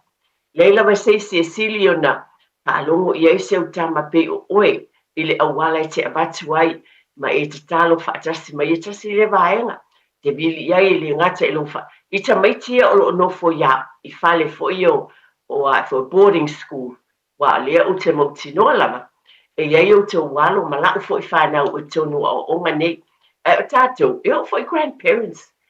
e abatu la tala moni lava le tala ne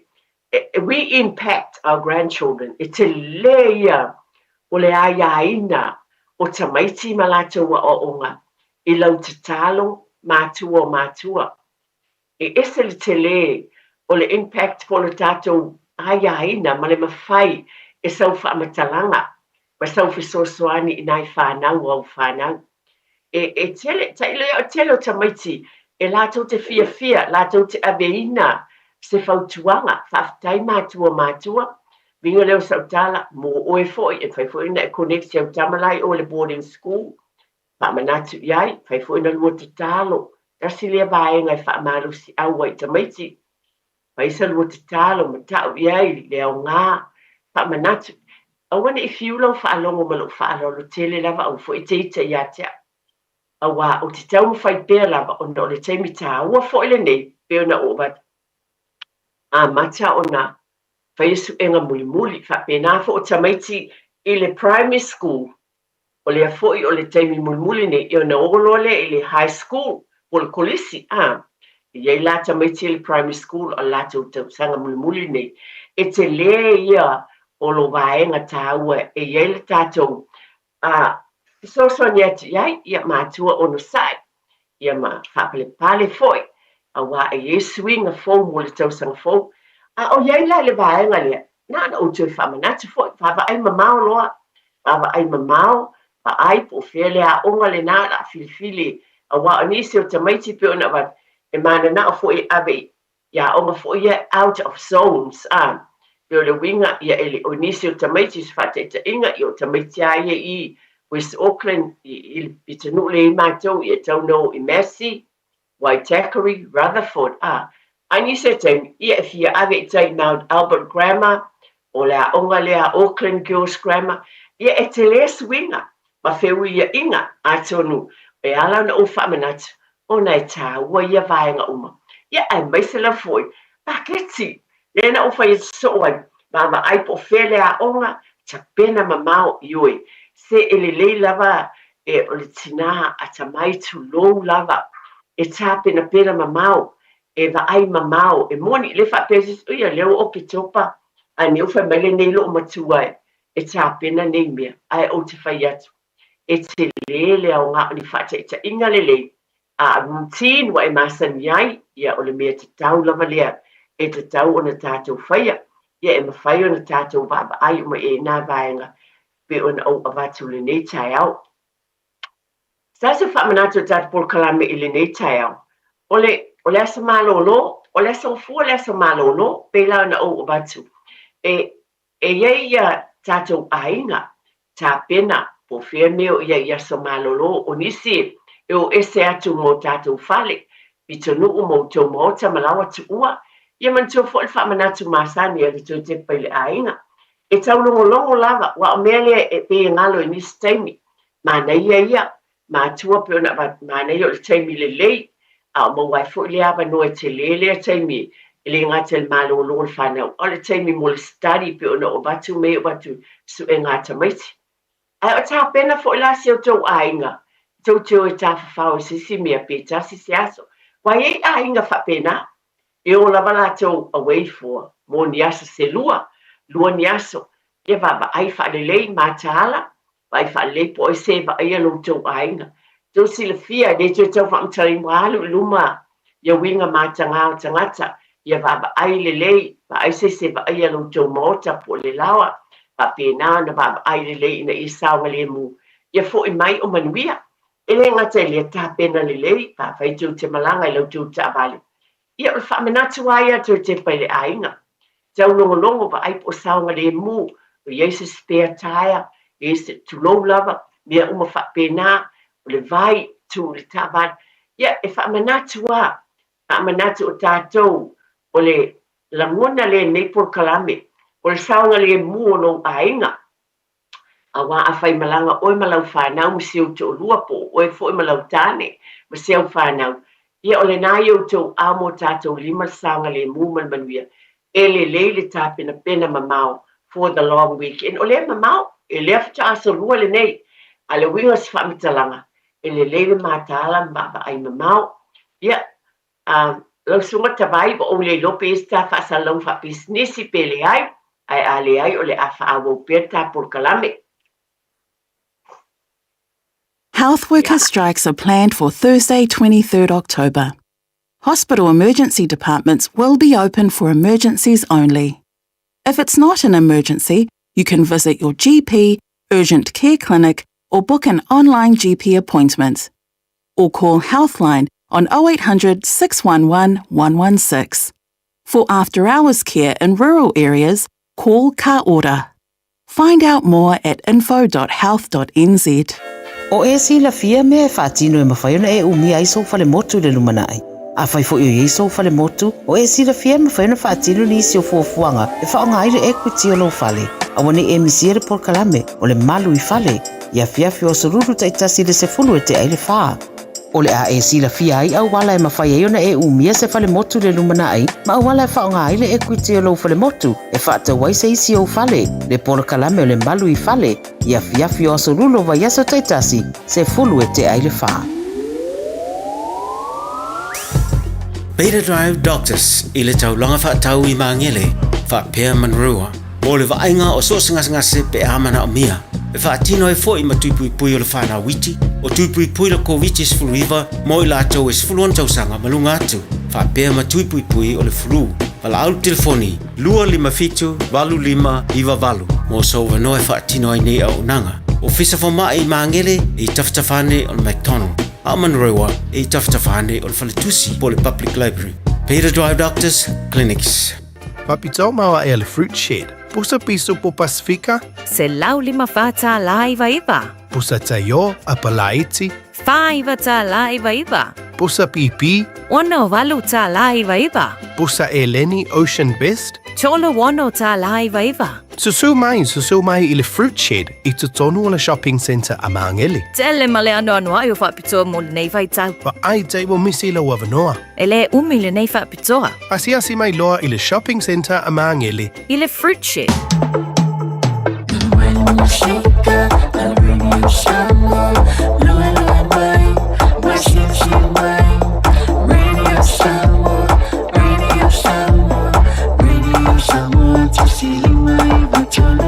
Radio Samoa. Ia, o whaapoponga lava ne tata proklame o le toi te pai le ainga. Whaapatai tele lava I lo mafuta mai le ne Taeao. O le tulanga lava pe ona iai pele tau longlongo le toi te pai le ainga. O le manuia lava o tātou ainga. E le fōlau whaafonga, ai o te whaamanatu. A wā e fōua sa uma. O le mea moni lea, e lava upuna e whaafonga I nawa. Ai o lea savali, le vai aso, savali aso. E le lumanai lea tātou tala noa anga iai I whaatinonga. O te a lea taimi utuana ia nei lava tautuanga. Ia e whaamanatu mo le manuia o tātou ai piona avatu. Taimi tāu o su e ngā tamaiti. Malo iai. I le ngata ia te oe tono le whale, tamaiti e nofua o ngā matulanga whapena. Le fwoi piona avatu tā penanga moni aso, le aso malolo, a whai malanga ia tā pena. Iai le tā pena mamau, o whautauta le lei motulanga umalama. Manto fwoi ofua o ngā tamaiti le masaina o bat. O nisi o a onga portfele a onga pe out of zone lau whanau, te lava le a onga iai. E tonu lava piona avatu pe whamanatu, e iai te tono ne ia onga. Nisi o a onga le fufo iei. Nisi o teimi iei a lato ufua onga. En whai o na sosoani mo oe. Sa ili pea. Lei se mea o iei. E fwoi upo mai seek and you will find. Sa ili te mawai. E te mātaala e te baba ai I nā tūlanga uma. ia ma nei tulaga fa'aniona pole fo e va'ai o iai e tu i tulaga fa'apena ona fa'ailoa mai ai o lo'o iai ni ofuaʻoga e fesoasoani ia pe tu'u fo'i sau manaʻoga tulaga ma le fa'alolo teleʻao i e loa ai le matala ma le fuafua mamao ma le tapenapena i tatou aiga auā lava auana e toe vevesi i le taimi mulimuli ai lelei ona tatou tapenapena pe ia i nei tulaga uma lava o le tasi o vaega o te fia avatu i lenei taeao o se vaega e a'afia ai fo'i pe la vevea uma i lava i tatou o te tonu mo tatou aiga ona o lea ua ou mo le mauina e o le matou pitanuu o a'u tino fo'i nei West Auckland ia e latalata tele matou i North West Gate le vaega lea iai faleoloa ia a o matou la le tele o taimi a e alu aga'i le matou mo aga'i Henderson i auala i tua o le tele ia o auala o lo'o faia tele galuega o la'u fautuaga ma le tatalogo o le toetepa i le aiga ona ua iai ni fa'alavelave ua tutupu ai ua iai fo'i nisi ona ai tagata faigaluega fo'i ai luga o auala ia mana tua o lo'o galulue e fa'aleleia auala matou auala lea e ta'ua o Royal Road toititia o tele lopo o feseas mai aso po se masino netosaga e tele va'ai ai ni galuega a le o le pito i luga le pito i lalo ma pito nu uma e o foi le auala e latu ai le matou auala le matou falesā Lincoln Park Avenue la tatu i Henderson o galuega o lo'o failuga o le auala o le fautuaga atu e te pai le aiga ma lo'o fa'alolo tele lava auā atu ua nei le osa tu'i i matou pitonu ina i matua fo'i pe ona o mai le taeao e mai fanau e poloka loa le ta'avale ia ita lo fo'i po le a le tulaga iai tuai na i tamaiti i le a'oga o lē tupu tuai tamaiti i le a'oga ona o lea e fa'atalitali fo'i tatou latutu'u ma le stop sign fa'atali se'i alu isi ta'avale fiu ia na ita lo le pe o le uiga o le fa'amatalaga e tatou vavetapena vaveu a tatou teleloa le mea o iai o le taimi sili fo'i na pisi o le taimi ua tu'ua a'oga o i le mea lea o te nofo ai au tusa e tolu kolisi o lo'o iai e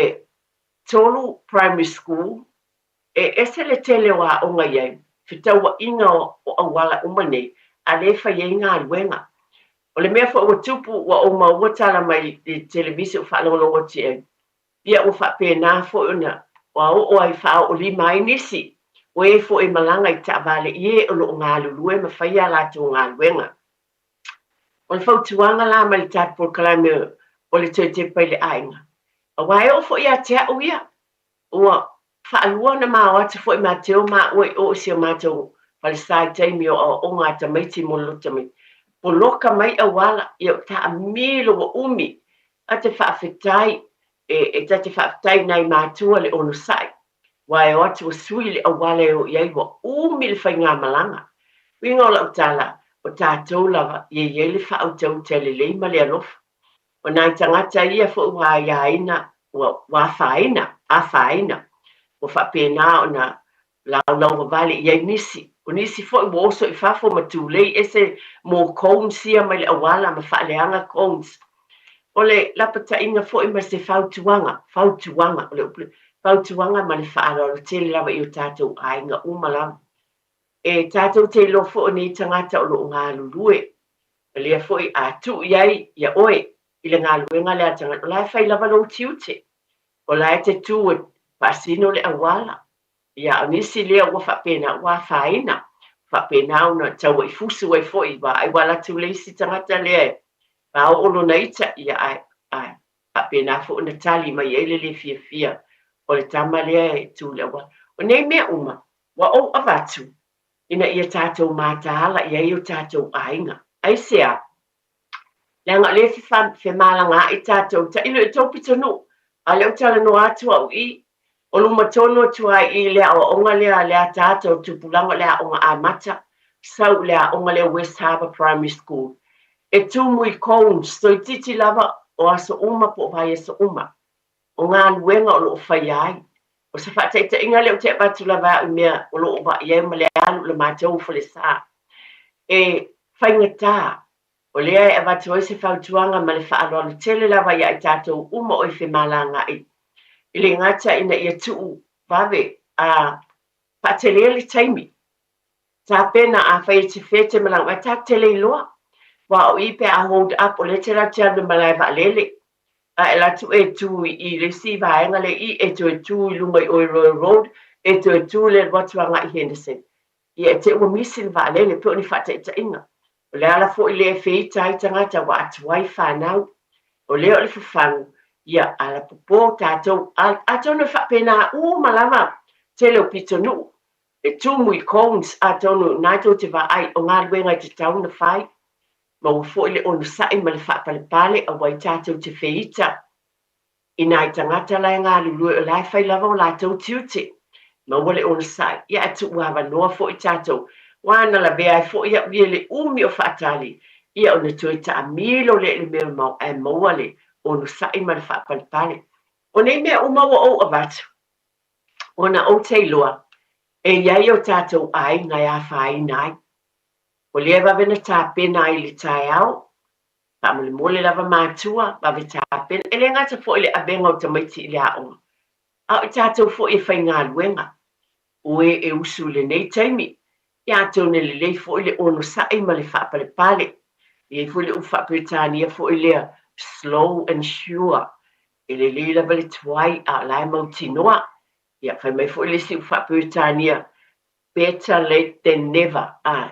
I le se a whaine le tuai i le lo le matuata unua. Peo nai upui e te mawhau iai. E ea o hao mai ma whaatonu mai ai tātou ma musu iai o tau. Doto ma mawhau. Ina ia tātou iloa. E le ia le tuai a lai taunu. Le se a whaina. A le mea lai taunu whai tātou tulolo.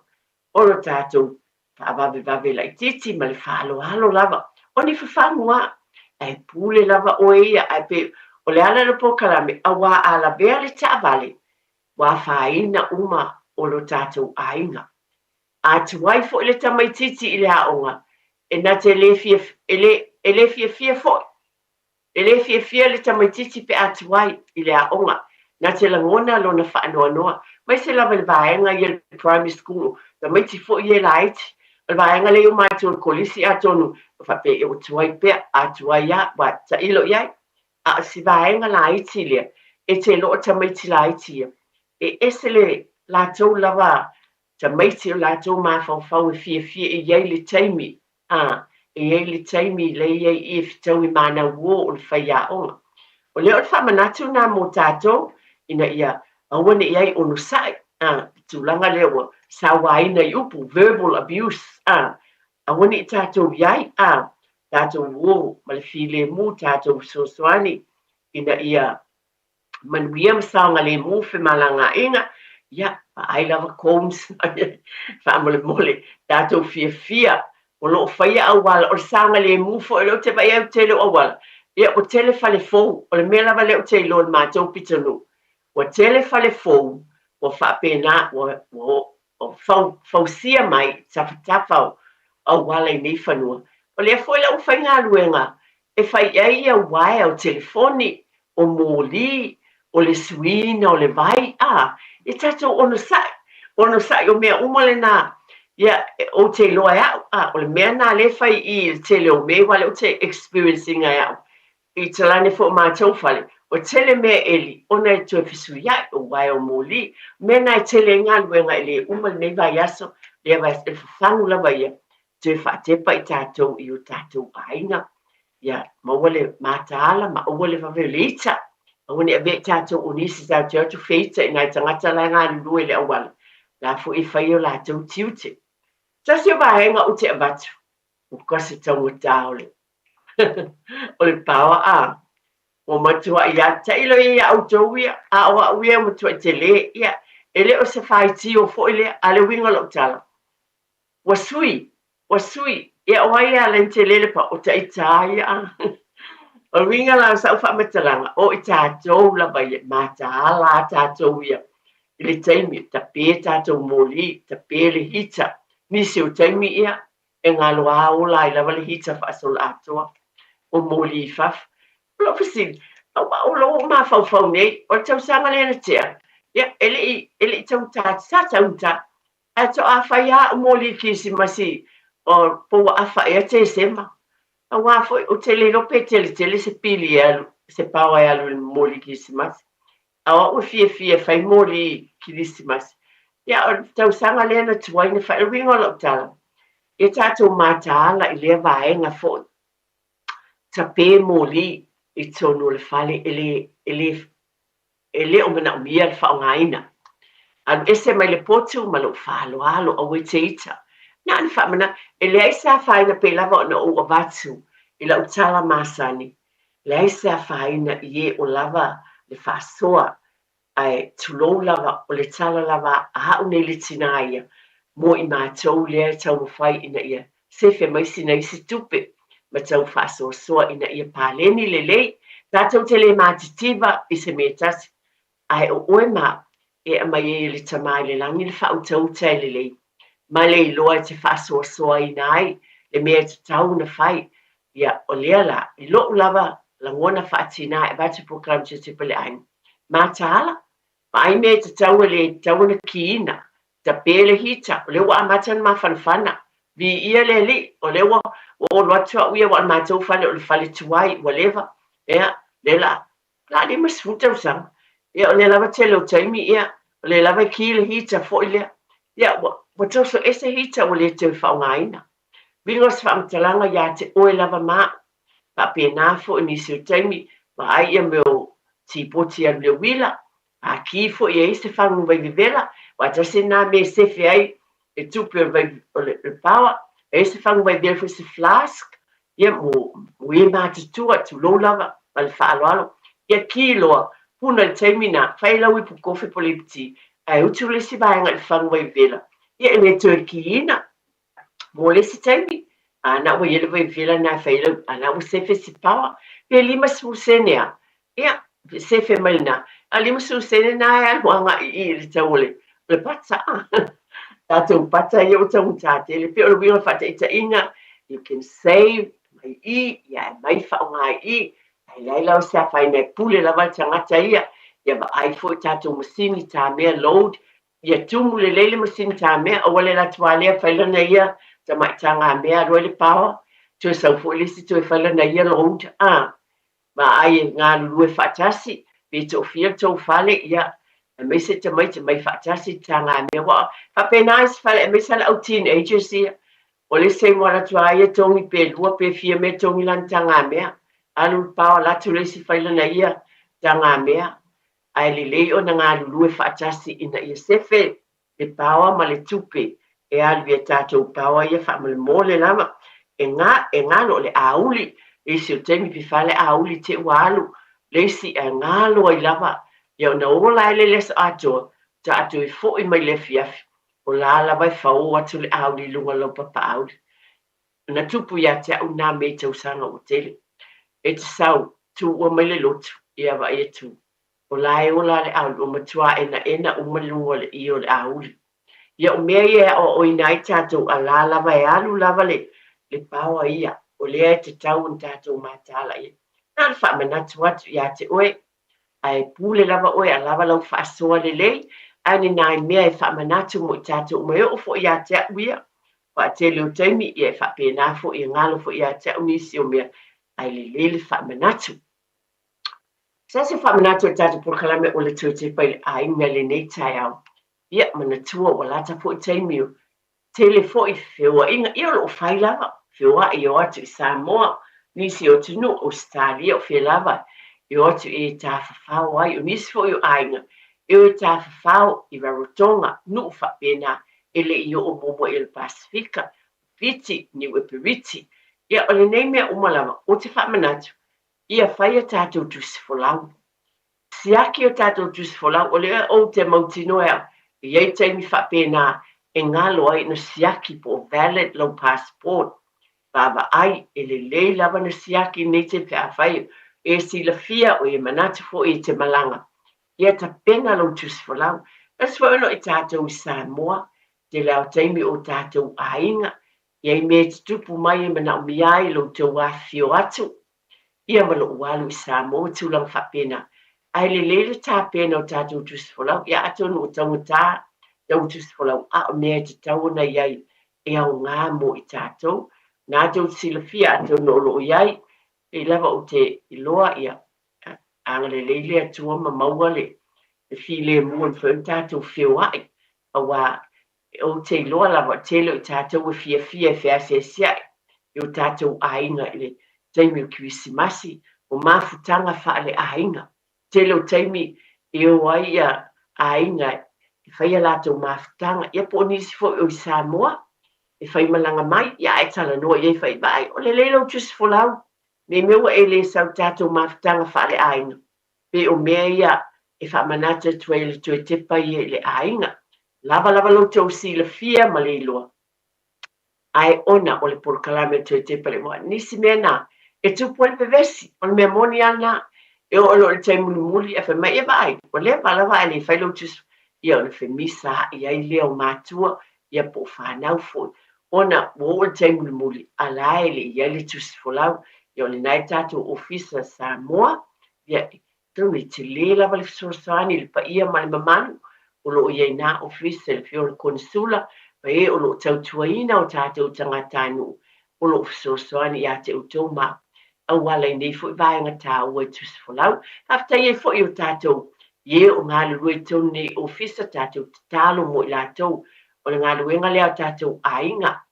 tu lou lava ma le whaaloalo le whātou ni alfa manatu, le tepa i le ainga o e umol o tautua, tātou whafta e tātou talo ia manuia,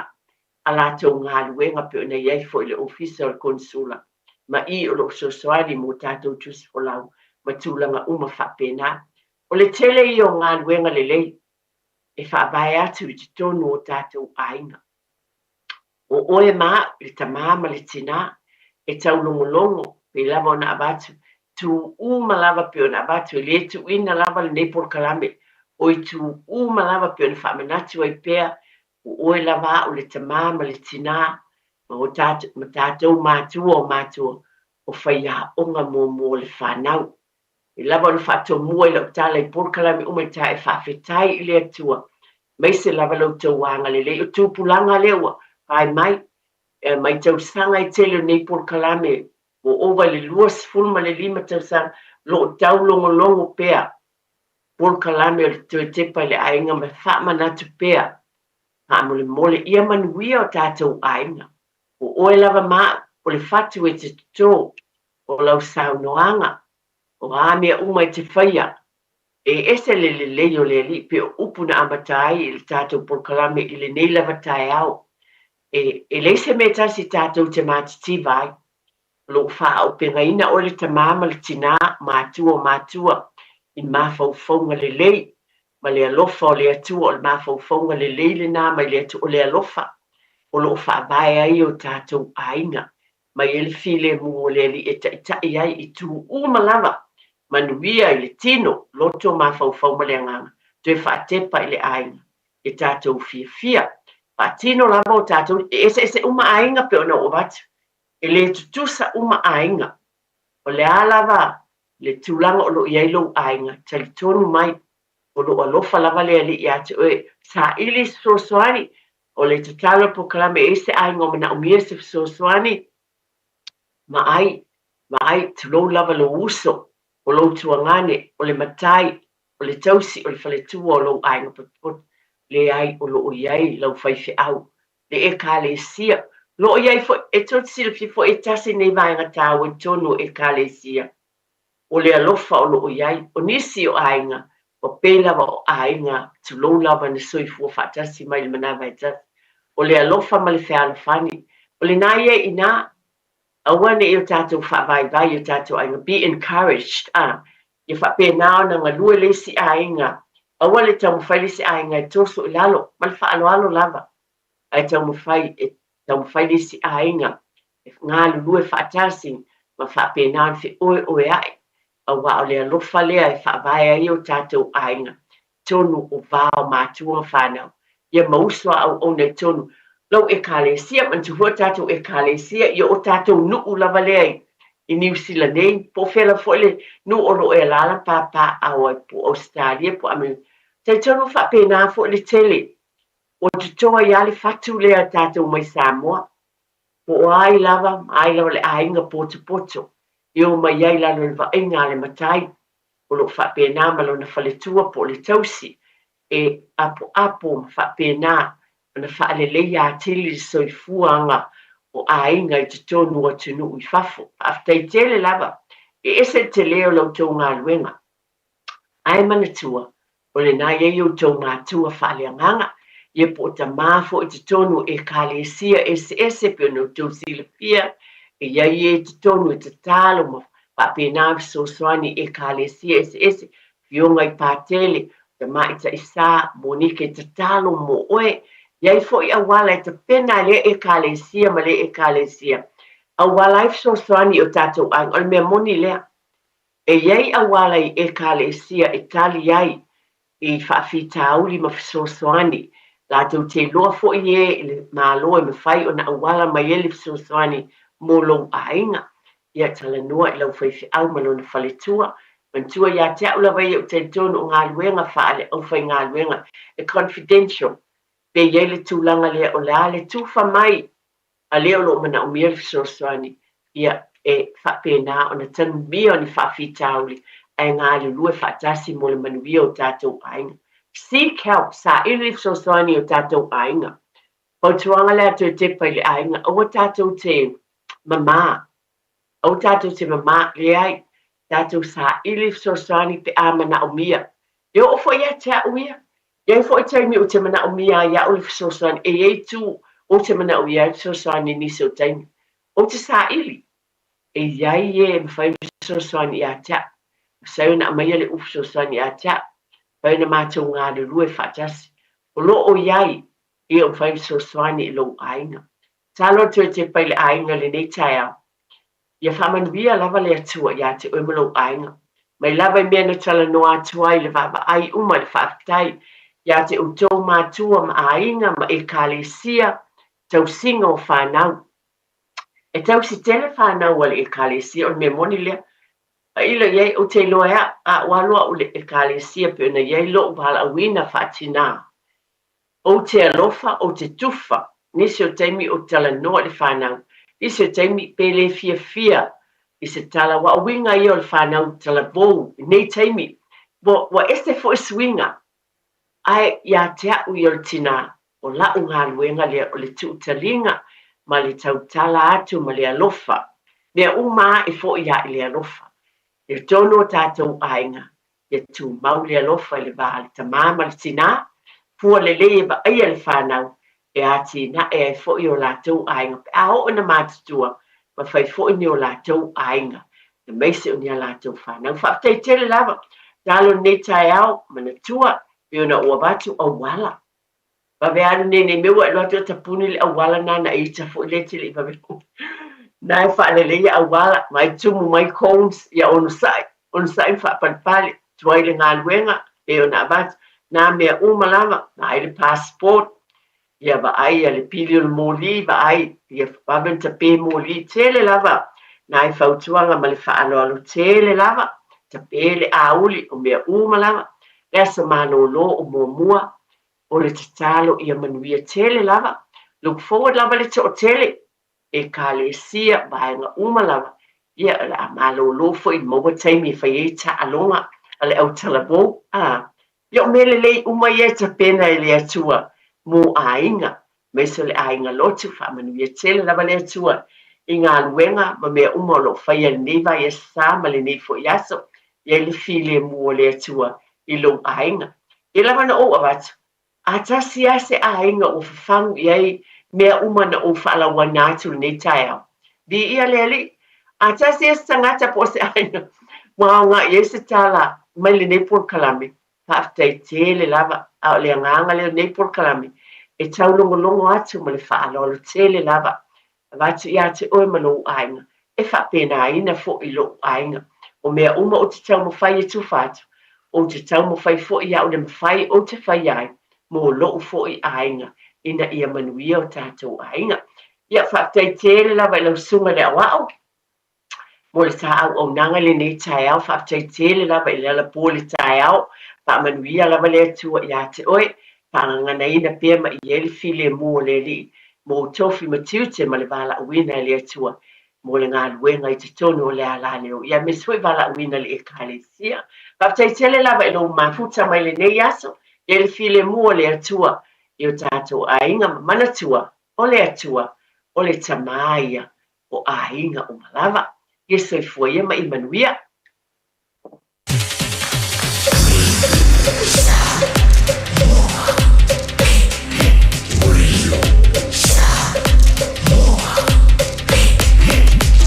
Tasilimo i votu. Amo.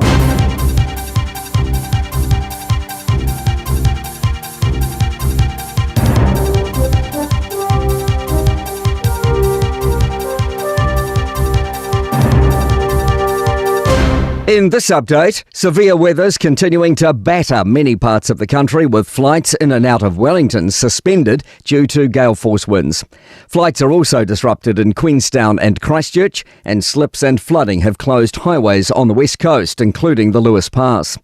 A flood warning's been issued for Canterbury's alpine rivers, with farmers near flood-prone areas being urged to move to higher ground. Met Service meteorologist Sylvia Martino says weather warnings are in effect across the South Island, Lower North Island and Hawke's Bay. The wind is going to be really noticeable. That's what's getting up to those warning levels.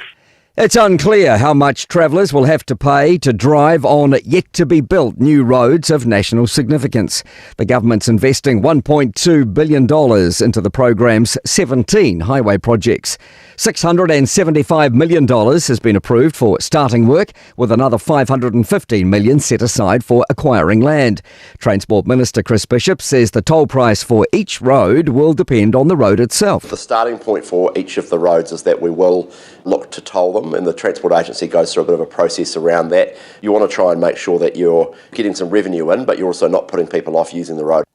Chris Hipkins is adamant Labour's new Future Fund plan will help keep Kiwis in the country. The party's pitching a $200 million policy to back local businesses and infrastructure projects. It seeks to reinvest dividends from Crown-owned assets back into the economy. Hipkins says the fund takes investment decisions out of the hands of politicians to achieve long-term goals. Which is to grow jobs in New Zealand, to improve our infrastructure and to create opportunities so that young New Zealanders stay here in the country and keep their ideas in the country rather than leaving, as the 200 New Zealanders a day are doing at the moment. Thousands of websites and apps have been affected by an Amazon Cloud Services outage overnight, including TVNZ+, Neon, Sky TV and Snapchat. Contact Energy says growing electricity prices are the result of fixed lines charges continuing to rise. That's news. In sport, West Ham's footballing woes continue. The Premier League strugglers have lost 2-0 to Brentford, leaving them 19th on the 20-team ladder. The match has coincided with a fan boycott in protest against the club's board. Injury adversity for Ireland ahead of their test against the All Blacks in Chicago on November 2. Utility back Mac Hansen has been ruled out with a foot problem. Midfielders Bundy Arkey and Robbie Henshaw are also in doubt with hip and groin issues respectively. A survey by valuation consultancy Brand Finance claims the Penrith Panthers are Australia's most valuable sporting brand. Their analysis suggests the league club rose 19% in value year on year to $146 million. That's sport. I'm Malcolm Jordan. Radio Samoa. Taslima ivatol amo.